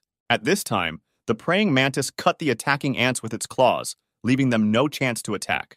The elder told the guy that he had already called the guards here, but he himself would not last long if he continued to support 3 spiritual beasts at once, so they needed to retreat. There were an incredible number of ants, but they were lucky that they did not have any skills. Bogart's beasts continued to chop down ants left and right, destroying them in droves. The elder's strength was at its limit. The skeleton alone absorbed half of his spiritual strength with its skills. He grabbed the hero and dragged him away from the battlefield, while his beasts gave them a chance to retreat. Steve saw that his comrade was very ill, but he did not let them stop and continued to run away. His beasts continued to destroy the ants behind them, using up more and more of Bogart's reserve of strength. Moving further away, he told the hero to leave first, and he and the animals would buy him time. He believed that this was the right thing to do, but he was already practically exhausted. At that same moment, his strength completely dried up, causing him to fall unconscious to the ground. Steve couldn't leave him like that. To spite them, a more dangerous species also appeared among the ants, which rushed at them with even greater fury. The wolf rushed at him in an attempt to stop the advance, but this ant was noticeably stronger than usual. The ant attacked the wolf, but he managed to repel the attack with his ability. Erhu was thrown straight into the rocks hanging at the top of the cave, collapsing part of the ceiling down. Steve managed to cover the wolf with a shield, so he did not receive too much damage, but the power of the enraged ants amazed the hero. Bogart was still lying on the ground unconscious. These ants definitely wouldn't let them retreat, so the boy shouted to his wolf that they would fight to the last. The guy shouted to the wolf that it was time for them to give it their all, thereby trying to cheer up his beast. Erha heard his master, so he concentrated all his strength, preparing not to restrain himself at all. The wolf was transformed. His fur became dark as the night sky, strewn with many stars, and his ears and tail became noticeably longer. In its true form, the beast of the night was preparing to attack with incredible destructive power. He used the absorption of emptiness, which began to draw all objects nearby to one point where the wolf himself was located. The hero was glad that Era had become much stronger since their first meeting, but the ability that he was now using consumed an incredibly large amount of the boy's spiritual energy. Realizing that the fight was not over yet, Steve commanded the wolf to continue the fight. The wolf obeyed and used another new technique on his opponents, the Void Strike. Another crowd of ants collapsed under another attack, but the guy was surprised that this ability could easily ignore any rules and deliver an accurate blow at any distance. The wolf again used the absorption of emptiness, because of which another pack of insects was instantly destroyed. The skills were incredibly powerful, but due to their need for spiritual power, the hero was already on the edge. In the depths of the dungeons, caves began to collapse. The assistant of the smuggler master suggested leaving these places, because the military might soon appear here. The head agreed, so he ordered his subordinates to go to another dungeon. At this point, Bogart began to gradually come to his senses. At first, it seemed to him that he had died, but he quickly realized that he was still alive, sensing that his warrior skeleton was still active somewhere nearby. Gradually, he gained the strength to open his eyes, but he still found it very difficult to focus his gaze. After some time, the guards finally arrived in the cave in search of their recruits. One of Triss's subordinates was able to find both guys, which he immediately reported to her. They were both alive and well, but the subordinate insisted that the main guard come and see the picture that he himself was now seeing. After an even longer period of time, Bogart finally came to his senses, but in a hospital room. He was not sure who saved him, but he definitely remembered that he was able to see a strange beast that he had never seen before. In another ward, Steve also came to his senses, who at the same time was being visited by his friend Yuna. The guy didn't understand where he was, so his friend explained to him that he was in the city hospital, and she also said that although he was not seriously injured, he still scared her a lot. His girlfriend also said that Bogart was also in this hospital, but his injuries were noticeably more serious than the hero's. Erha also expected his master to awaken, but something changed in him, namely that he was now a 9th-level elite, and his reserve of mental strength had increased significantly. Since Steve did not have serious injuries, he was discharged quite quickly, and already at home he wondered why Erha's strength had increased so much. The main assumption was that this was due to the large number of killed ants. The guy assumed that the wolf was able to absorb the defeated animals, and because of this, it noticeably increased its characteristics, which could explain its gigantic gap in strength with simple wolves. Steve directly asked his wolf if he could become as strong as a witch when he reached the level of a lord, but Erha just shook his head. Then the hero took a smaller bar and asked about the demon bull Triss, but the wolf did not answer anything. Deciding not to pester the wolf with questions anymore, he simply scratched him and said that most likely he was already at the level between a lord and a monarch. The guy remembered how Erha used void absorption. The skill was very effective, but it absorbed too much energy, and he also noticed that most likely the wolf can only reincarnate when no one is around. Realizing that with such limited abilities they would not go far, the hero decided that it was time for them to evolve into a wolf. He gave the thunder pear to the wolf, causing the beast to sparkle a little, and the pear itself in his mouth began to glow. Erha swallowed the pear, after which electric charges passed through his entire body, scattering further throughout the room. Erha's spiritual power was at a very high level, so Steve's help in evolution was not required. The wolf could handle it on his own. Erha successfully evolved to become a beast lord, increasing his reserve of spiritual powers to an even more incredible value and giving him new electrical skills. Following the evolution, the hero gave the beast an ability stone, because now nothing prevented them from learning electrical skills. The stone skills were successfully learned, making the wolf even stronger than before. Out of joy, Erha jumped to Steve, but since he had not yet fully learned to control his powers, the hero received a very strong electric shock. Having reprimanded the wolf properly, the hero remembered that with his evolution he also developed, and now he was a professional tamer, which opened up new skills for him and strengthened him. With his new rank, he could now use the abilities of his beasts, but he was a little afraid to try. Gathering all his courage into a fist, he nevertheless tried to use the new power and was successfully able to summon an electric spear. With his new abilities, it was now easier for him to protect himself, but unfortunately, at the moment he only had one skill. Steve decided to test Ares' new skills, so he commanded him to use the Thunder Shadow. Using the skill, Era managed to summon an electric copy of herself that was about half as weak as the original. In addition, another disadvantage was that the clone only had one skill, so in the future the hero thought of trying to use the clone first in battle. At the same time, in the ant caves, the guards were conducting their investigation. Triss approached her subordinates and asked how their investigation was going. They were able to discover that the queen was killed very quickly, and this was very strange because even if she did not have any fighting skills, she was still a 9-star lord. Triss immediately assumed that only someone with the power of a monarch could have done this, and the only thing that came to mind was a wandering beast that they had never been able to spot. But she did not believe that someone could get here without the knowledge of the army, after all. All entrances were carefully guarded. Those who got here had to do it secretly, and most likely, they planned to get to another place. But it was not clear why those who got here didn't touch the guys and where the huge hole next to them came from. Her thoughts were interrupted by Bogart, who came to her. They said hello, and the guard asked how the guy was feeling. He told her that everything was fine with him, but the girl still advised the guy to return to rest, after which she decided to find out why he came here. Bogart explained to her that he had not arrived to find out what happened here, but to convey important information to her, after which Triss began to listen to him carefully. He told her everything that had happened before they fought the ants. She was surprised that the ants were furious even before the guys came to their cave and lost all their remaining sanity when they saw them. She wondered how they were able to survive this battle, because even she would have had a hard time in such a meat grinder. He was unable to answer this question clearly because he himself did not know what exactly helped them survive, and he only remembered something that got rid of all the ants. From this vague description, she could only guess that it was the monarch-level wandering beast that helped them. Without dwelling on this thought, she was only glad that the guys were okay and asked Bogart if he had seen Steve, to which he replied that he initially doubted the boy. But after this whole situation, he changed his mind. Realizing that there were only the two of them in the cave at that time, it was most likely the hero who saved him, which indicated that he had incredibly frightening power. The Guardian asked Bogart to introduce the boy to the rest of the applicants, to which he agreed, because he himself was interested in seeing the shocked faces of his comrades when they saw the hero's strength. At the same time, smugglers were watching the cave from the outside. The henchman informed his leader that the army had already reached the 6th level of the cave. Worried that the army might find some clues, the henchman asked his leader if they could have left any clues in the caves. The henchman immediately corrected himself, saying that he did not doubt his master, but he simply answered him that he had tried to erase all traces of their presence, but was only unsure whether he had checked the entrance to the dungeons. The henchman said that the entrance is not always open, but if the army stays in the dungeons long enough, they will most likely be able to find it sooner or later. He continued to say that if they did, they would be discovered quickly, but his leader simply said that it didn't matter. He said that if it is not possible to get out of one kingdom, then it is worth capturing another and turning this world upside down.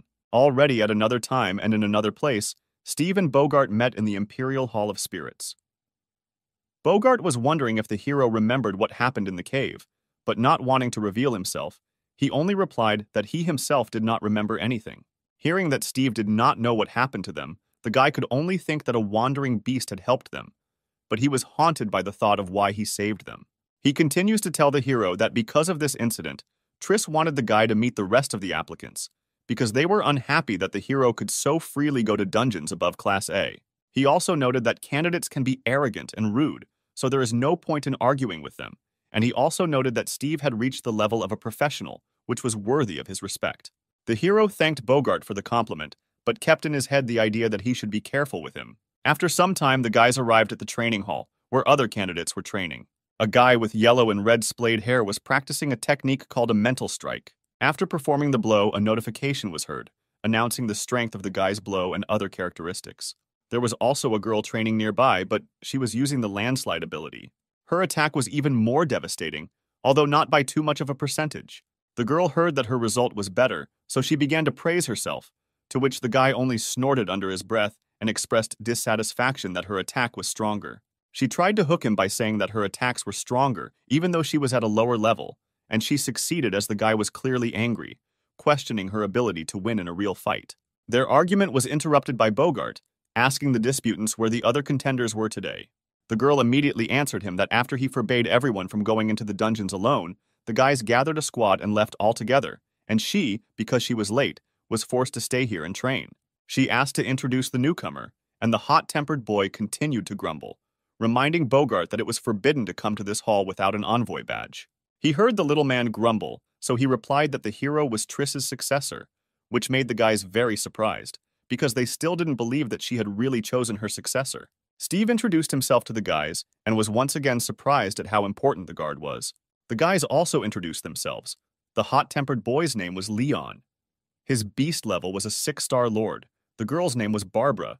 Her beast level was a 5-star lord.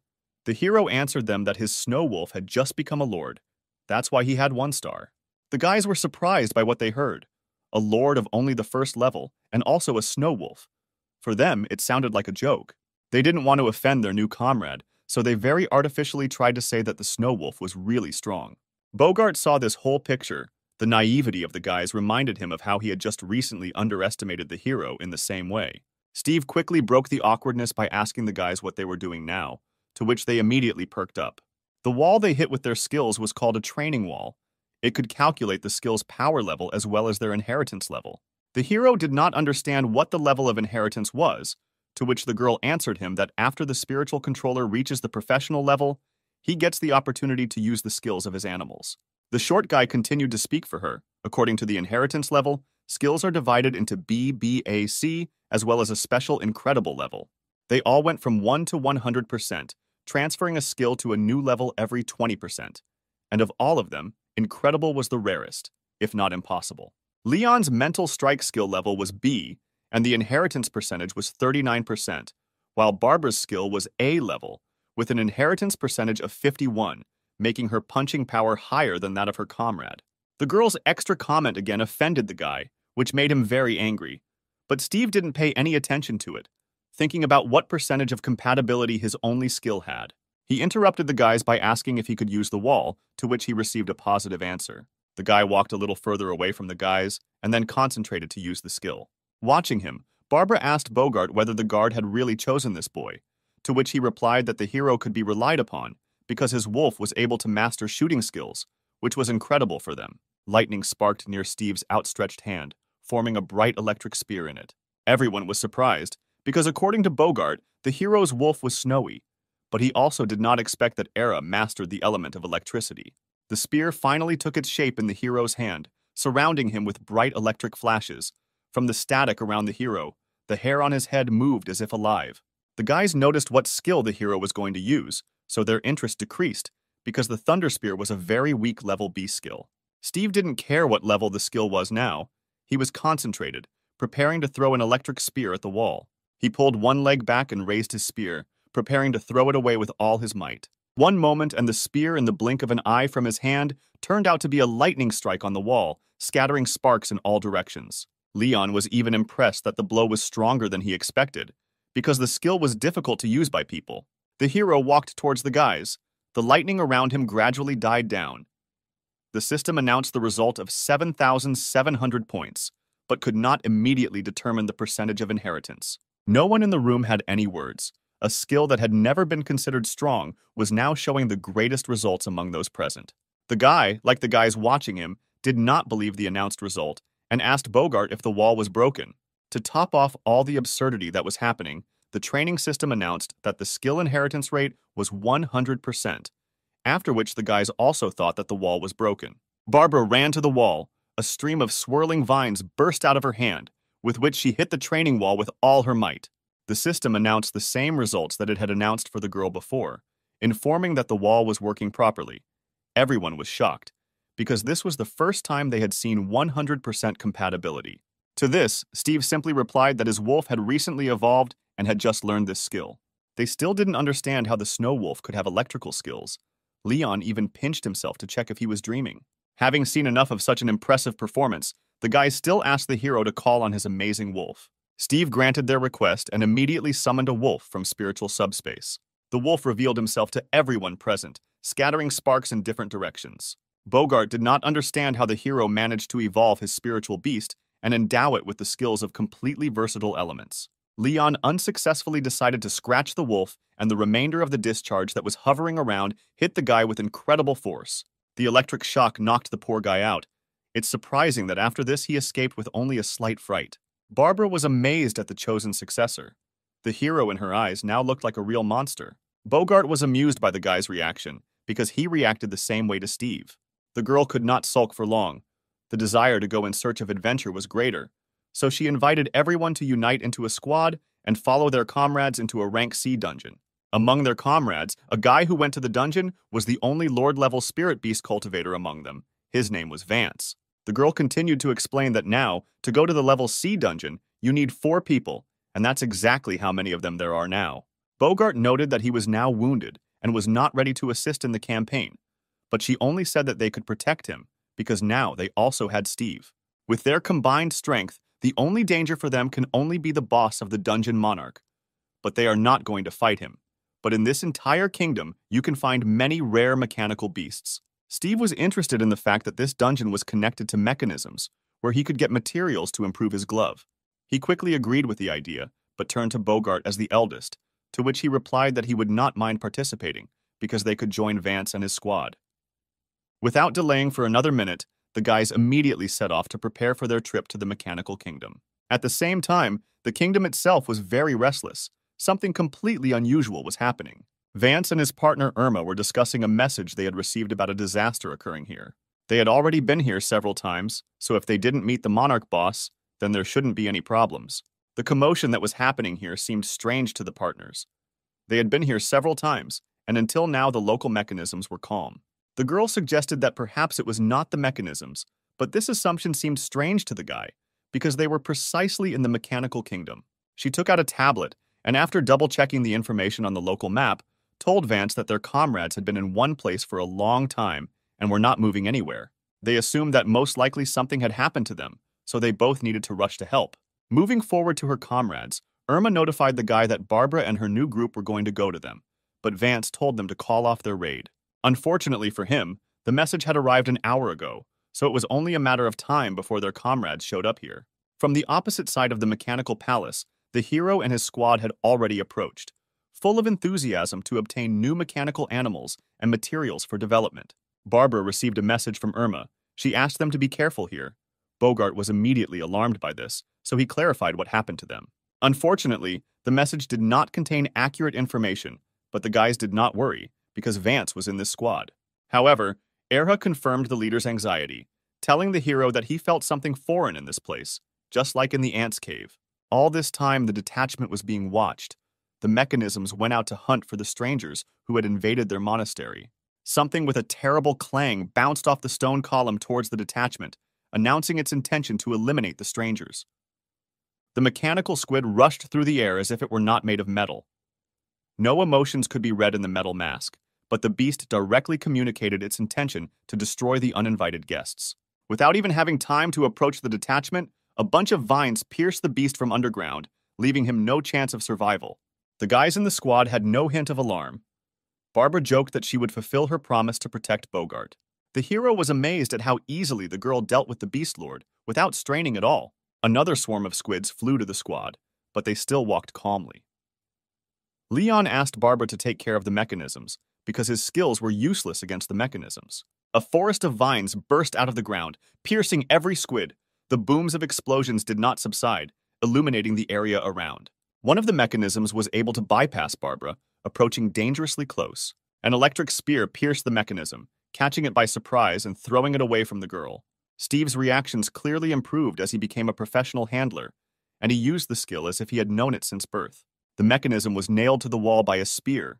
It screamed in a mechanical voice that its core was damaged and that it was ready to self-destruct.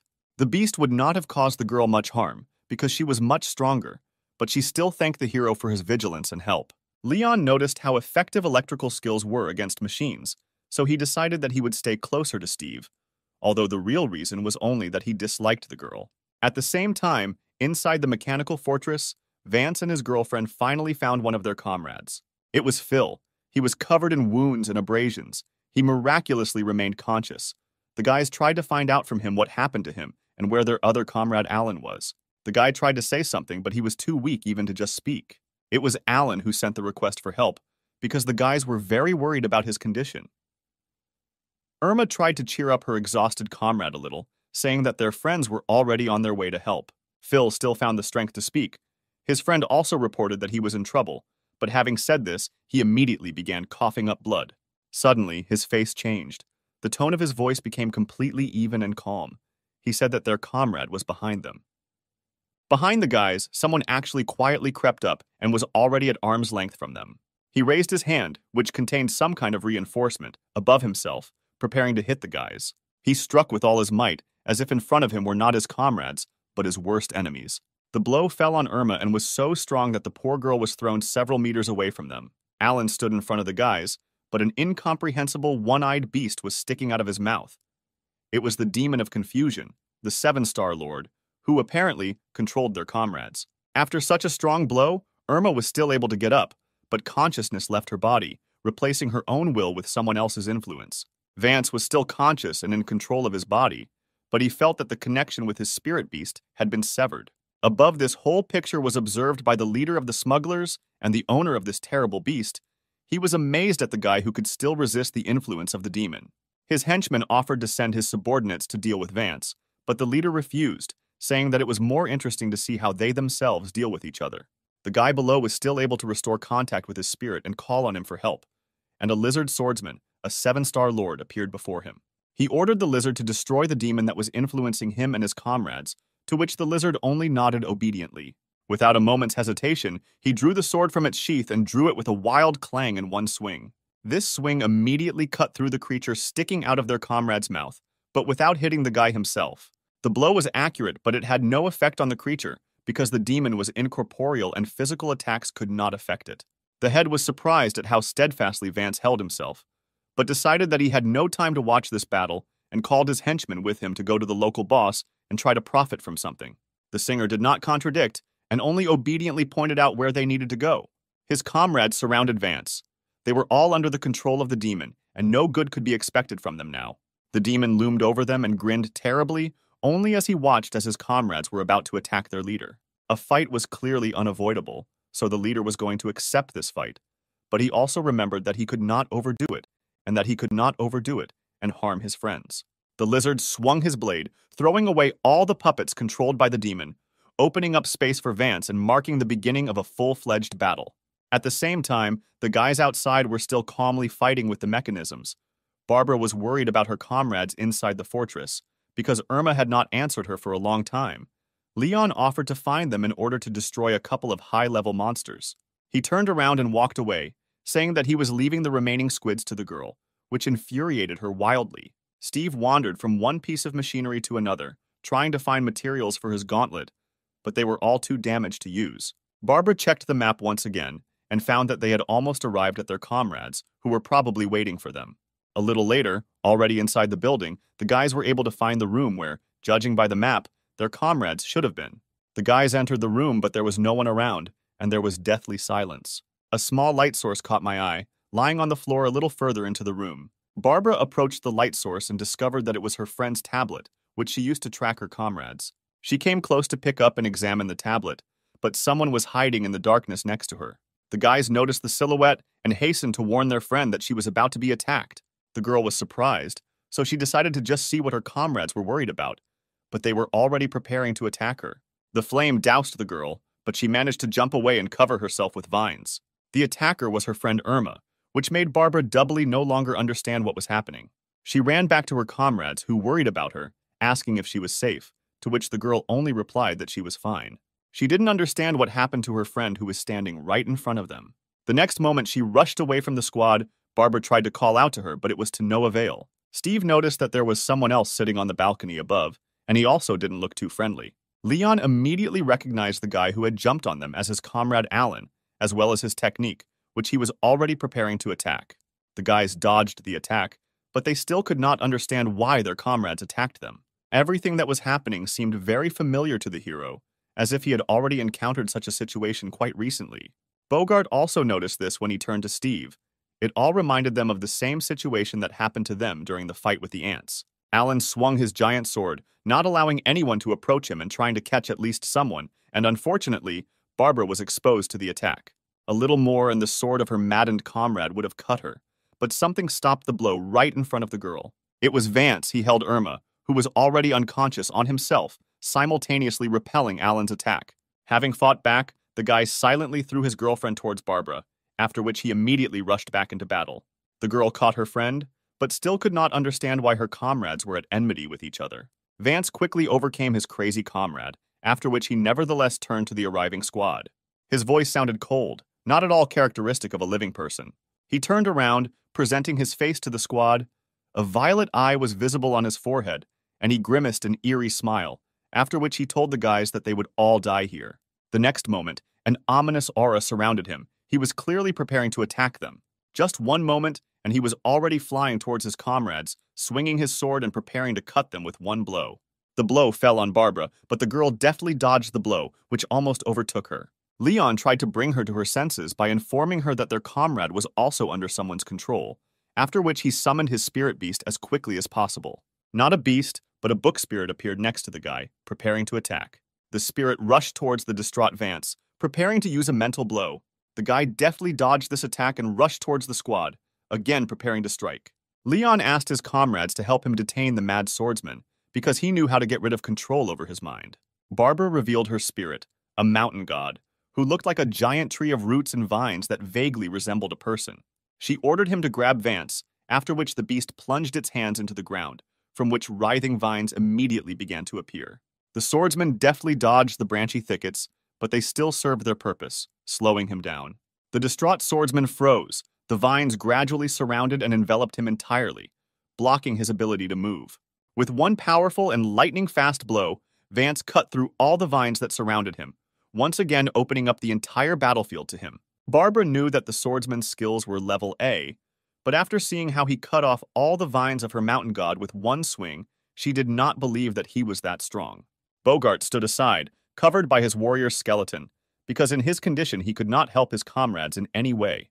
The spirit of Leon called for help from a small spirit in the form of a unicorn, who was preparing to attack their mad comrade. He rushed towards Vance, preparing to strike him while he was not looking.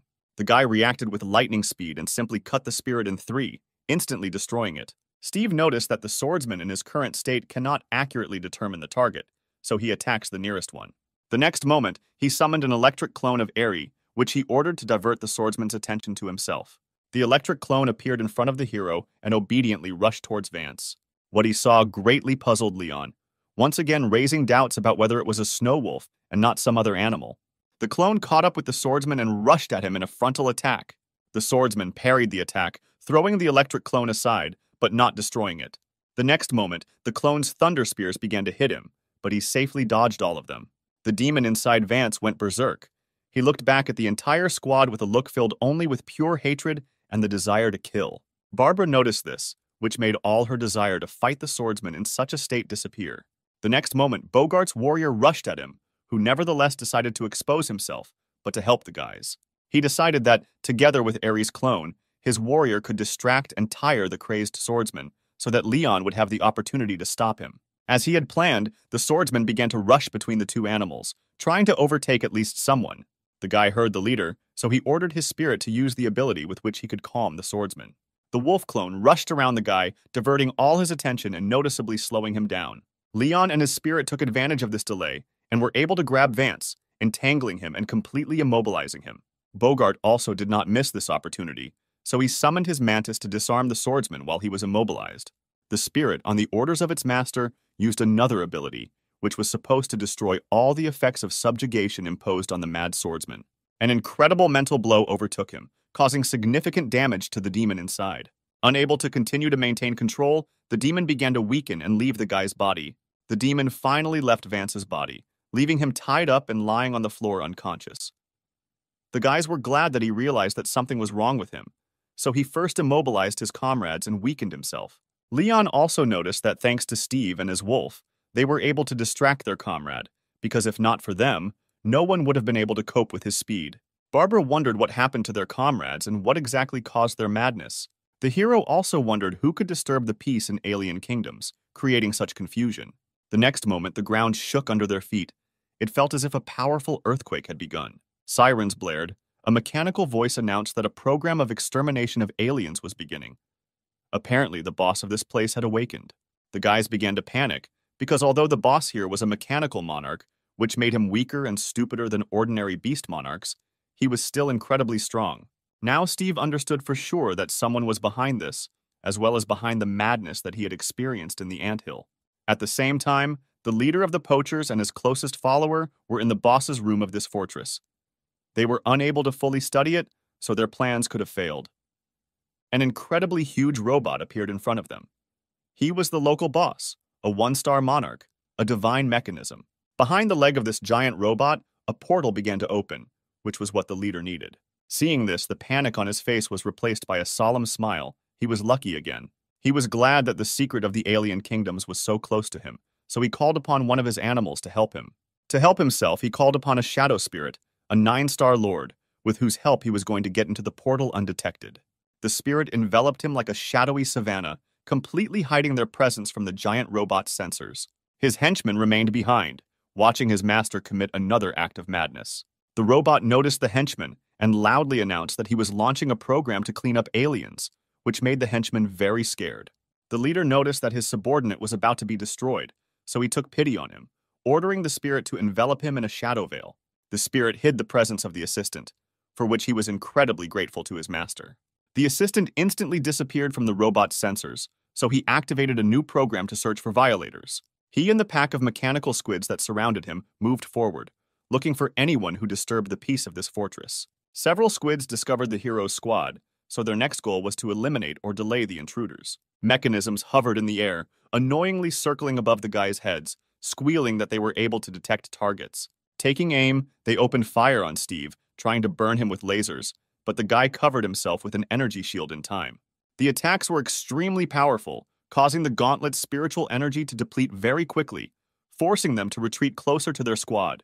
The squids immediately rushed after them, shouting incessantly with their mechanical voices about their desire to destroy the intruders. Having regrouped, Era turned towards the mechanisms and threw 2 thunder spears in their direction. Both strikes found their targets, short-circuiting the robots and forcing them to self-destruct. The hero was too close to the mechanisms, so the only thing he could do was cover himself with a shield, hoping that it would hold out. The shield shattered under the onslaught of explosions, but it was still enough to absorb most of the blow. As soon as the smoke from the explosion cleared, the hero was able to see that almost nothing was left of the mechanisms again. They didn't have to rejoice at the victory for long, because besides the squids, something else was approaching them, something much larger and more dangerous. 2 giant metal hands grabbed the edges of the doorway and then began to pull back the metal walls as if they were made of cardboard. The giant-sized robot tore the entire wall to shreds, giving the squad a view of the giant himself and the pack of squids surrounding him. The guys were incredibly scared because the monarch boss appeared before them, a battle with which they were not at all prepared. The robot fixed its attention on Steve and Era, choosing them as its primary targets for attack. The next moment, a compartment opened on the machine's wrist from which missiles poked out, humming quietly and preparing to launch. Leon realized that the mechanism was preparing a massive attack across the area, so together with his spirit, he began to prepare a shield. The missiles scattered in different directions, after which they focused on one point, but did not reach, crashing against the newly summoned shield. It was a very powerful attack. It didn't hit anyone, but the aggressive boy felt it well, receiving it with his shield and partially taking the blow on himself. But even so, he volunteered to cover the guys during the attack on the giant mechanism. The giant machine stood in front of Steve. He thought that if the Thunder Spear had an excellent effect on other mechanisms, then with this robot, the skill might not be so effective. There was no time left to think. The giant machine swung at his comrades, so the guy ordered the wolf to use a Thunder Spear in the hope that it would work. The wolf heard his master, so as quickly as possible, he threw lightning into the mechanism, which flew in a curved arc straight into the attacking hand. The spear successfully reached its target, and with a bright flash flew straight into the joint of the machine, scattering sparks in different directions. It worked. The arm of the mechanism froze, and he himself loudly announced the breakdown of the engines in the damaged arm. Leon was surprised that the hero managed to damage the monarch's mechanism, but Steve himself shouted that no one should relax because the robot's arm was only temporarily disabled. The next moment, the robot slammed its damaged arm onto the ground, shaking the room with the force of the impact. The guys almost got hit, but Leon was able to cover them, so they did not receive any injuries or serious damage. The guys were on the verge. The enemy of the battle had already noticeably taken away their strength, but the battle with the monarch exhausted them many times faster. Nearby, Bogart tried to revive Vance. He woke up, but did not fully understand what was happening and why they had not escaped yet.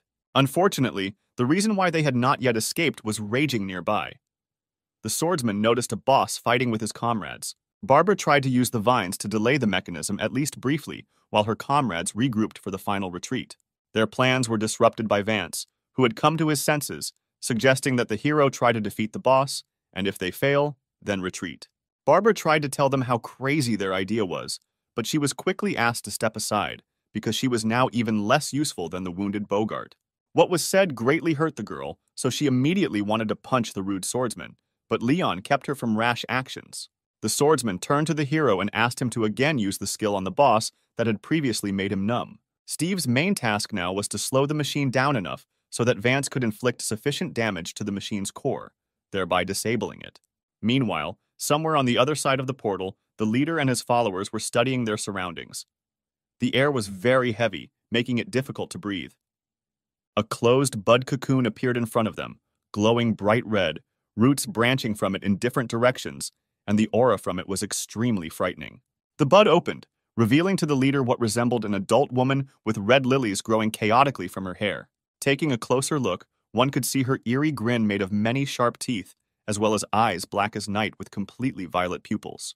This creature radiated an ominous aura, and even before that, the rather cold-blooded leader felt a chill of horror that touched directly to his soul.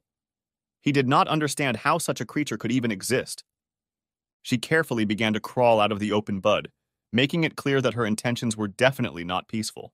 The leader quickly summoned a shadow to hide his presence, while the six stood behind, still not understanding what fate was approaching him. The henchman tried to call his beast for help, but something suppressed his connection with his spirit, causing him to panic. The leader shushed the bad henchman and ordered him to immediately come to him so that he could hide him. It was too late. The six felt that something was wrong. He grabbed his neck. Something in him was changing with incredible speed, getting ready to break out. He didn't even have time to move when a gigantic crown of red burgundy foliage, covered with flowers, burst out of his mouth and crawled upward at great speed. The vines and branches of this tree quickly enveloped the poor guy, not giving any chance of salvation, but the leader jumped away so that he too would not be hit. The creature amazed him with its power, because he didn't even have time to understand or feel when she managed to activate the skill. His heart trembled with the realization that he could enter into an agreement with such a monster. The battle with the robot continued. The guys rushed into the scattered area so that the robot would be distracted by the swordsman, because the Colossus fixed its attention primarily on opponents with the greatest reserve of strength. The robot continued to record targets, but instead of what the guys had planned, the machine recorded Erhu as a target.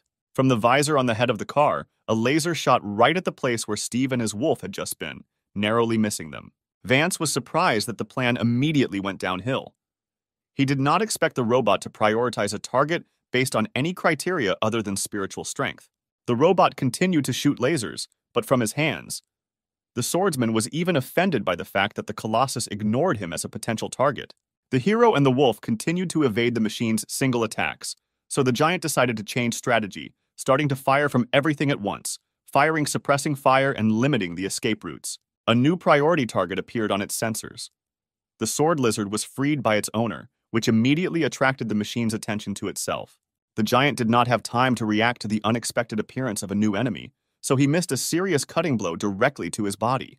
The blow was so strong that the Colossus began to fall onto its back, continuing to fire from its cannons at the ceiling, bringing it down.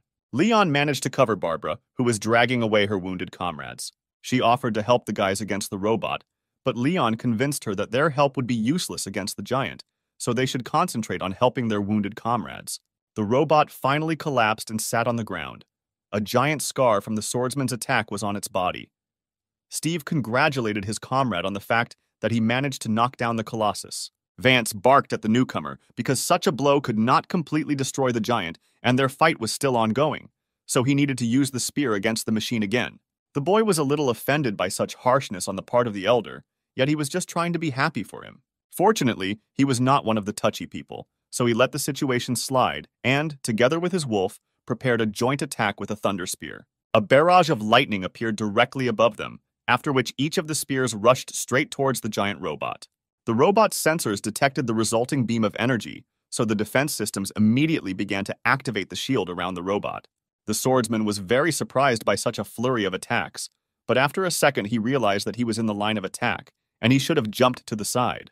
A protective dome appeared around the robot and completely covered it, causing all the spears to crash into the barrier and explode into bright sparks.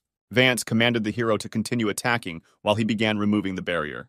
With a series of blows, the swordsman got rid of the barrier, depriving the robot of its last defense. The robot loudly announced the loss of its barrier and its rollback in 2 seconds. The guys decided to take advantage of this time interval. Another hail of lightning appeared directly above the heads of Steve and Erha, gradually flaring up brighter and rushing towards the giant colossus. This time, the machine had nothing to oppose such a barrage of attacks, so each spear pierced the robot, thereby immobilizing it. Short circuit after short circuit damaged the robot from the inside, and numerous warnings, which was laid to rest, now forever. In his hand was the very same core that could be used to improve mechanical beasts and mechanical equipment, so it could also improve his gloves. The swordsman noticed how Steve was looking at this core, so he asked if he wanted to get it, to which the hero only joyfully confirmed his desire to get this item. Vance wanted to assert himself a little, so the condition was that the hero now call him Big Brother, to which he obediently agreed, immediately addressing him as his elder. The swordsman was satisfied with the hero's complacence, so he recognized him as his younger brother and threw a cannonball at him, but it never reached the target.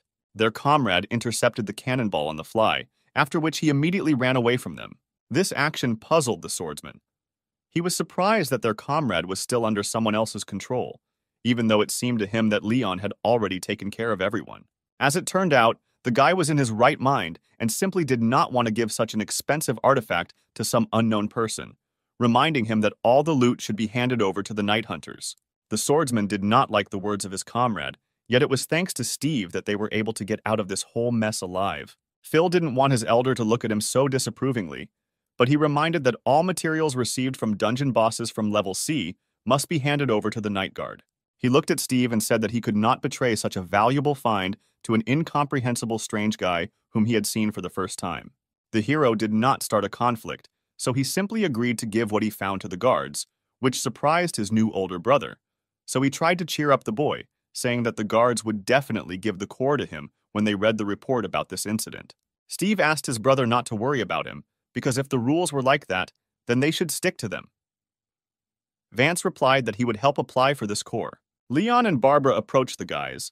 The hot-tempered boy was surprised that Phil had the core, to which the hero answered him that they would hand it over to the guards according to the rules. Those who came up were surprised by what was said, because according to them, they always shared what they found on their own, without any commissions. Phil continued to insist that this was the right thing to do, and that he had previously made a big mistake by violating the general rules, which caused even more misunderstanding in his behavior. Still doubting, the elder turned to Leon with a question whether he had brought their strange comrade back to consciousness, to which he was told that Phil's head had been properly cleared. Vance had no doubt about his comrade's ability to bring people to their senses, but the fact that their comrade wanted to do the right thing raised a lot of questions. Steve approached the older man and distracted him on another issue, wanting to discuss what actually happened here. He told about all his notes and guesses about mind control and the invasion of someone else, which forced the swordsman to think deeply. However, at the moment, no one in the squad had the strength to investigate. The battle had exhausted everyone. Vance would have been happy to help his new little brother with the investigation, but as the leader of the group, he was obliged to get everyone out of here alive. Defeating the main boss of this dungeon would most likely negatively affect the functions of the other beasts of the mechanisms in the fortress, so it was not worth staying here for a long time. The best idea was to leave the fortress now and inform the guards that the place needed to be locked down for further investigation. The guys ran away from the fortress of the god of mechanism. The remaining machines flew around, almost not paying any attention to them. So leaving this place was not something difficult, but already outside, they heard an ominous aura from behind them. This aura was difficult not to notice, so the entire squad turned around to find out what was behind them that was emitting such an eerie and chilling cold horror. Behind them, they saw how the territory of influence of the unknown beast of the monarch was being formed. Apparently, besides the god mechanism, there was something else in the abandoned city, something more sinister and dangerous that was already consuming this place. A giant spider lily flower appeared in front of them, which was even more frightening with its size. The power that had just created this gigantic something in front of them was incomparably greater than that of the mechanism monarch, which frightened the hero. Steve knew that if he wanted to fulfill his goal and bring Era home, he would need to work harder to be able to fight such monsters, so materials were needed to improve his mechanical beast. The boy hugged the wolf, promising that they would both try in the future. Erha suggested that the owner fight in order to quickly raise the level, but Steve understood that there was a completely different level, and entering into battle was mortally dangerous. Before all this happened, the leader of the poachers continued to observe the mysterious feminine monster. The monster that appeared before him was of the level of a monarch, which meant that it could change the surrounding area, increasing its strength and weakening its enemies. For example, lava beasts changed the territory so much that any beasts specializing in close combat simply could not get close to them. He did not expect to stumble upon such a beast, which was obvious luck for the arrogant guy. Continuing to hide in the shadows, he rushed at the creature, intending to attack and weaken this thing. The beast froze as if waiting, and the guy approached her as close as possible, preparing to attack her. He almost struck, but the creature somehow noticed him and looked straight into the leader's face with its black eyes. She parried the attack and grabbed the arrogant teenager by the throat, preventing him from attacking and immobilizing him. The guy was shocked by the fact that he was noticed when he was hidden by the aura of his shadow spirit, and the creature smiled from ear to ear, revealing its sharpest teeth. Using several skills, the guy literally disembodied in the hands of the monster, instantly becoming a shadow and quickly running away from the battlefield. The creature looked puzzled at its hand, in which it had just held the arrogant guy, not understanding where he had suddenly disappeared. The leader, in turn, scurried away from the battlefield, trying not to allow himself to be detected by the enemy. After thinking a little more, the monster realized that its prey was escaping, so it decided that it was worth doing something to catch it. She curled into a fetal position, after which ominous energy began to accumulate right around her, which she was about to release. The energy scattered in a wild burst in different directions, releasing the incredibly creepy aura of this creature. This aura began to spread over tens of meters, increasing the monster's territory of influence more and more. Having closed the distance sufficiently, the arrogant leader returned to his corporeal form and summoned his demon of confusion back. Behind him, that same ominous energy burst out of the portal, spreading in this world like some kind of virus. In the places where the dark energy settled, red spider lilies sprouted, from which a bone-chilling horror emanated. The reconnaissance drone watched as a giant lily, glowing an ominously crimson color, reigned over the former fortress of the god of mechanism. Triss's guard was conveyed information that a detachment of successors had told them the truth about the territory of a monarch-level beast, which already occupied about 300 meters in diameter. This indicator indicated that in front of them was none other than a monarch of at least 3-star level. The Guardian assumed that at this rate, her successor would soon be prohibited from going to the palaces, given that every time he gets into some kind of trouble or adventure there. Later, in the guard's administration building, Vance spoke with one of the people involved in the distribution of the loot and asked to transfer the core of the mechanism god to Steve. He was only told that they themselves would figure out how they would distribute the resources found, so his requests did not influence the decision in any way. After leaving the office, Vance met with his younger brother, conveying the sad news and offering instead a cash reward, which Steve tried to refuse and asked the elder not to worry about him. Phil came into the office a couple of minutes later with a cannonball in his hands, and he himself was telling the manager that his senior was messing around too much with this newcomer. The manager only noted that the core was now his, and he should quickly use it so that no one would know that it was he who got it. The guy thanked the manager, revealing the truth that he was his own father. After some time, Steve came to Triss to find out what plans the guards had for the core, to which she told him that they had no agreements regarding him. She clarified that the spoils would be distributed in accordance with how and who invested their strength during this task. The hero answered her that most likely he did not receive the reward, since the guards did not particularly notice his achievements, which she decided to find out in more detail. The guard also informed the hero that he should return to the city, since the general situation in the world had become not very stable, and she would report any results of the investigation. Steve asked her if the guards knew about what happened in the mechanical city. The girl replied that they had discovered a portal that led to an even deeper dungeon, the territory of which could be occupied by monarchs. But this information was still not enough. The hero asked the guard to be careful, and he went home. She then told him that a car was waiting for him and wished him good luck.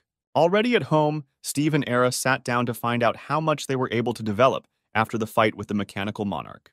The wolf began to develop right before our eyes, raising his lord rank to 2 stars along with his characteristics. Following this, the wolf continued to grow, becoming 2 more ranks higher, eventually receiving a rank of 4 stars. The power of the soul has grown significantly, even exceeding the power of the god of the mechanism, with whom they fought just recently. Like Erha, the glove on the hero's hand also glowed with a blue glow, signaling that they too were somehow able to evolve. Although the gloves had grown to the 9th elite level, their supply of spiritual energy remained almost unchanged. Remaining at very low levels, the hero did not like this. Meanwhile, Era continued his development, but now he awakened new ice skills within himself. The room suddenly became very cold. The guy felt the frost, because it was very noticeable. As it turned out, the wolf was able to develop control of the territory, which was owned mainly by monarch animals. This discovery very pleasantly surprised the wolf's owner, because thanks to this ability, the wolf will become much stronger. The skill noticeably increased characteristics when activated, but in addition, it also weakened opponents who ended up in Ares' territory. The field that the wolf could control was only 5 meters in radius, but this was already enough to simplify battles with melee opponents as much as possible. This skill was very impressive, and the wolf himself was very proud that he had mastered it.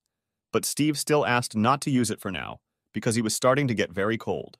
The wolf listened to his owner, sat down and concentrated. The field gradually weakened so much that it was practically not felt, so the temperature around began to rise. A little later, the hero felt that their comrade Kavakava was approaching them, returning from his long journey. Opening the door, they immediately found a frog behind it with a large backpack. The hero immediately picked him up in his arms, rejoicing at his friend, whom he had not seen for a long time, and the little frog was also eager to see his owner after his long absence. The little frog immediately boasted that he was able to obtain valuable material in his travels. He was able to find the power unit of the small reactor, which contained the power of the mechanical beast of the Lord of the 9 Stars. The guy, without thinking twice, merged it with his glove. The reactor and the glove merged together, starting the process of evolutionary upgrade. Everything went well. The glove gradually grew over the hero's hand, covering it with a thick layer of high-tech armor.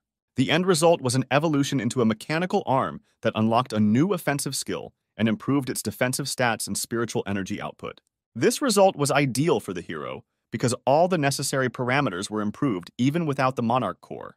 Steve thanked his amphibian friend with all his heart, and also informed him that Era was now a lord, so they should focus on the development of the frog. However, as it turned out, the skills of the hero and the wolf for general development did their job, and showed that the frog also grew during this time to the elite with 5 stars. The boy was incredibly glad that all his comrades were developing so rapidly. The next morning at the university, there was noise and uproar in the classroom about recent events. Yuna sat and waited for her friend, at the same time very worried about his condition and health. Their rude classmate decided to tell her that someone with the same last name as Steve was involved in recent events. Yuna rudely asked him to shut up, but the harmful guy continued to bend his record, saying that even the contenders suffered during the battle, so if there was a hero there, then it was probably fatal for him. He angered the girl even more, to which she jumped up and angrily asked what he meant, to which the guy only said that he would not mention him again, simultaneously hoping that he died. He continued talking, but this time about those who defeated the mechanical monarch, calling them role models, and not those guys who find themselves in convenient positions through connections. Yuna couldn't stand it and was about to beat the scoundrel, but Louis stopped her in time, asking her to just wait for their friend. She agreed with her friend, but still remembered that the hero told her that he was called on a small semblance of a night raid, which is why she was so worried. But her worries were quickly over as soon as Steve entered the audience, greeting everyone present. The sarcastic guy greeted him with obvious sarcasm and said that he could hardly believe that he could return in good health. He also noted that while he was in other countries, he sincerely hoped that he would not see Steve again.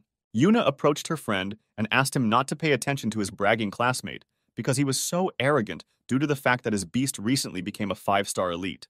This guy again tried to tease the hero, saying that the qualifiers for the competition would begin soon, so it was interesting to see if the hero could improve without the help of others.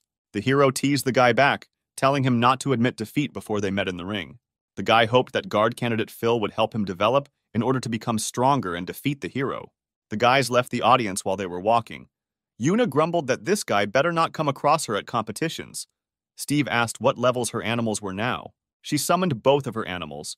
The little fox was already an elite beast with 6 stars, and the night guard was an elite with 4 stars. Such strength should definitely be enough to defeat that brute. Remembering the guy who bothered her, she also remembered that he mentioned the new successor of the night guards, who was able to defeat the monarch. She asked the hero if he had heard anything about this. Steve only now realized that most likely the conversations were about him and his older brother Vance, because it was the two of them who defeated the monarch. The speed at which gossip spread surprised the guy. Yuna noticed that her friend had briefly fallen into a stupor, so she tried to bring him to his senses. Having come to his senses, the hero directly said that most likely the night guards meant him as a candidate. He and the other successors were there 2 days ago and defeated the monarch just because it was a mechanical beast. Yuna was delighted with her friend's achievements and felt that this was also more than worthy after all. It was still the boss monarch. She immediately became interested in what rank Arrow was at, to which the guy replied that after the victory, the wolf became a lord with 4 stars. Yuna was shocked, because her friend had already achieved strength levels that can usually only be achieved after graduating from university, while her friend still had 2 free contracts. She explained to her friend that since news of their exploits became public knowledge, the hero had become a role model in the eyes of many, and it would be interesting if they could find out who exactly their idol was. She also became interested in what the place where he visited was all about, and was upset that she most likely would not visit something like this in the near future. But Steve tried to console her by saying that he would try to get her into one of the kingdoms. The next moment, a phone call came from the hero's coat pocket. It was Triss. She clearly wanted to tell Steve something important, because otherwise she would not have called at such a time. She immediately informed the hero that the issue regarding the core of the mechanism god had been resolved, but he definitely would not like what she would tell Steve at their next personal meeting.